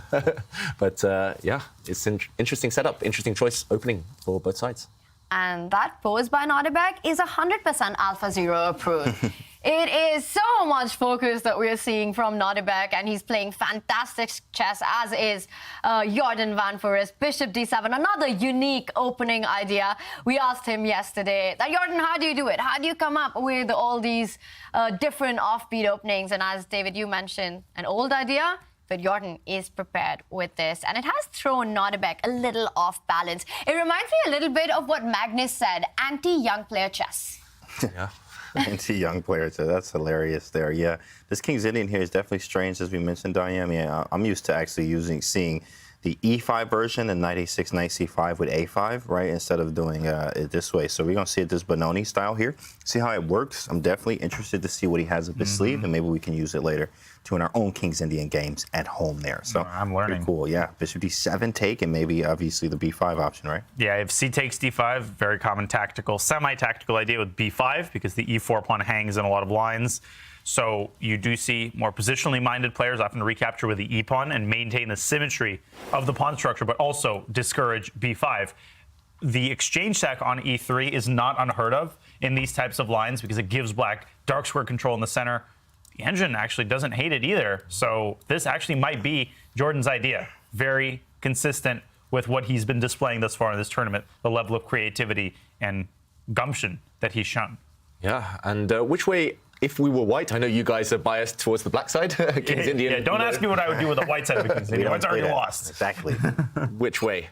Left or right? C-pawn or E-pawn to capture? I would want to capture this way, but as you guys say, this is a bit scary. Can white consider this? Pawn to B5. We're all hesitating here in the studio because it gets tactical. 0-1. It gets sharp. The idea is the B5 pawn can be captured, but suddenly the white center does fall. The black knight now can take because the white knight has been deflected away.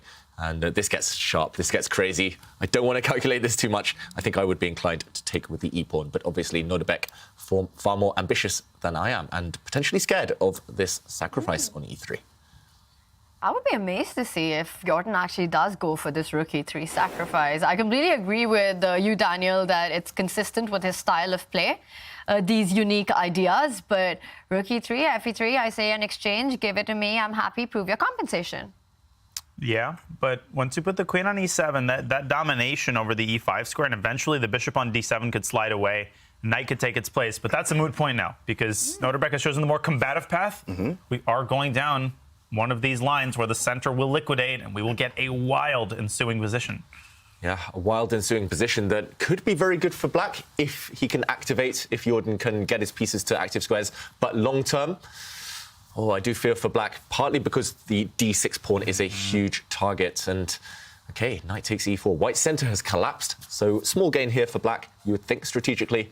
But does white have anything in mind? Is he going to trade this knight in the center? Is he going to just post up his other knight, the white knight on d2? Is he going to post it on a nice, beautiful outpost on c4? Questions, James? I don't know. I already like black. I mean, well, okay, we King's Indian. Like, I mean, whatever the position was, we was going like black. But here, I mean, the bishop is so strong on b2. You have to worry about that, right? We also have, I mean, knight a6 to c7. Get rid of that. We do have to worry about d6. Maybe we kick the knight away with a6. We also maybe play f5, bishop e5 at some point. We do like black, obviously, because it's bishop. It reminds you almost as a Catalan in reverse with this bishop, how strong it is. We even don't take a rook for it. If we're able to take an exchange, we don't even take it because the bishop is very strong here. But after the knight c4 move, it's quite annoying. We just play a6, probably kick it away, knight somewhere. Yeah, no good squares to retreat. That's the problem. Otherwise, this would look really attractive for white. Right. Knight e4, rook e4, and then what happens there? Okay, so maybe instead just trading some pieces, but at least now black has ideas, maybe sliding the rook across to b4. Still later in dreamland, you could maybe consider sacrificing. But yeah, meanwhile, this piece, most important piece here, MVP, most valuable piece right now. He goes for black. Well, the silver lining to the line you showed with the knight on a3 is that it does keep the knight on c4 nicely protected. So I do actually think Nodirbek is going to play knight a3. I don't see anything tactical here, and a knight c3 sacks a pawn could be considered to get black's knight off of e4. So I could see a case being made for that. He's at least going to think about it, but I don't think knight a3 is the end of the world either. But a very interesting decision here from Nodirbek. Yeah, retreating to c3 towards the center, sacrificing the pawn, maybe the most ambitious, but I'm not sure whether the position... Whoa. Okay, wow, he goes for it. Why did I question his ambition here? Whoa. He's going to get the b file as well. He could post a rook on b1, and that rook could infiltrate to b6 or b7. So this is actually starting to appeal to me, because the knight on b8, right, that's going to have a really hard time developing, because you're going to cut the contact between the queen and the d6 pawn after the e4 knight disappears. Yeah, just to show its disappearance, we're predicting knight takes, knight, pawn takes, and black might as well suffer for something. Might as well be a bit greedy here, take this pawn. As James mentioned, actually, sometimes you don't even want to take this rook, because then black's dart squares would become weak around the king. And yeah, I guess white will dodge, however. And yeah, it's this position. Is this knight just as terrible as it looks, or is there a way out? If you ever move, then this pawn will drop and your whole position will start to fall apart. So if you're stuck with black, then maybe this is a bit of a problem. Knight takes knight. We're headed in this direction, and watch out for this pawn becoming a huge target in the near future. The rook entering as well to b6 or b7. I'm talking myself into loving this for white, Daniel. Well, that's why you don't play c5 in the King's Indian, right? That's why you play it traditionally with e5. That's right. The more I look at this, the more I'm just impressed with Nodirbek's feel for such a wide variety of different positions. This is reminiscent of Magnus. Doesn't matter what you throw at him, King's Indian, c5, e5, he just seems to immediately sense the most annoying, the most practically difficult path. Knight c3 is one of those moves that's really easy to gloss over, but so many of us would just play knight a3 automatically. Why sack a pawn? He feels how hard it is for black to deploy the rest of his queen side. Yeah, you mentioned it reminds you of Magnus. Is he the new Magnus? Is he a future world champion? Just the way he's playing right now, just so impressive. Well, he's already a world champion now through Rapid, of course, right? Very, very strong player here. And that was very impressive there. As Danya mentioned, the c5 line.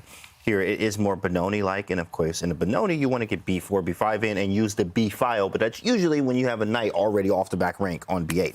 But here, that is the problem here. That's very, very strong from Nodirbek, I think, with this knight c3 pawn sacrifice, saying your pieces are gross. Mine are all developed. Yeah, I'll give you the little pawn, but I have space with d5. You can't really move yet. He might have to go something like a5, just try to get the knight off to a6, or maybe queen e7 to maybe move the knight to b7, and eventually have something there. But white has a lot of initiative over this pawn.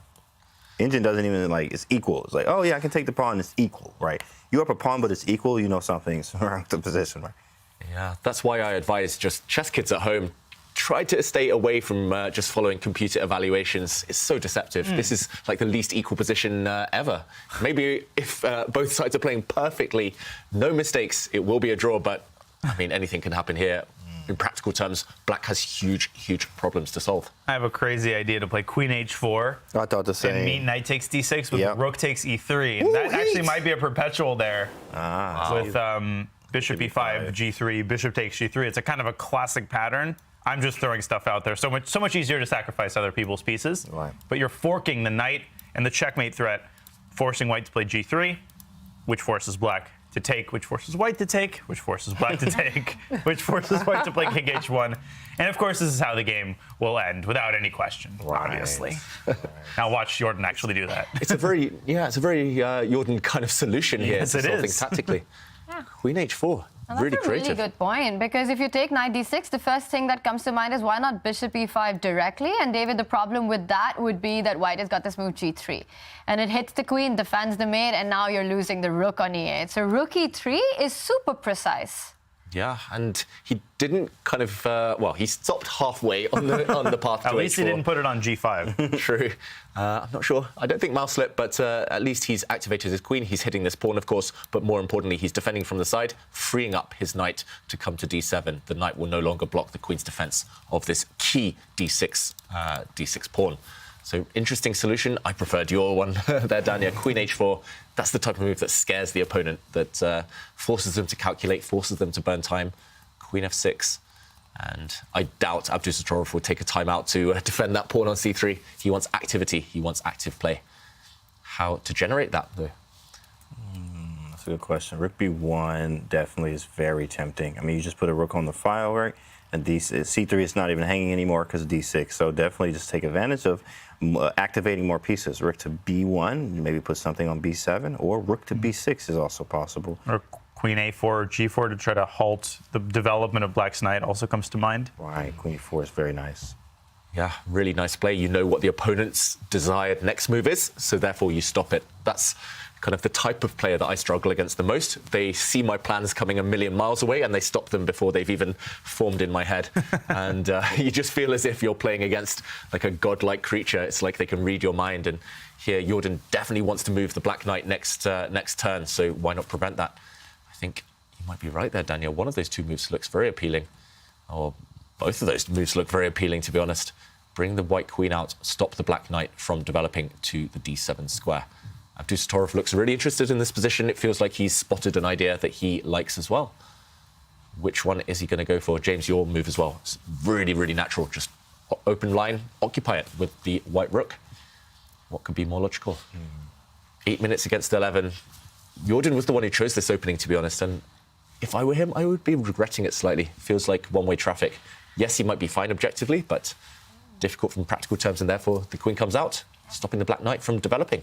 And the rook on e8 is hanging. So with no move for the knight, you've got to move the rook somewhere. Is there a good square? Can he get ambitious with a move like rook e4, trying to pin that knight, or is that too much? Problem is there might just be F3. And as flimsy as it looks, the knight defends the bishop, the queen defends the knight. The rook cannot find a parking spot on the h-file. Rook h4 just seems to be going the wrong direction. Bishop can drop back to f2. And before you know, you'll get your rook. Also, queen e8 check. No, that's out of the question. You're just going to have to drop back in this case, back to e7. And that doesn't look safe either. I think Nodirbek's taking over this game. You can just see it happening. Yeah, I'm also wondering what the threat is for Black. Maybe I can just kind of shuffle my rook and... Are you going to take this pawn? Maybe. I'm just going to come over and say, OK, you've burnt 2 tempi and I have full domination. Looks extremely strong for white. Where do you put the rook? One of these two squares, as you said, Daniel, looks really ugly, but at least it does facilitate the development of the Black Knight to d7. Sometimes you need to play ugly moves. Maybe he has to go for something like that. I don't see anything else here for Black. It looks like things have gone very wrong for Jordan van Foreest's King's Indian in this one. Meanwhile, things are going super well for two very well-known grandmasters in Division 3. And we've got Simon with an update. Yeah, hi there. Just a quick update for Division 3. And this is the losers bracket. So if you lose once, it's OK. But if you lose twice, you go home. And it shows that still experience can beat youth. Because I realised the other day that I'm actually quite old in chess tournament. I went there and everyone's kids. Has anyone else felt that before on the panel? Yeah, a couple of head shakes I see there. Yeah, that all these little youngsters come along and just play too well.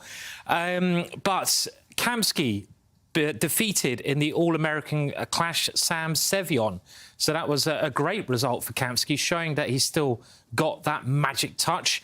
And Navarra also beat Donichenko, which was a great result for experience. So it means those two players are going through. And unfortunately, Sam Sevion and Donichenko have to leave Division 3 and that competition. Wow. Thank you so much, Simon, for that update. And before you go, I want to get your thoughts on the action that we're seeing here. Now, David, James and Daniel have been saying that this is a nightmare position with Black when you play the King's Indian. What's your take on this? Yeah, I totally agree. I mean, I love playing the King's Indian defence as well. It's such an exciting opening to play. But the thing that's really impressed me is just Nodirbek how good he is, and you were mentioning it, how he understands so many different positions. And I have to admit that I quite like Black's position. I thought, yeah, Black's got everything he wants.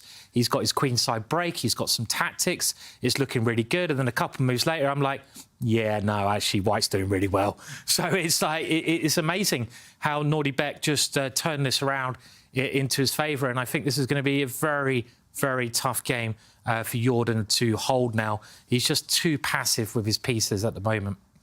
Yeah, things are looking tough for Jordan van Foreest, which is why he's trying to trade off, ease the pressure as much as he can in the position. 95 played, and the trades have been accepted. But now White can control the B line.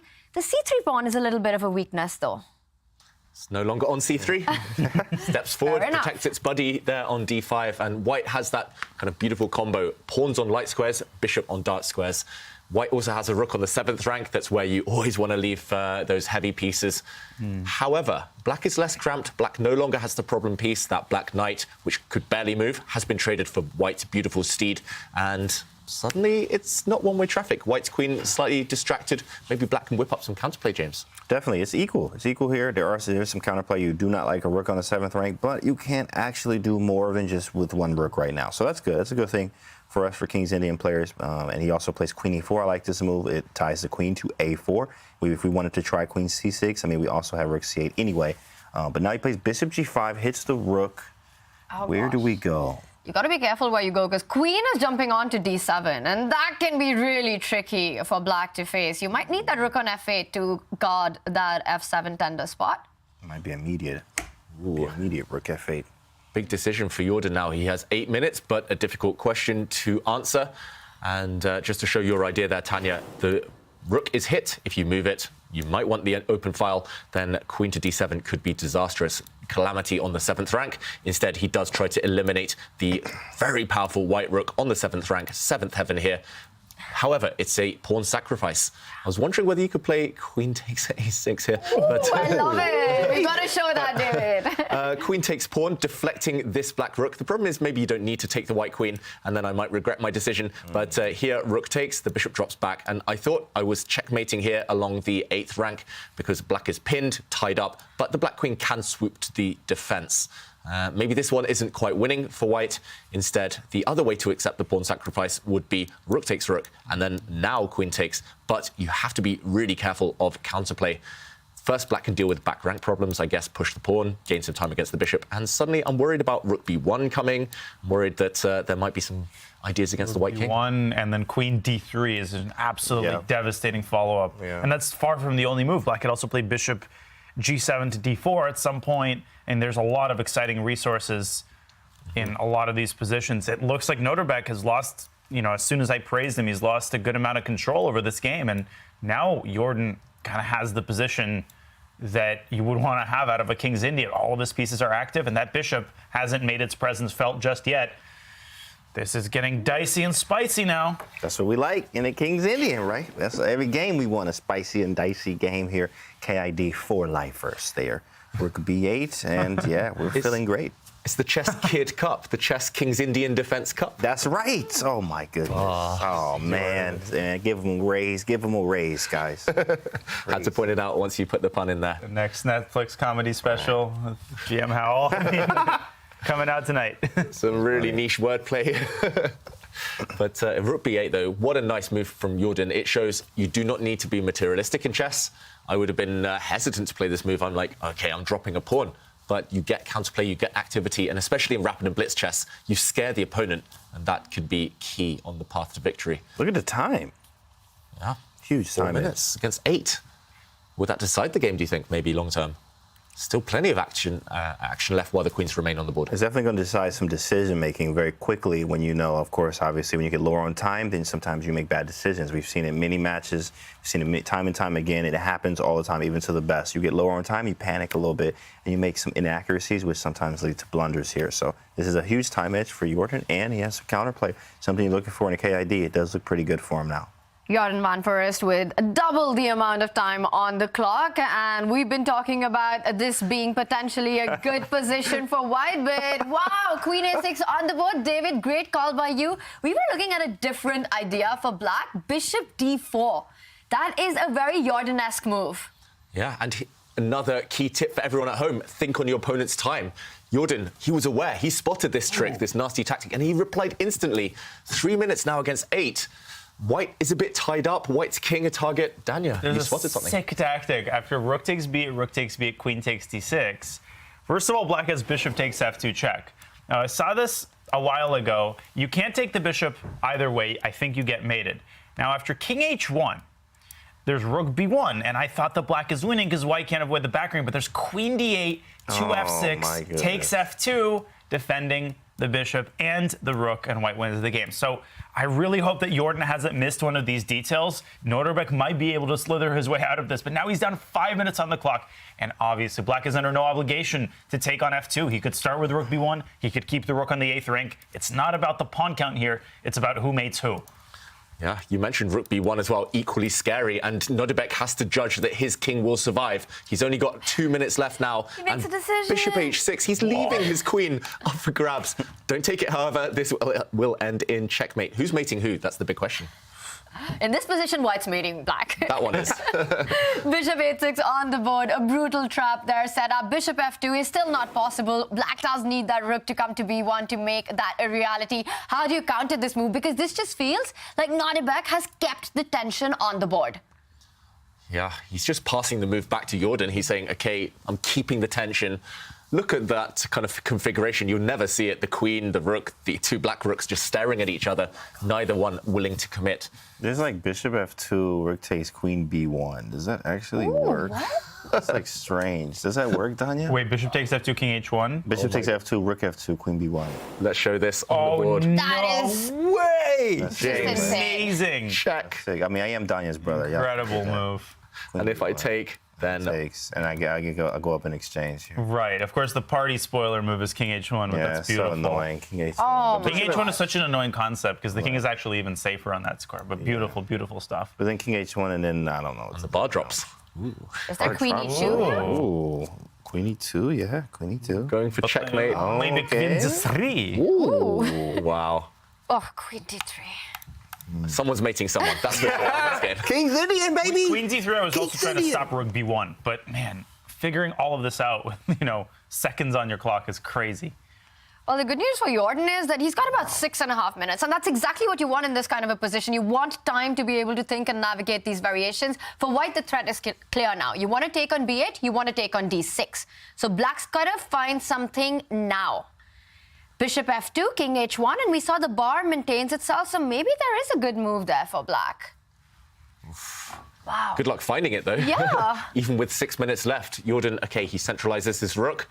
Looks so natural, but Bar hates it. Oh, my gosh, he just simply picks up the d6 pawn. And now bishop f2 tactics, they still don't work.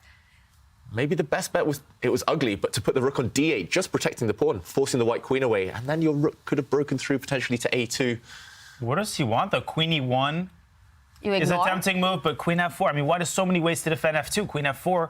This is what he wanted. Rook takes a2, he picks it up, but there's a queen mate f8 everywhere. is a threat. Whoa, queen f8, that's You gross. might have forgotten about that. He's definitely forgotten about that, Daniel. We have to put this on the board. He was banking on the fact he could play rook takes pawn here. Black looks like he's about to checkmate. If you take this rook, this is game over. But white gives the checkmate first.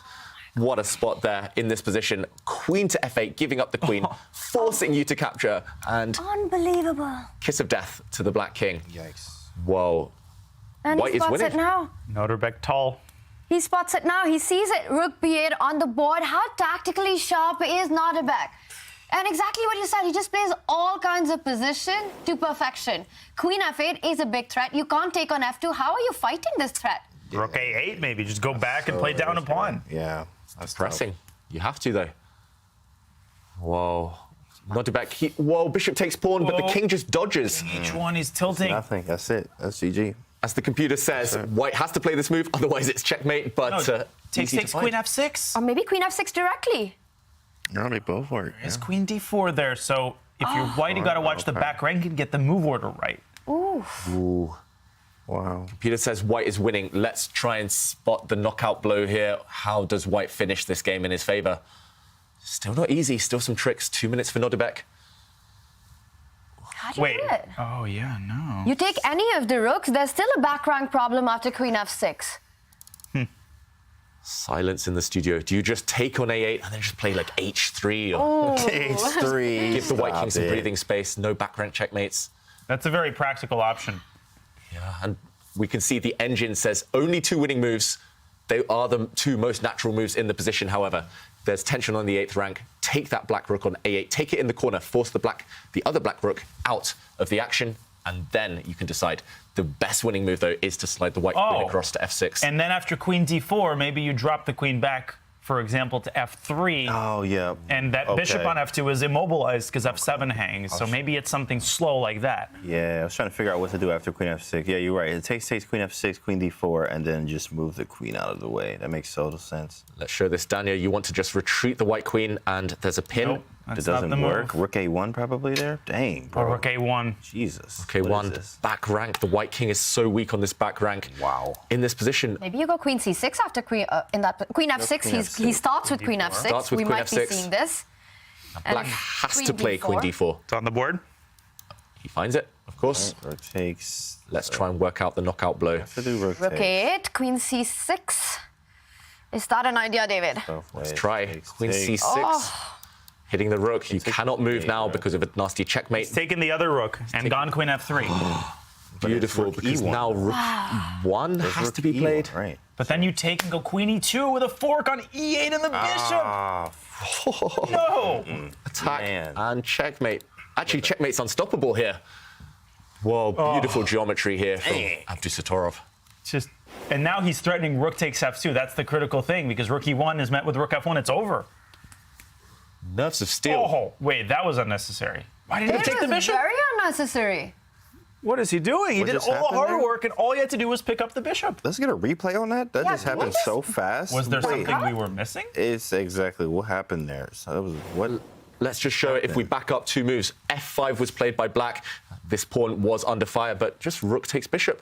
There's no back rank checkmate because you can retreat. Queen a1 and king g1. I think he just missed it. That's crazy. Crazy miss. Whoa. And now he's down to a minute on the clock. Well, suddenly. And Jordan's back. This pawn could drop. So many surprises in this game. Suddenly, it's a coin toss. 50 seconds against 4.5 minutes. Who are you picking here? Well, after that problem, I'm actually taking black now. I mean, at first, it was just, it was brilliant from Nodirbek. Brilliant. Just everything. Like, wow, unstoppable. But now he's about to have 30 seconds here in a position that he was winning. I mean, now this pawn is weak on d6. Yeah, what just happened there? He could have just picked up the piece in one move. I think he just completely forgot that the rook comes back after the back rank mate. It's a blind spot. Yeah, definitely. 20 seconds now. Oh, Gotta my make goodness. A move. Do you remember that bluff with Jules Musaud as well? He basically blundered a piece. The opponent didn't take it and it turned. This could be another situation. Queen e6. He's going to pick up that d7 pawn. Nodirbek's going to try to defend it, but takes. Black's a pawn up. Takes. But then bishop c7 is Bishop c7 is a huge threat. Still a 3-result game. Wow. Anything can happen. You trade the queens, the white bishop will hit that rook on d8. Black will have to give that up for the pawn. This is a crazy, crazy game. Crazy game, but Nodirbek at least has consolidated. He's taken most of the risk out of the position. Once the queens depart the board, very worst scenario for white. You'll be defending an endgame just a pawn down, but it should be holdable. Still some tricks for black to avoid, though. Takes, and rook a8 comes to mind to vacate the d8 square for the bishop. Maybe you have to take on c5 then. It's anyone's endgame. Queen d5 played, and Jordan van Foreest, about 4 minutes on the clock, 27 seconds for Nodirbek. It could have been a very different game had Nodirbek just picked up that piece, and he did everything to perfection up to that point. One thing we can hope for is that he's completely forgotten about that, because if that plays on his mind, it's so difficult to come back. Maybe he's still not aware. Maybe he doesn't realize he was winning. I don't think he did, otherwise he would have paused. He seemed to pre-move d6 instead of taking the free piece. So I don't think he's aware. He's just playing in the moment. He's staying in the zone. Which is great. Yeah, he's defending really well, but still down a pawn. King f7. He was. And rook c8 meets with rook a1 check and rook d1. Otherwise, black would have been losing. Nodirbek with rook c7.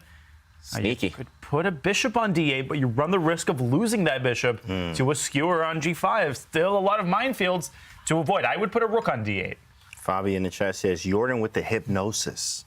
Jordan with the hypnosis, guys. Rook d8 on the board, king e6 coming up to pick up that d7 pawn. So Nodirbek has got one move to try and defend it. The problem is, if the rooks come off the board, even if black wins that central pawn, it's quite an easy draw. So I don't think we'll see a winner, despite all these twists and turns. Wow, bishop d2, he's getting ready to meet any king move. If the black king enters e6, for example, the white rook will drop back with a check. Any king move will be answered with a check. Maybe black doesn't even win the d-pawn. Okay, first kicking away the white rook. It's there now. How are you defending? He will win that pawn, but he's probably not going to win the game. 3 versus 2, not enough on the same side of the board. It doesn't help either that black's h-pawn promotes on a light square. His bishop is a dark square. They don't match. This one is headed towards a draw. Now you can't even create a pass pawn without more trades. Just don't trade the bishops, and that's it. Keep moving the bishops, keep that king on g2. I think both players know it, but what a game this has been. Another one that ends peacefully, but an absolutely wild ride. Yeah. Bishop f4. I don't think Abdusattorov should go and check this game with a computer. He'll be kicking himself for that missed opportunity. Wizardry followed by, the cookie was there. All he had to do was eat it. Nice chocolate chip bishop on f2, and he didn't take it. If these are the first 2 games of this match, what will the last 2 games look like? Wow. And we have a result. It is a draw after all of that action. What a game, and these two are really at it, and it just looks like amazing chess that we're witnessing from 2 of the most talented chess players on the planet. And the second game also ends in a draw. Another roller coaster of a game, absolutely up and down. Anything could have happened in that King's Indian, David. Yeah, anything could have happened, and eventually it fizzled out after both players played equally inspiring chess. It was, however, this position where Abdusattorov could have decided things. He found a great first move. He simply calmly dropped his queen back. There's now a pin. The black bishop cannot move because the white queen would break through on f7. After f5, however, all he needed to do was spot he could take this bishop, and after a check, he can block. Maybe what he had missed was that after queen a1, he can simply sidestep with the white king. Another check can be met by a queen retreat. Everything's covered. He emerges with an extra bishop, and he would have won the game. Instead, he let that black bishop live, and he let Jordan van Foreest escape. Yeah, this was such a big moment, and we can only hope that Nodirbek Abdusattorov hasn't realized it, but the one player who did realize it is Jordan, and I think he checked it right after the game, and he reacts to that moment. This is a blind spot. It happens to the best in the world. Jordan in absolute disbelief there, which means that both these crazy games have indeed ended in a draw. The result is still level between these 2 fighters. We've got 2 more games coming up, and of course we can only imagine the action to get hotter from here. We will be back with more ChessKid action after this break.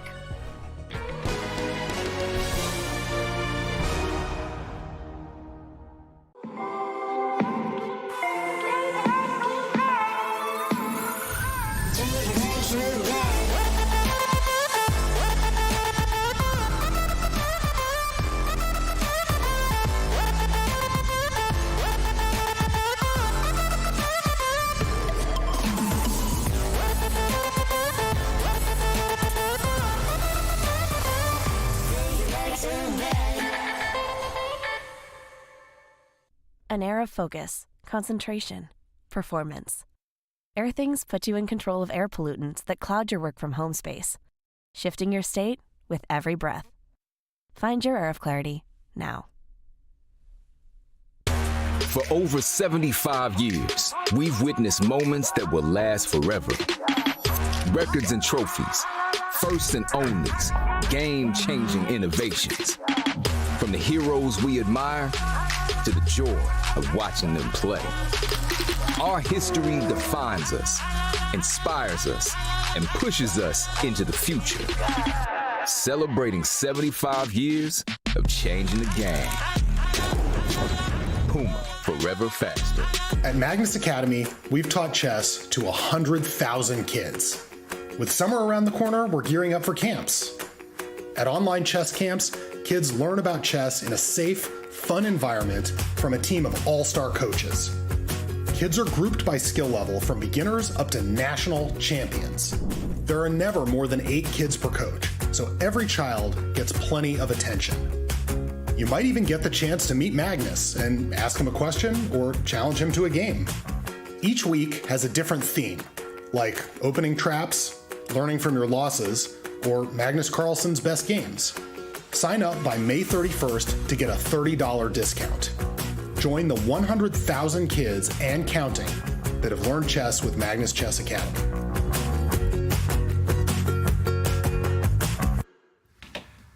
It's been a lot of fun in the winners' final. 2 draws. The score is level between Jordan van Foreest and Nodirbek Abdusattorov. But the chess has been intense and so much action. David, I'm still thinking about that one move miss. Jordan reacting after the game when he realized it. How do you explain that at top-level chess? I guess it's just the clock ticking. It's the pressure, the high stakes. This is the winners' final. So much at stake, but yeah, I think Nodirbek, he's going to be kicking himself. I'm not sure he would have wanted to play through that game. He might have had an even worse reaction than Jordan there, even more dramatic. What a move that was. What a moment that was in the tournament. And there we saw Jordan in absolute disbelief. And then he laughs and he says, what? He can't believe it himself, what he missed. It wasn't just him, but Nodirbek Abdusattorov. A bishop hanging. A one-move win. And that's all that it would have taken for Nodirbek after a perfectly played game. Wow, what a round that was. And after all that madness, James, what are we expecting from Game 3? Yeah, he's going to have to tighten up, him and Jordan. You're going to have to tighten up a little bit there, okay? Because if you do not tighten up, Abdusattorov is coming for you. He's being very, very good. The only thing that messed up was the time, okay? He got low on time, and when he got low, he made a mistake, which happens. We see it all the time. But if that keeps happening, you know, we're going to see Nodirbek definitely take a run away with this one, so got to be careful. The one thing that we have seen in this matchup is that Nodirbek, he is struggling a little bit with the clock. He's always the one who is down on the clock. He's got to make sure that doesn't happen so that in those critical moments, you don't end up missing the kind of moves that happened in Game 2. White for Jordan in this one. No King's Indian we're going to see. He's going to start with E4. It's hard to say. He started the first game with D4. He's obviously an E4 player at heart. So these matches, they fall into 2 categories. There are players who insist on repeating whatever they prepared before the match. And then there are those players who are willing to be flexible. Let's see if Nodirbek repeats the Queen's Gambit decline. And he... Accept the gambit. Accepted. Wow, and for all of us, all of you out there who might be new to chess, when black does take that pawn on the second move, it is a Queen's Gambit accepted, just accepting that pawn. If not, we call it the Queen's Gambit decline. And this is mainline theory, David. Still mainline theory. It's always kind of bugged me, the name Queen's Gambit, because you normally win the pawn back within a move or two, as has happened in this game. So you haven't really gambited anything. It was just a temporary deficit there. And meanwhile, this is the key position for White. White has 7 or 8 very logical moves. He plays one of the most trendy, pushing a pawn forward. I'm really glad he didn't capture that black pawn on the centre. On c5, we would have seen the queens depart from the board and things fizzle out slightly. So Jordan, very ambitious, and Abdusattorov reacting by pushing a pawn, getting ready to fianchetto his bishop. David Howell there, not happy with that name because the pawn is picked up, and the question begs to be asked, what is your favorite gambit? I'm going to start with James. Oh, well, let me go. Actually, Scotch Gambino, a.k.a. the Scotch Gambit. We actually have a chessable course in the works with that one. So it's going to be after my Joe Bava London course, but definitely a Scotch Gambino fan for life. What about you, Daniel? I'm going to have to go with the Nodirbek Gambit. No, just kidding. I like the Smith Mora. I recommend it to a lot of newer players. Super fun line, and I avoid it with black. So definitely enjoy some of the games arising out of the Smith Mora. I think Mark Esserman really enjoyed that answer. The Smith Mora comes after the Sicilian. David, going to throw that to you. The Botez Gambit is my favourite. Okay, that's nice right there. If you can win with the Botez Gambit, you're a truly great player. That's classy. Wow. What I'll say. That's a tough one to win from, but we have seen that happen. The Botez Gambit involves a queen sacrifice. Yeah, sacrifice is a generous word for it, Tanya. Well, in this one, it is a Queen's Gambit accepted, but as you mentioned, the pawn has been recaptured, and we see a lot of play on the center of the board. Black hasn't castled yet. Is it time to go for kingside castling? That looks like the safe option. You do have a choice here, and a lot of players at home might be wondering, why not capture this white knight in the center? It's intruded into the black half. It does double the white pawns in the middle, but you do lose control over some key squares, or at least you give your opponent time as well. So in this position, as Tanya mentions, the safe move, the logical move, complete your development. When in doubt, castle your king. It can nearly never be a bad thing unless the opponent has a direct attack. The option here, knight takes knight, I think could potentially backfire, because once the black knight moves, I'm not sure which square, white has access at some point into these key dark squares. And actually, the front pawn, the e5 pawn, acts as a thorn in the black side. It supports a later jump. So, for example, here, if the knight is kicked away, I think you can jump in immediately because there will be some tactics. You've unleashed the bishop, and any queen takes pawn move will be walking straight into a pin. So don't get tempted. I would recommend, as Tanya says, just castling. Whoops. Me and my arrows there. Sorry, castling kingside looks like black's safest option. What do we think? Well, Nodirbek answers it. He's the brave one. He does go for the dynamic line that you were pointing out. Knight e5, d5. This is going to be another firefight. Another firefight. Yeah, so brave from Nodirbek. Brave or bad? There's a fine line between the two. Brave and bad. Maybe he just wants to castle here. I don't think you need to give white time by kicking away the white knight yet. Keep that one up your sleeve for later. I'm not sure why Jordan delaying the jump of the knight. I feel like there's a little bit of trusting going on these last couple of games. Yeah, strange decision. The bishop doesn't necessarily want to be on this square. And after black castles, now you most likely want to jump into the center anyway. So strange to delay it. But I'm sure Jordan has something up his sleeve. Do you think these decisions also come from the fact that this time control, this time format, it's rapid play? You want to make things interesting. Objectively, it might not be the most accurate move, but the one that makes it more difficult to combat. Maybe in a classical game, Nodirbek would have chosen a different option. Yeah, he's trying to unbalance the game. And I think his decision is aging very nicely because he's going to put a rook on d8. And at that point, the knight c4, d6 maneuver is going to lose a lot of its luster. Yeah, I don't like it either. Just feels really slow play by white. He's delaying again, jumping in with the white knight. And once black gets fully organized, structurally, black is doing great. Long term, look at that 3 versus 2 pawn majority on the queen side. If pieces fly off the board, it's only going to be one-way traffic. I actually like plans here. I think queen c2 was nice. I also was looking at, I'm very creative, like aggressive chess. So like rook c1 to c4 to g4. It's crazy, but you can also do it with the queen now too as well. And the idea here is rook c1, rook c4, rook g4. Obviously, he might attack it. You move the rook to g3. We go knight e4 and you go knight f6. This is the whole idea. So you can probably do the same thing with the queen now. Queen e4, queen g4, knight e4, knight f6. Just to attack, right? Bring pieces to that side of the board and attack him. This is very slow play, which can be played, but for the aggressive crowd here, this is definitely a route. Queen e4 over to g4. The knight looks like it can jump around. Well, now it can because the rook's on d8, but b7 was loose there. Now it's not because of rook d7. That's a really fun idea. Do you not care at all about stuff like knight e3? Are you really going for the kill with queen c4, or can that be something that you have to take into account? Yeah, now you do. The knight on d2 is loose, so it's a problem. Queen c4 will be hit probably with knight e3. Takes. Is there a rook f7 there? Rook f1, bishop f6. I'm looking at all kinds of stuff. Danya know what I'm looking at. Crazy tactics. Oh yeah. Danya knows exactly what I'm looking at, but. Yeah, I don't think we can get away with it now, though. Yeah, rook d1. It's going to be very slow today. Slow play. But your idea in the air now. He defends the d2 knight, and the queen can find its way over to the king side. Lift it up. The queen lift. Even queen lift. Queen lift. That's a new one. Yeah, black ups the pressure, though, on the d-file. Those 2 black rooks stacked up, doubled up, ready for some tactics there. And white decides to jump into the center with his knight. So unfortunately, that does block the path over for the white queen or rook. But at least the white knight is nicely posted up.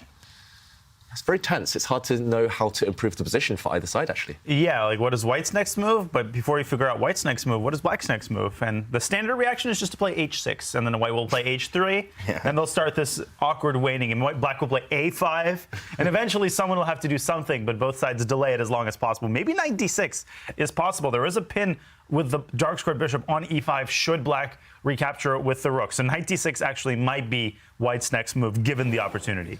Yeah, just to put that on the board, Danya, pawn to h6, maybe knight d6 now. Maybe it's a threat, as you mentioned, because here you cannot touch this pawn in either direction. He does drop back the queen. The whole point here was that queen takes, walks into this pin. Obviously, the knight falls because the queen is standing behind it.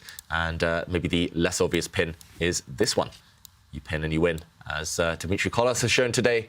And here you win material with white. So really, really clever kind of strategic play here. He spots that that's a threat. He drops back with the black queen instead of h6 there. And now, of course, you cannot jump in because the rook can simply capture. Or if you jump in, then at least you're sacrificing material for real. Bishop to e5 can simply be met by a retreat. Really tense position here. I'm not sure who I would pick, to be honest, in the game position. Feels like black is doing really well long term, but white has some kind of nasty tactics like that one we just showed.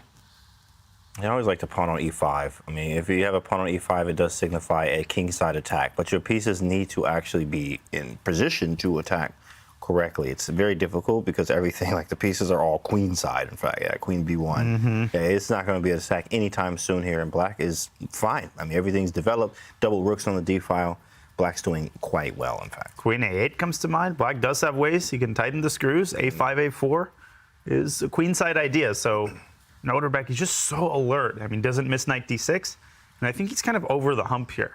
Yeah. I love your move, Dania. Just, I hate getting stared down by the opposition rook when I have a queen. So the white rook on the c-file opened up against the black queen. Just shift her. And actually, standing in the corner, she's just as active as any other square on the board. Really nice, and it supports any pawn pushes on that flank as well.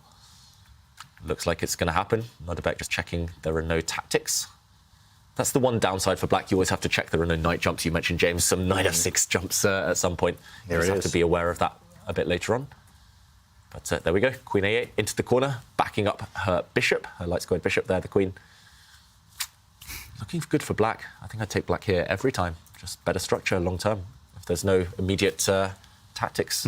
Maybe white can double on the d file in order to, because knight d6 is really the only idea that I see.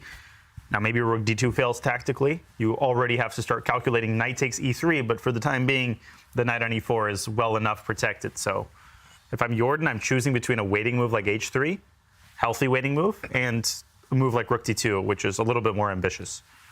I think after all the kind of back rank problems he had in the last game, well, both players had in the last game, h3 and h6 would be a healthy inclusion for both of them. Okay, so you know how aggressive we are. What about rook c4 anyway? Can he just play knight e3? No. Is knight e3 possible? Rook c4 anyway, though. Is that good? Too late in the day for these kinds of tactics, or too early in the day, depending on where you are. I think rook c4, is it just bad? It's okay, it's not terrible. But rook c4, exactly. The idea is just like I'm trying to get knight f6 in. Obviously, or like sometimes there might be like rook d5, knight f6, rook over. Like there are some nasty ideas here, but rook c4 has to be played correctly, and then you have to figure out how do I get to knight. Maybe knight d6. Rook c4 is a move. Yeah, very interesting ideas to build an attack. But first, the players start with h3, h6, making sure that there is no back rank stuff. But we might be seeing rook c4 at some point, and the rook transferring over to the king side. Yeah, I think they just needed to do that. Give the king some luft, give the king some air. At least there will be no repeat of the previous game where both sides were on the brink of getting checkmated on the back ranks. And, okay, odd bishop retreat from Jordan. That must be lining something up. And black gaining space on the queen side. Does black want to go a4 in these positions and try to create a weakness on the queen side? Yeah, very good. Looks likely. At least he's forcing his opponent to deal with that potential threat. Strategic threat. Black wants to create a passed pawn on the side. He's stronger. When in doubt, push on the side. You have more pawns, more pieces. Very logical stuff. Oh, queen b2 does prepare knight d6, but it runs into knight takes e3, right? It relinquishes the defense of the knight. Maybe Jordan overlooked that.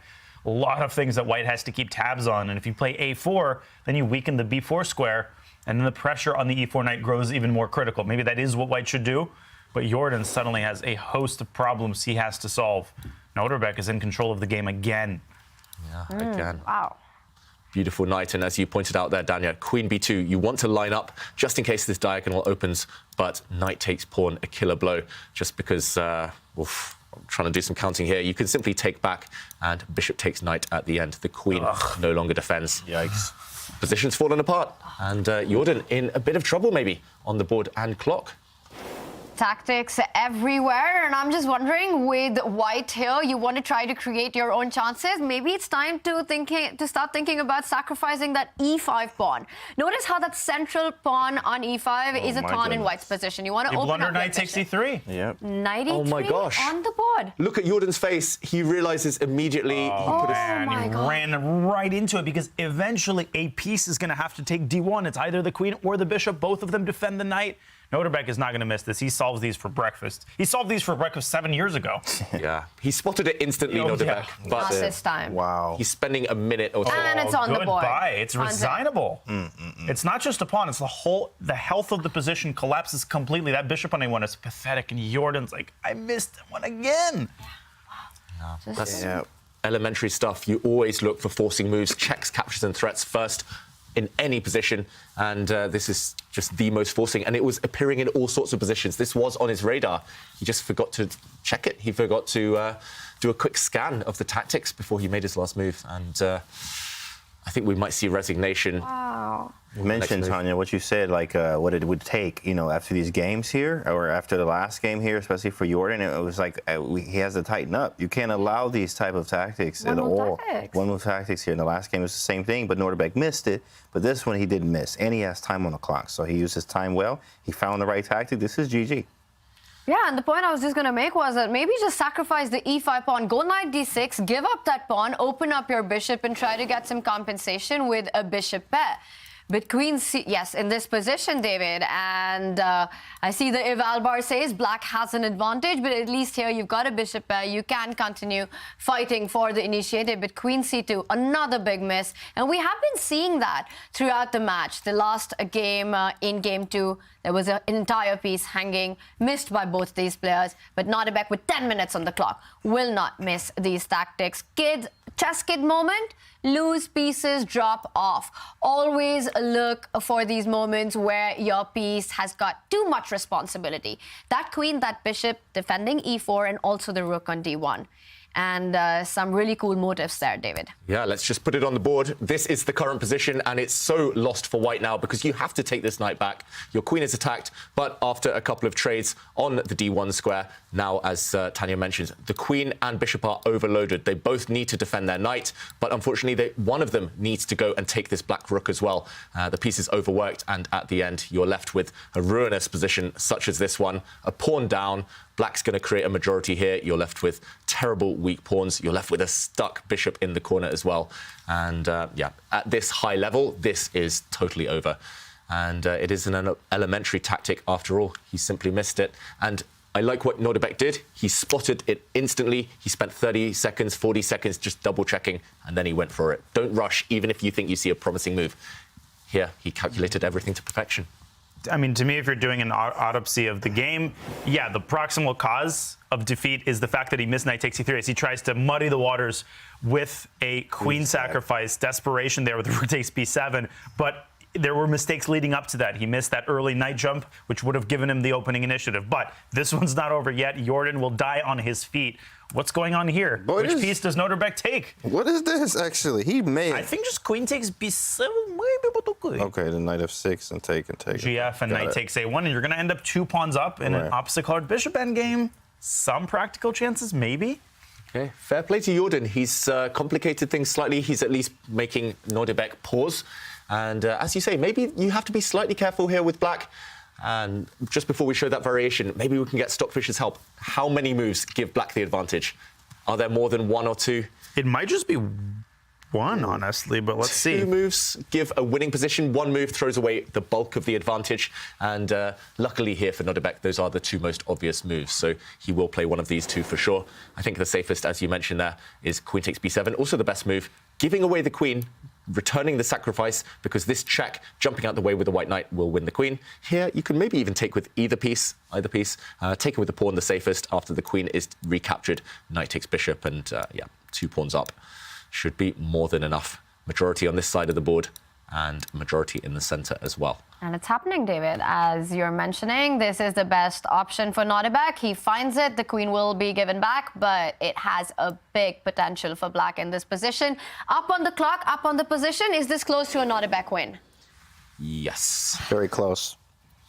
he's gone with the bishop, and I think this is even better. Yeah. Surgical precision again from Nodirbek. That's what he did against Caruana. Doesn't give these guys a single chance. He always pauses at the right moment. He never does anything automatically. How many pawns is that? A lot. Enough. 2 extra pawns, 1 passer on the king side, 1 on the queen side, and weaknesses on the queen side. A3, B3 we see for Jordan van Foreest. Once that rook slides up the board to the 3rd rank, you are targeting all the white pawns. Yeah, you mentioned that term surgical precision there, Dania, and I think this last move really key. If the bishop had just moved to a kind of random safe square, white would have had the time to push the A pawn up 1 and maybe at least create a blockade of black's queenside majority there. But now white's rook is forced to decide where to go.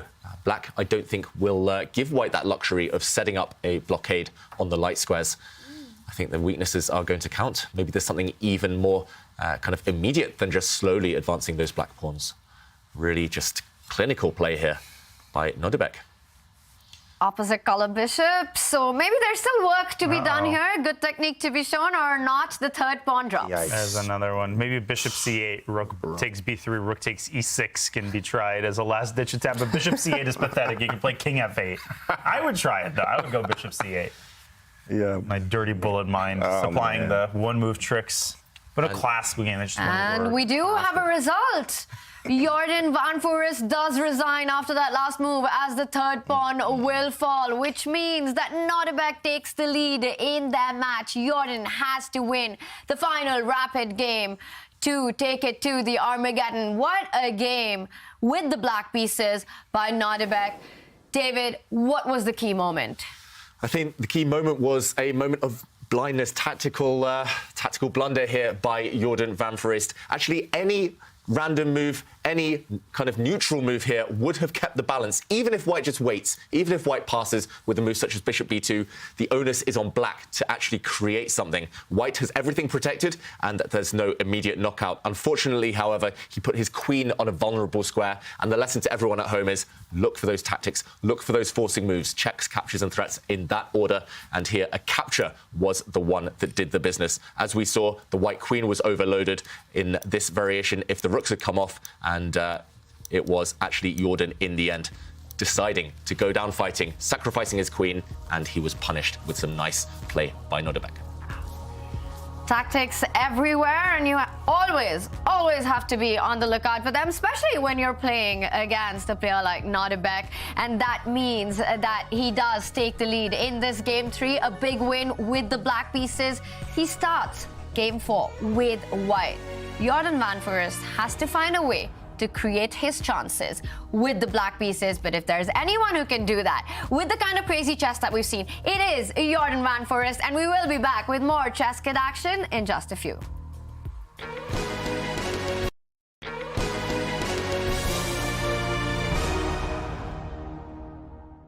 An air of focus, concentration, performance. Airthings puts you in control of air pollutants that cloud your work from home space, shifting your state with every breath. Find your air of clarity now.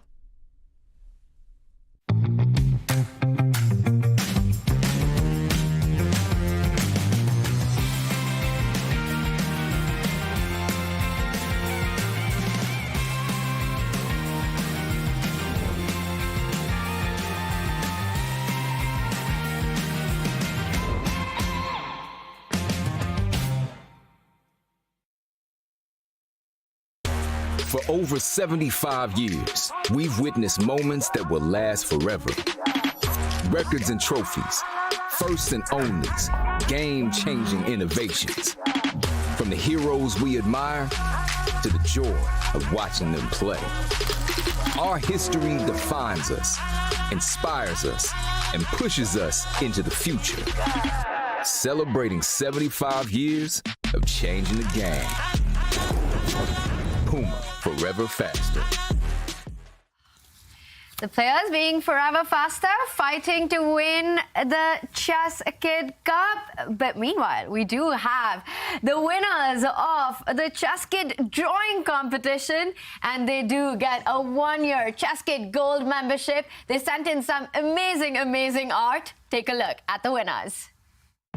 With these amazing portraits, ChessKid and the Champions Chess Tour feel confident of the future of both chess and arts. Hikaru Nakamura by Jose Alonso Macedo Reyes. Fabiano Caruana by Olya Mekalayin. Nodirbek Abdusattorov by Zanbu. Dmitry Kolas by Shay Viens. Alireza Firouzja by Rose Banjo. Jules Musaud by Alida Hoyle. Alexander Shimanov by Mikhaila Arana. Jordan van Foreest by Paul Wellhauser. Oh my gosh, I love it. We've got to bring those on again, guys. Let's take a look and let's do a little breakdown and try and recognize everyone. This one's, James, this one's so cool. Hikaru, I love chess. Yeah, that's really, I mean, it's the detail there. These are very talented kids here. I mean, you've got all the pieces right. Look at the board. They didn't mess anything up. That is a very nice picture right there. 1e4, best by test. Wow. Let's take a look at some of the other amazing art. Wow. Daniel, this one, who do you think this is? Fabiano Caruana. Yeah, I'm wondering. I like the little speech bubble. That's a nice touch with the proper move notation. Ooh. Very well done. Attention to detail. That's The what curly impresses hair, me the most. the curly hair, glasses. of course. Love it. Okay. Oh, wow. Oh, I thought this was me for a second. This is Nodirbek, and really nice drawing. Really accurate, actually. Nice attention to detail. And you know the detail I love the most about this one is the medal, if you see around his neck. Oh. And that reminds me of the Chennai Olympiad, where the Uzbek team did win the gold medal. So that is fantastic stuff. Wow, well done, guys. Nice. This has got to be the cutest drawing. I love it. This one gets my vote. Yeah, Dmitry Kolas. You wouldn't think that he's such a... him for anybody else in the world. Anyone. You wouldn't think he's such a warrior on the chessboard with a cute face like that one. Look at that, Gutierreza. It's looking very fashionable and very stylish there. Definitely stylish. I can see it. Okay, nice. Wow. There's a lot going on. All right. That's what his face looks like after a blunder. He gets all red. That's probably what they... Oh, I get it now. That's what they were going for. I got it. Oh. JVF himself, Jordan. In about 75 years. Oh Well my done. gosh, yeah. Love the colors. Jordan Van right out of the Foreest would look like that. And there we go. Jules Musaud, he did win his game today. And wow, and these are the winners of our ChessKid drawing competition. And we really thank you for all your submissions from the chess club in Peru. Just amazing, amazing stuff. And we are seeing amazing action all around in all the divisions. And once again, we've got with us Ginger GM. But before that, these are the kids who submitted their drawings with their artwork, combining making chess. Chess is art, science, sport, all of it. Yeah, that was Anatoly Karpov. I think chess is art, science, sport, drawing, apparently. Art in the most direct form, but great to see involvement from all sides. And just the level of engagement really elevates this tournament to a different level. And they win a 1-year gold membership on ChessKid. It is the most fun and entertaining platform for kids across the world to learn chess, to play chess, to become masters. All the players that we see in the ChessKid, in fact, started their journey on the platform. And speaking of all the fun that we're having, there's been a lot of fun in the other divisions as well. And we've got Simon with us in the studio for some more fun. Yeah, hi there. I've just got to get over that picture of Jordan, though. That might give me some nightmares there. just got to blank that out of my brain for a little bit. Great picture, though. Yeah, loved it. And yeah, I'm going to bring you all the action from Division 2 and 3. And there's been a lot of action and the winners' semi-finals. And let's remember, whoever wins Division 2 goes into Division 1. So it's a biggie. And you can see that Trong went through there against Oparin. And we have Fedosev going through against Sadwani there. So that was the first results. And then in the losers section, who's going home, where everyone who's been grayed out is packing. They're all going back. And still in the competition, some big names, Adrian King and Lee, Mamajarov and Liam Lee as well. So there's lots of good games going on there. And then more results here, and we see that Adriaking and Mamedyarov still in with a shout there. So even bigger names. This is how many games have been played during the whole season of Division 2. And yeah, that's going to be Division 3 even. So, well, let's have a look at Division 3 now. And yes, this one was a bit of a shock. We saw that Pitcho managed to beat Hari Krishna, and Hari Krishna is still in with a chance because he's got his second roll of the dice there in the losers bracket, but that was a great result for Pitcher. And then going to the losers section of that, so again, the players in grey have been knocked out, but through Gatakamsky, Sam Sevion, Donichenko and David Navarra, and they went on to the next round. Of course, a lot of pages, aren't there? And the next round, Gatakamsky took down Sam Sevion in the Battle of the Veteran, and then David Navarra beat Donichenko. So I think we're getting there now. Lots to catch up on. There's been so much action going on there. It's just, you know, a lot to take in. But I want to pick out one moment which was quite beautiful from one of those games. Let's see if you can spot the tactic at home. And this is from the Division 2 losers bracket. And it was Dmitry Adriaking, a very good player with the white pieces. And he got this very dominating position. So get the brain whirling. What would you do as white here? There's some nice little tactics. The black king is looking rather dodgy there. It's a bit naked, a bit exposed to the elements. Needs to put some clothes on. And you'd like to go queen takes pawn, but that doesn't quite work here, because after our rook swings over, trying to do the lawnmower checkmate, black can block with the queen.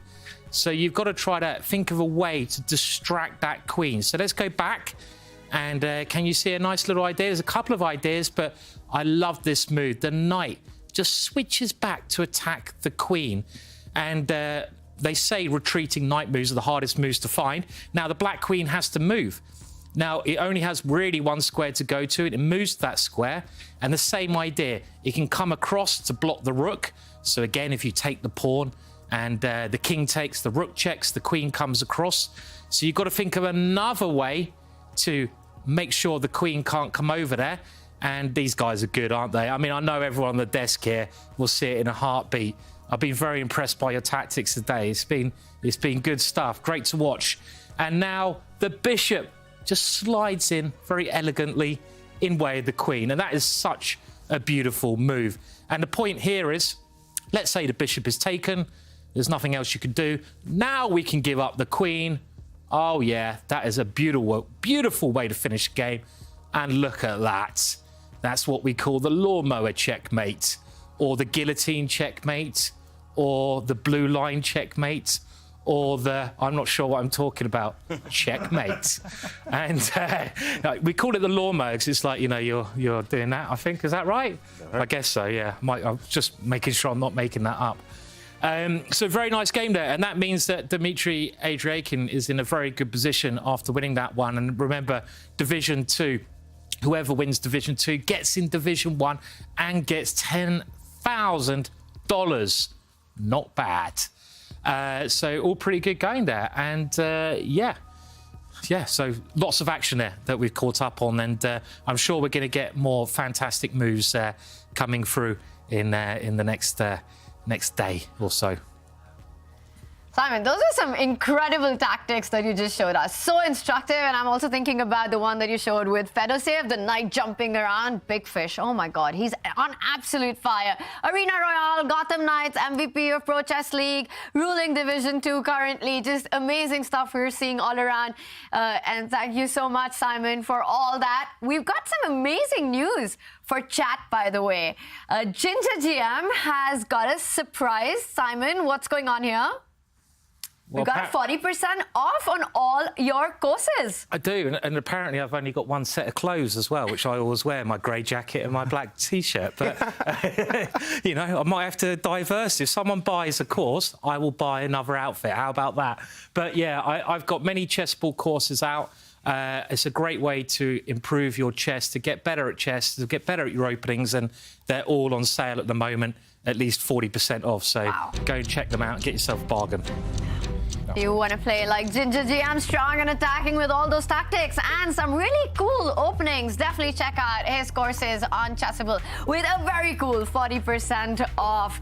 And right now, we will be back with the very cool matchup between Nodirbek, Abdusattorov, and Jordan van Foreest. The players are ready to go. Nodirbek needs just a draw to win the match. How and where does Jordan create his chances? Is it time for ChessKid, King's Indian defense? That's the most dynamic opening of all against On 1d4. the board. Ooh, a switch up though. White goes for the fianchetto variation. Solid one, Dania. That's a buzzsaw. That's one of the least favorite responses that most King's Indian players face. The same-ish is annoying, but the fianchetto is as solid as it gets. But it's not just solid, it's also principled. It's a great way to fight for the advantage. Now, Black could transpose this into a Grunfeld type setup. The recommendation of some recent King's Indian specialists is again to play this Benoni style with an early c5. Let's see how Jordan handles this. I've mostly played d6, knight bd7, and e5, which is the sort of old school traditional method, and it does produce a guaranteed imbalance. Yeah. James, what do you make of the body language of Jordan right now? Looks like he's hating life. Yeah, he's, you have to, especially when he saw the fianchetto variation, he wasn't too happy to see that either, but definitely in the zone. I have to be focused here. I have to play just whatever the position gives me. He's going with the knight c6 version. This one's actually pretty topical as well. You usually can do things like a6, just have e5 here. He plays bishop d7, more of a waiting move too as well. I mean, you can get chances here, but it's really difficult because it's extremely solid for White playing the fianchetto variation here. Jordan van Foreest with the King's Indian defense, trying to create chaos on the board, but a really good match approach there by Nodirbek Abdusattorov, going for the most solid response against the King's Indian defense. And that's because players with the black pieces who want to go in for this opening are looking forward to all the fireworks, to all the attack and play on either side, but the G3 fianchetto system just kills all of that out. And this is a no-fun King's Indian defense. No, this is actually the least fun King's Indian defense. That's why I don't like playing knight c6. The knight is now stuck on the rim, and the traditional way to play this is to push the pawn to c5 and prepare b7, b5. We saw this in the previous King's Indian game, so Jordan hasn't had enough of the pawn breakthroughs. There are some tactics down the long diagonal, but they usually don't work because White can garner 2 minor pieces for a rook. Yeah, and maybe we can show one of those variations, Dania, just on the last turn. It did look like White had weakened himself along this diagonal, but if, for example, you jump into the center with your knight, then this will backfire. The knight is simply captured. Black does win material temporarily, but 2 loose pieces, 2 undefended pieces, you can attack them both in one fell swoop. You attack the knight, attack the bishop, and as you mentioned, White wins material. So he has kept the tension here, Jordan, and he's aiming for that break that you mentioned. How do we think White is going to deal with this one? Ignore it or deal with it instantly? If there is a way. Resign. Resign. Time to resign, that's it. Yeah. I guess I would be tempted to just kind of put the bishop on this square just to hint at some attack against this knight. If Black now goes for this pawn push, at least there are some weaknesses. I'm not a huge expert here, I must say. Feels like Black has got some chances to imbalance things at least chip away at this really strong White pawn chain. If you see your opponent has a strong chain like this, hammer away at it and try to open lines. I mean, it does make Nodirbek think here. Like, he has not found the response yet, because b5 is coming, whether you like it or not. I mean, maybe even queen d3 doesn't really stop it. I mean, we want to do it anyway. So you play bishop b2, definitely double fianchetto. That's what they call it, is what Hikaru says. Cool b5 anyway. Knight d2 is possible now to protect the pawn. You could play c takes b5. You know, the world doesn't end if you break up your pawn chain, because the d5 pawn is pretty well protected. And sometimes you see the knight from f3 hopping into d4 and then into c6. But normally you don't want to do that unless you have to. He goes knight d4 straight away, and his idea is d takes c4, b4, and then once he sticks a knight on c6, it can't be captured because the pawn will trap Black's knight on b7. Incredible tactical vision already. Beautiful stuff. b4 here if the knight retreats. Knight c6, hitting the queen. Beautiful attack here. Actually, only one I was going to say legal move here, but only one move to keep the game going. You can't sidestep because of a nasty knight fork. You have to sidestep the other way, but to show Dania's idea. Wow, this is the most dominated knight you will ever see. Trapped. And, OK, he didn't go for this. I was wondering whether maybe in this position, before it's too late, before you blunder, after b4, maybe rook b8, queen b8, but he did not dare go for this. And instead, we're left with this position.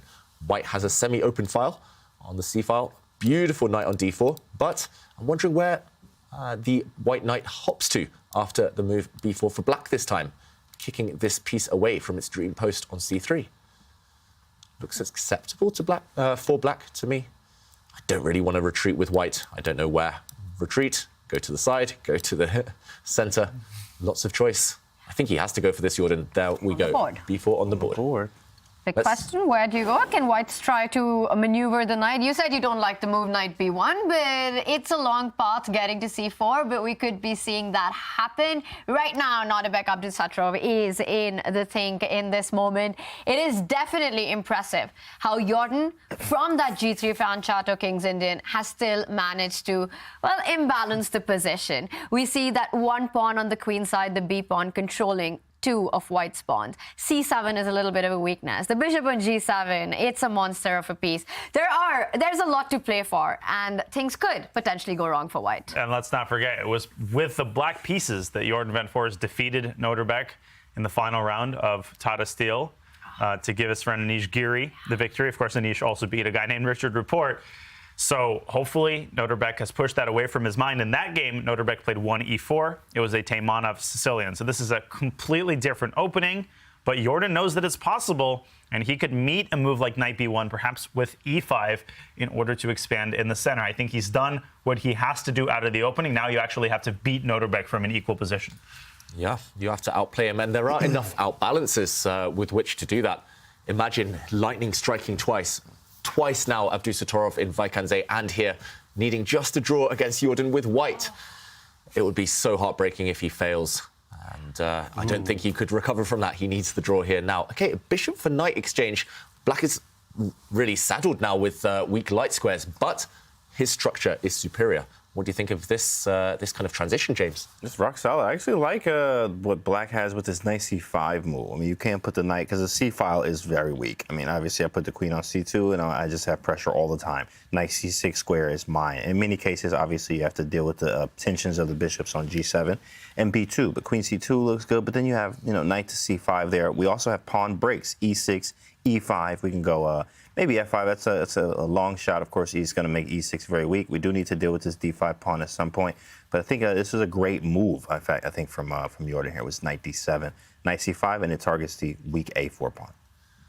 Yeah, it feels like Abdusattorov needs some energy in his position now. He needs some tactics, maybe, Danya. Like knight c6, not really a tactic, but if you trade off all those pieces, you can stick a rook on c6, the queen comes into d4, and mainly you eliminate Black's fianchetto, King's Indian bishop. So I'm a little bit worried about Jordan's winning chances in this bishop versus knight position. Yeah, the knight is better than the bishop, technically, but there are other factors at play. The b4 pawn is weak, can be targeted with queen to d4 and rook b1. You pointed out the passed a pawn.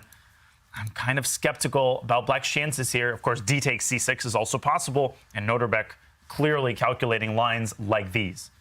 Yeah, this feels relatively safe for white, and that's all you need if you're Abdusattorov right now. And just to mention James' idea as well, if Black does get a knight to c5 and blocks, kind of plugs this c-file, then he will breathe a sigh of relief. So it does feel like here and now is the moment for Abdusattorov to do something. You don't really want to take a time out and play a quiet move, a slow move, because Black's knights will take over the queen side. And also, you mentioned this pawn, a huge target. So yeah, I like it, Danya. Just jump in, and if there's no downsides, it really helps your task if you can get as many pieces off the board as possible. Just from a psychological point of view, you're in no danger there with white. 10 minutes for Abdusattorov. He struggled with the clock, but it's been tactically sharp, and he jumps in. We'll see all of those trades happen now. There we go, very quick. Lots of forcing moves. The bishop has to be captured pretty much. And which way will white retake this knight with?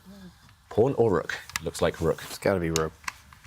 You want to keep the pressure on the c7 pawn, and that d5 pawn looks so good, just cramping down Black's position there. He does it, rook c6, double up, triple up on the c line, and go for c7. There is a clear idea, and of course the a pawn can. If it does get to a6, it's going to be quite the dangerous pawn.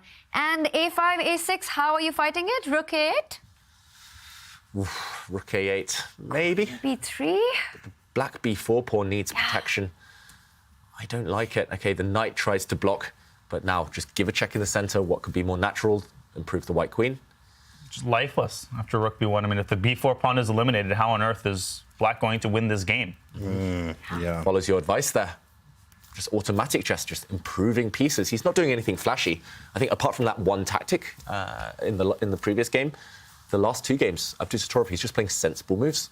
He's putting the pressure on Jordan. It's up to him to create something.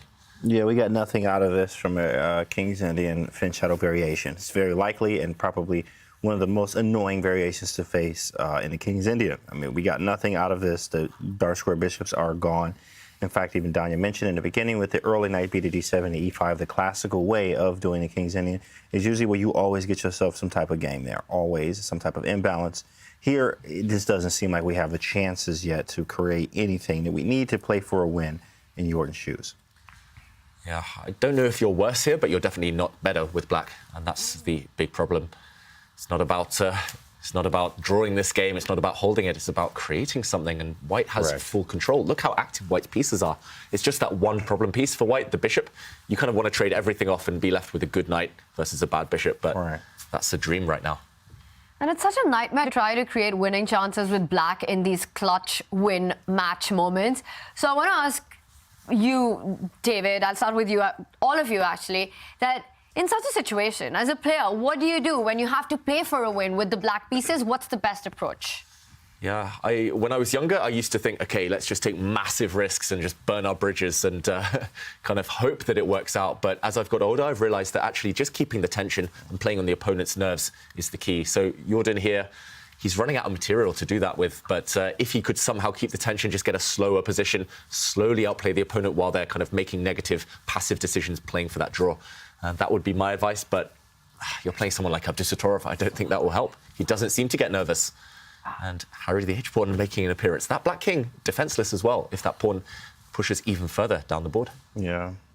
We were talking about the A-pawn, now H5, H6, H4, and we live James. James, do you think that is also the approach, just trying to create tension rather than forcing matters, keep more pieces on the board? Absolutely. Of course, I mean, well, first things first, I'm trying to play for a win and I'm playing King's Indian. Like, that's the number one. And the number two, yes, you do want to keep pieces on the board and go for challenging lines. Like, of course, you do have to take some risk. Play the board, play obviously what you like, and then try to attack. Of course, I mean, attacking is fun and play what you know best. So Jordan is an attacking player, things like that. But this was not an attacking King's Indian at all. This was more positional, which, of course, yeah, we got a nice position. It's okay, it's playable, but it's when playing for a win. It looks like white is the one playing for the win right now, in fact. It looks like white's the one who's going for the attack. How are you stopping H5, H6? Do you want to commit with H5 yourself?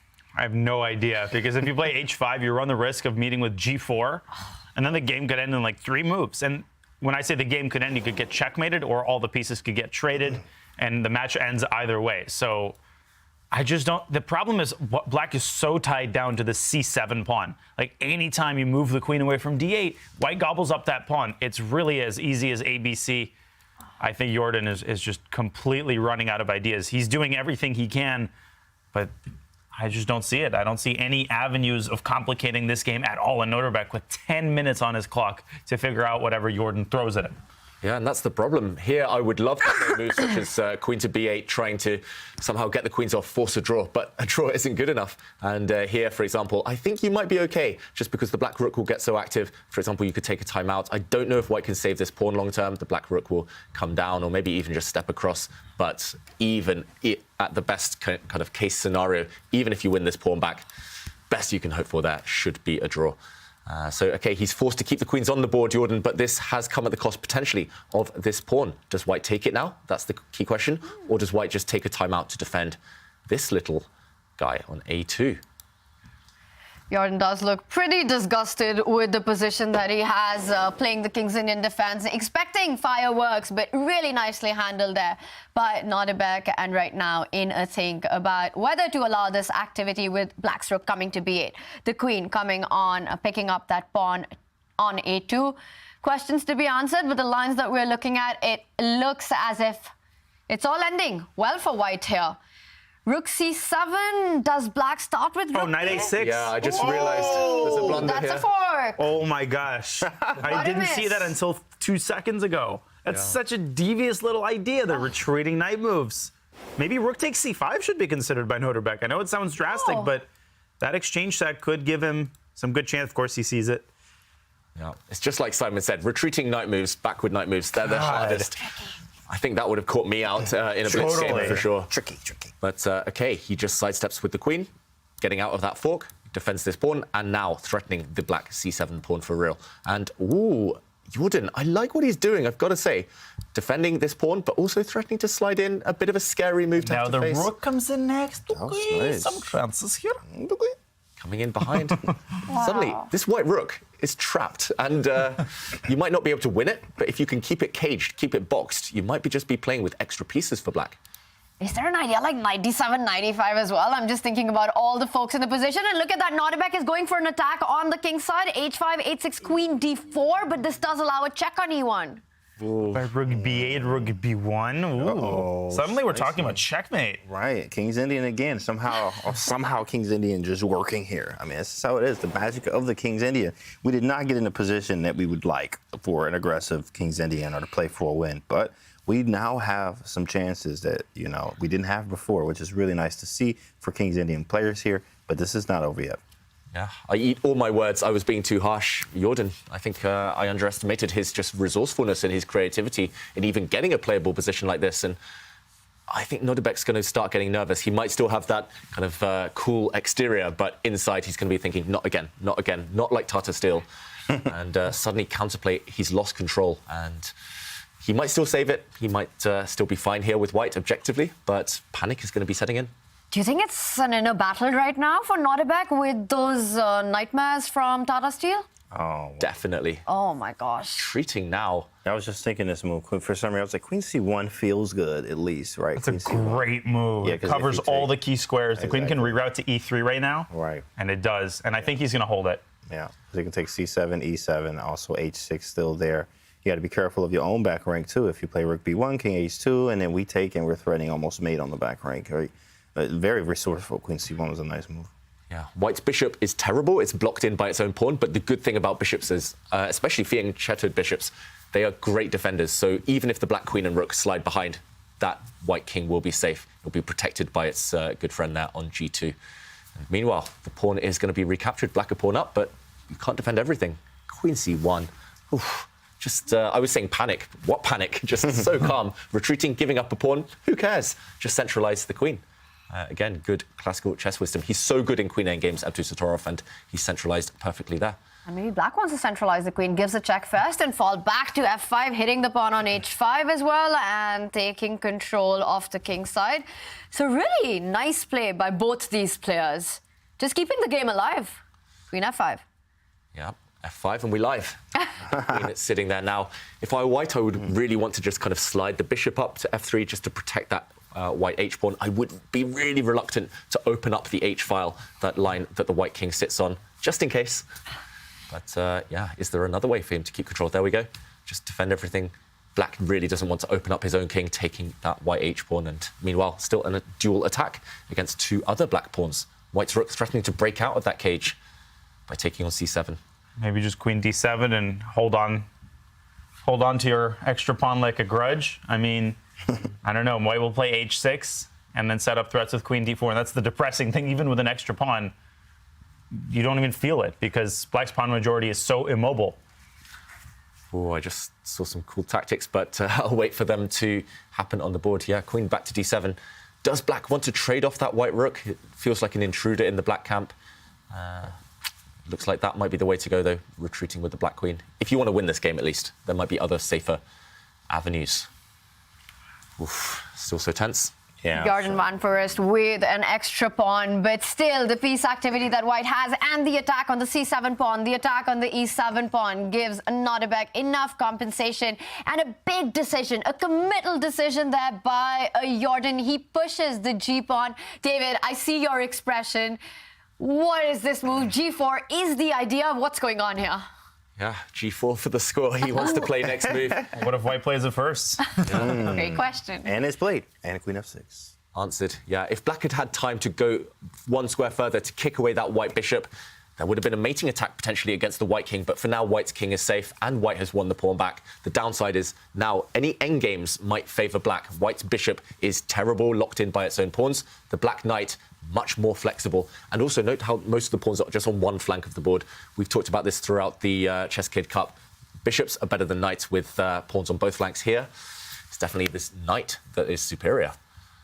Ooh, dark square control by Jordan. He's playing it positionally.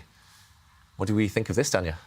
Well, rook take. My eyes are always drawn to this exchange stack. Rook takes c5 because so many of the pawns are on light squares. They're incredibly hard to attack. But I think Nodirbek views this as a desperation measure. Right now, he has a very simple question for Jordan. How are you going to make progress? Your knight is pretty, your pawns are pretty, but d5, e2, and g4, all of the vulnerable pawns are protected by one piece. That piece is itself protected by the pawn, the king, and the queen. So it's incredibly solid. And if Black's rook moves away from the 8th rank, Black could absolutely get mated by a tandem of the queen and the rook. So Jordan has a lot of enemies at his door, and he's navigating them so well. He's producing chance after chance. He's forcing Nodirbek to be accurate.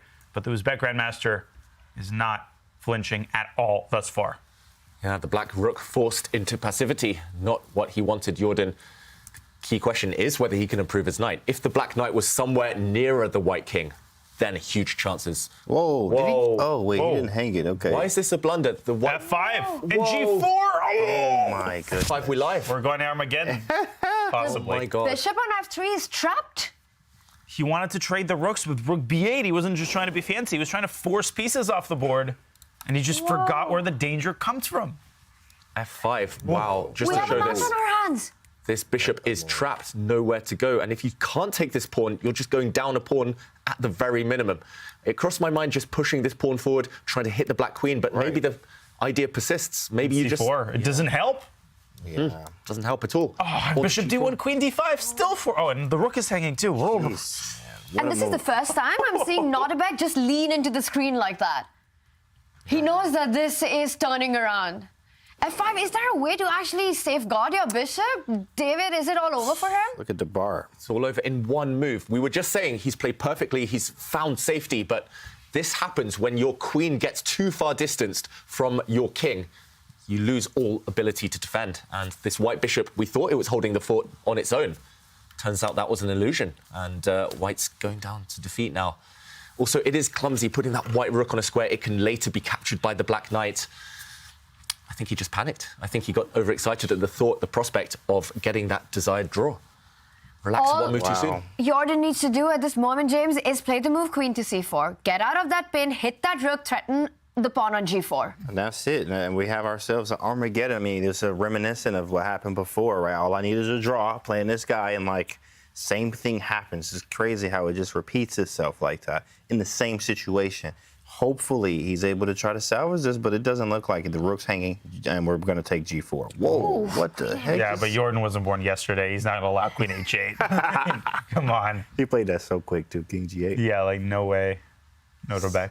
So sneaky, dropping the white queen back, trying to get onto the opposite corner on the diagonal. But yeah, Jordan thinking of the opponent's time. That's kind of a boss move. Your opponent plays like the trickiest tactic ever.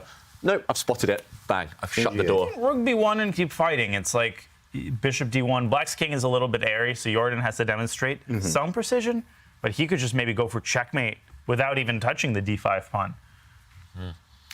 Yeah, black's going to be at least one pawn up, and still struggling to see how white's queen ever kind of zigzags her way in towards the black king. Feels like a pipe dream. Another turnaround in this match, and now for Nodirbek, he's got all these difficult questions to answer with just 4 minutes on the clock. And in the studio, we keep talking about that big moment from earlier in the year at the Tata Steel Masters 2023. A fantastic performance by Nodirbek saw him leading the tournament from the start, and it was in round 13, the very last round, where Jordan van Foreest, with the black pieces, took away all those dreams, beat him.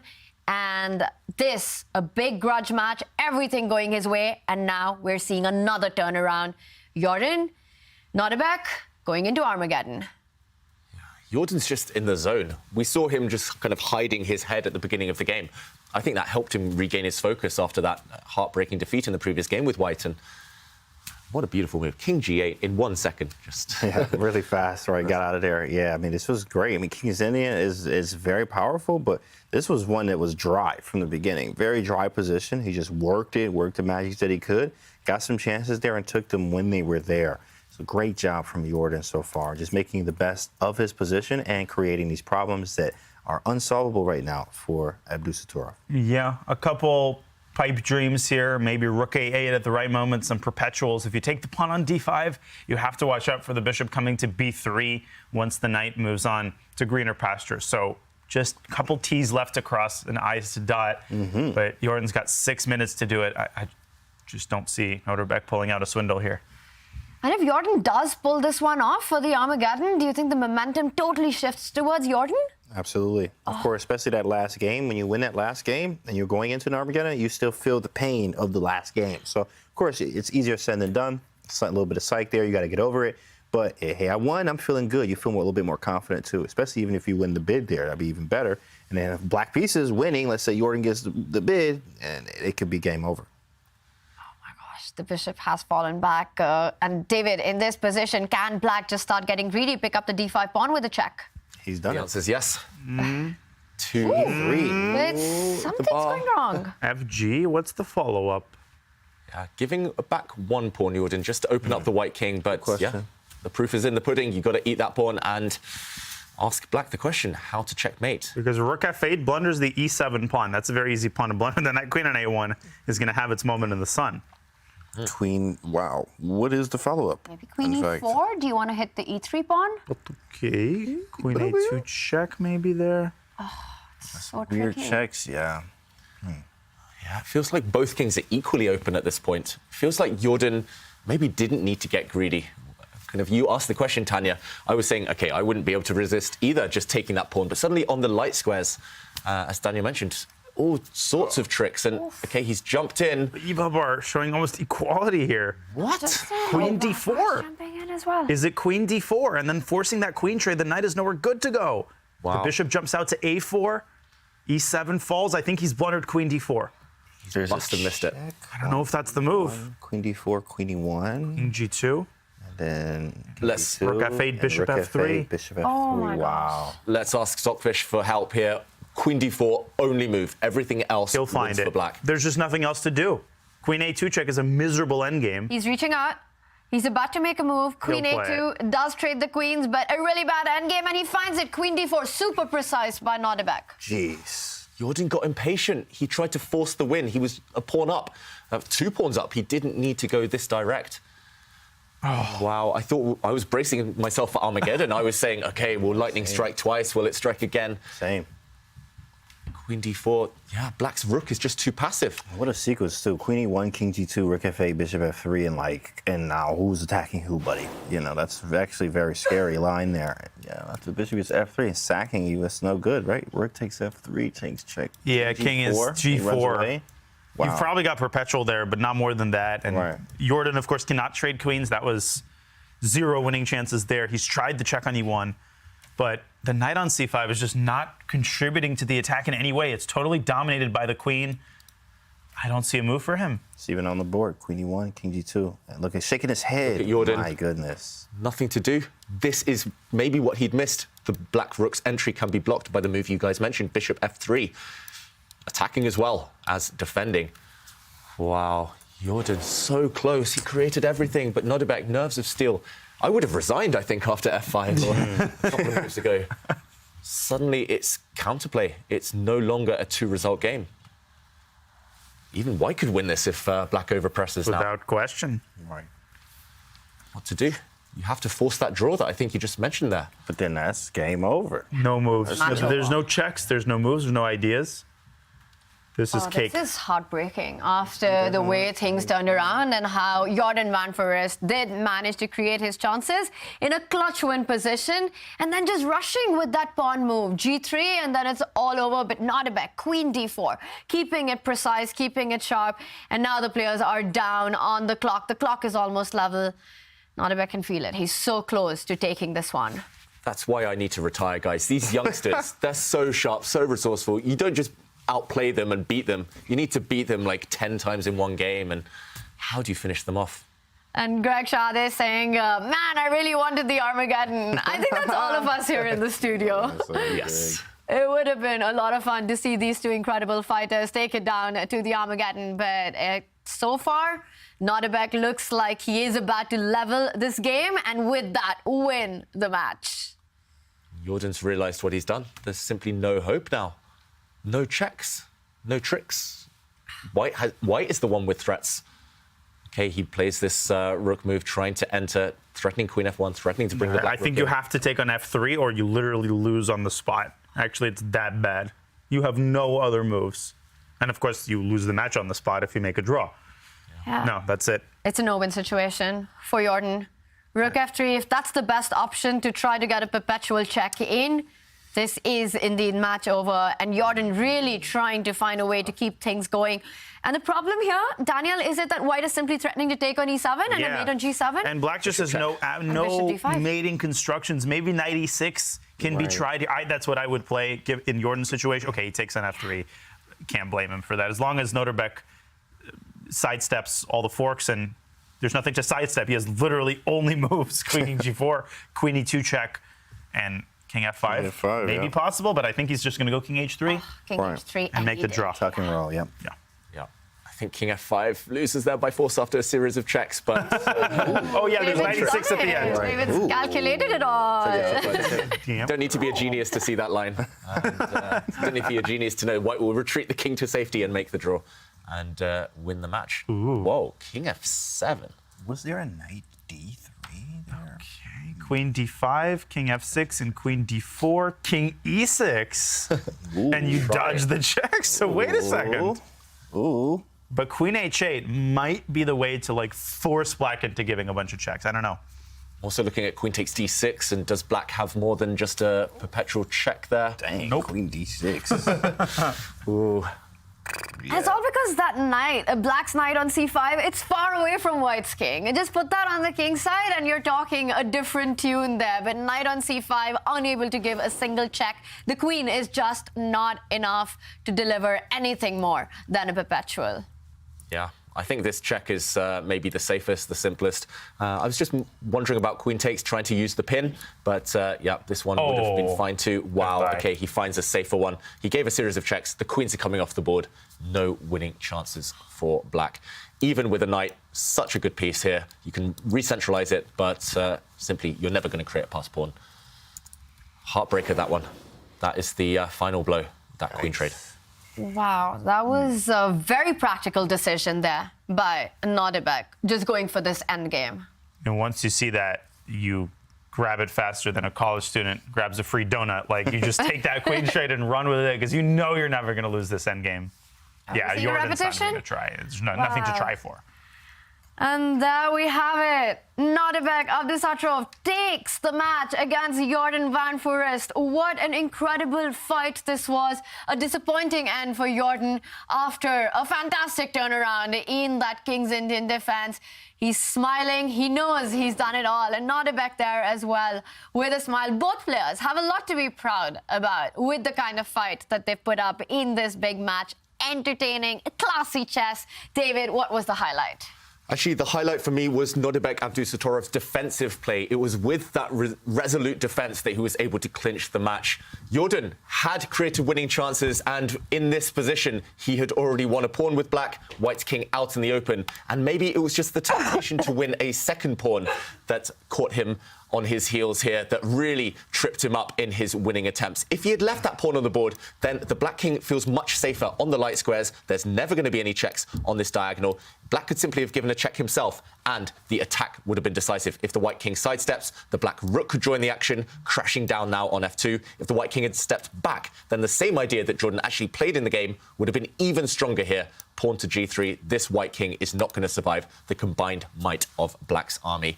In the end, just one careless move, there was suddenly counterplay, and Nodirbek guided it towards a draw. What an amazing play that was. Just keeping everything under control after that miss by Jordan van Foreest. We've had such an incredible day of chess. We didn't get an Armageddon, but we got 4 extremely fighting rapid games. And for Jordan van Foreest, he does get knocked down to the losers bracket. Nodirbek Abdusattorov, he continues his run in the winners bracket. And we do have Nodirbek joining us. And what a game that was, the last one. We are waiting for him, and here he is. Nodirbek, yes. Congratulations. Thank you. Nodirbek, it was a crazy match. All 4 games, just so much entertainment for us. How were you feeling while playing? Was it up and down? Yeah, it was crazy match, and there were a lot of mistakes, I think, and yeah, I was a little bit maybe lucky that I survived in the last game, but overall, I think we played very good match, and yeah, it was very tough match indeed. Yeah, I'm looking forward for the finals. Yeah, we're so excited to watch you play in the finals. But Nodirbek, I want to just talk about the games a little bit. And I want to start from game 2. There was this moment, and I see your expression, and I think you know what I'm talking about. Yes, yeah, exactly, yeah. Yeah, I played Queen f3, but honestly, I didn't. My plan was like playing d6 as in the game. So after he played f5, I just immediately played d6 because this was my initial plan. I just didn't see rook f2, and yeah, it was some kind of yeah, it was some kind of illusion that I'm getting mated. But yeah, basically that was it. Yeah. And did you realize that you missed that moment while the game was on, or afterwards? Afterwards, just after the game, I just realized that I can take it. Yeah.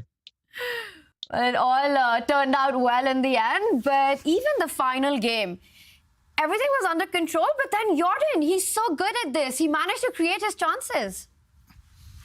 Yeah, he created a very messy position. Yeah, of course, I missed f5. I totally missed this idea of trapping my bishop on f3. And yeah, I was very lucky to play e3, and I have this queen a1 trick to coordinate my pieces. Otherwise, it would have been just I was just getting crushed there. If not queen a1, then okay.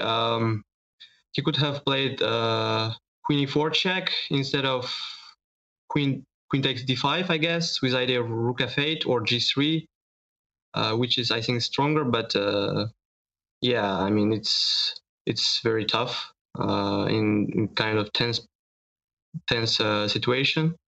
Yeah, I mean, basically, he just grabbed the pawn, and yeah, after that, I just hold the game.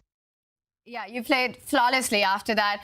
Nodirbek, in the studio, we were also discussing about the history with Jordan van Foreest. Now, you guys have played some amazing chess in the past as well, and I know it was a difficult moment back at the Tata Steel Masters, the final round. Was this a bit of a grudge match for you?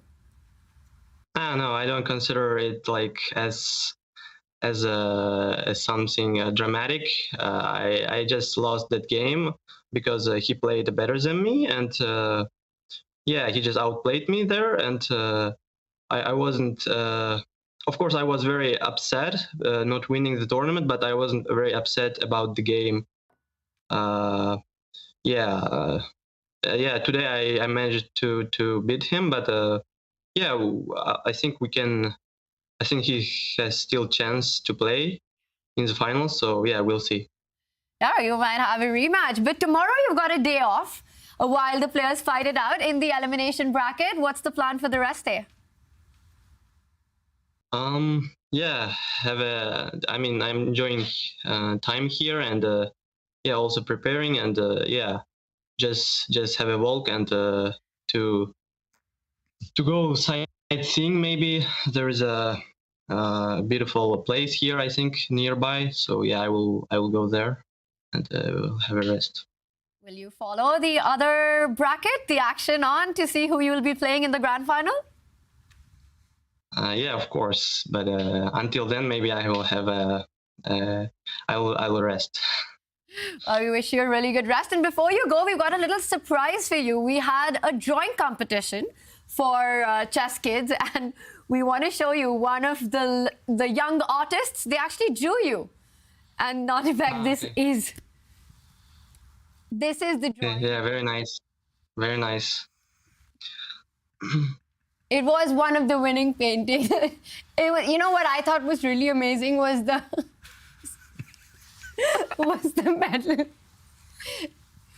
medal around.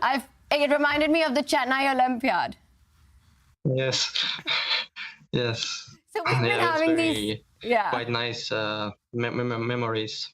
Yeah, we've been just having these amazing drawings of all of you being sent. And thank you so much, Nodirbek. You're such a sport, and we're so excited to see you in the grand final. Enjoy your rest day.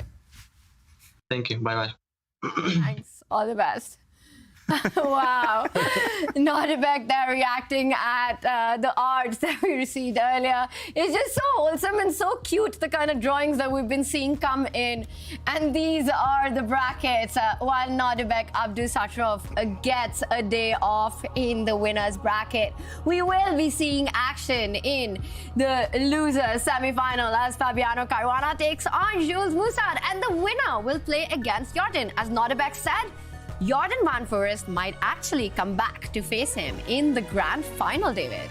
Yeah, we've actually seen that twice already this season. The player losing the winner's final is able to retrace their steps, fight their way back, and get a second shot at the prize. So don't be surprised if we see a rematch of today's final. Yeah, just amazing, incredible stuff there, and more action coming up. Daniel, what did you make of what we witnessed in the final game 4? Just amazing action all the way. I mean, Jordan is in such good form this tournament, and again, he's got another chance. He's just got to rest. I know who he would more rather face between Caruana and Musaud. Pretty complicated question. I think it is Musaud, so he's got some time to rest. Nodirbek, though, he is the future.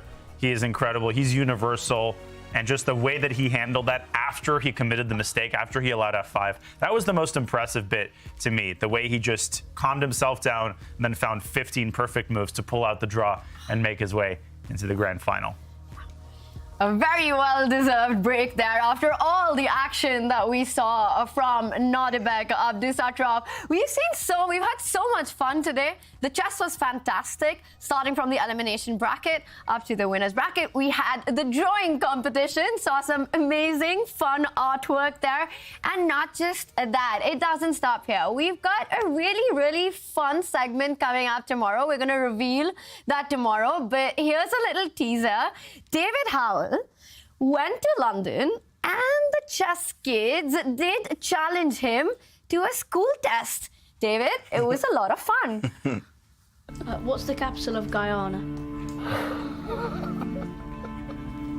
And you know this answer? Yeah, I do. Oh gosh. I thought we'd start easy, like what's 2 times 2? What year did Queen Boudica die? I don't even know the century. What are the effects of the Black Death and where did it originate from? What do all the coordinating conjunctions put in a certain order spell out? I want you to clearly explain how you find out the percentage of a certain number. Clearly? Explain. David, did you have fun there? That was fun to watch. I'm still traumatized. Kids are too clever these days, what can I say? For all the chess kids out there, this has been such a fantastic event. You can also go play some chess on ChessKid. It is the coolest, most fun platform to start your chess journey. And the chess journey does continue in the ChessKid Cup. We do have Nodirbek Abdusattorov, who's made his way into the grand final, and we'll find out who challenges him to win the ChessKid Cup. We will be back with all the action tomorrow. See you then. Harry the H-pawn is alive. He's blundered. The white king can now creep forward. 2 seconds, 1 second. He has to make a move. He has no moves. Queen F8. Let's go, King's Indian. Let's go. We got one finally, bro. E4 or you're dead. Finds it.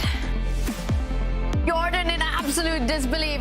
The F5 and G4. Oh my goodness. 5 we live. We're going to Armageddon. Nodirbek, Abdusattorov takes the match against Jordan van Foreest.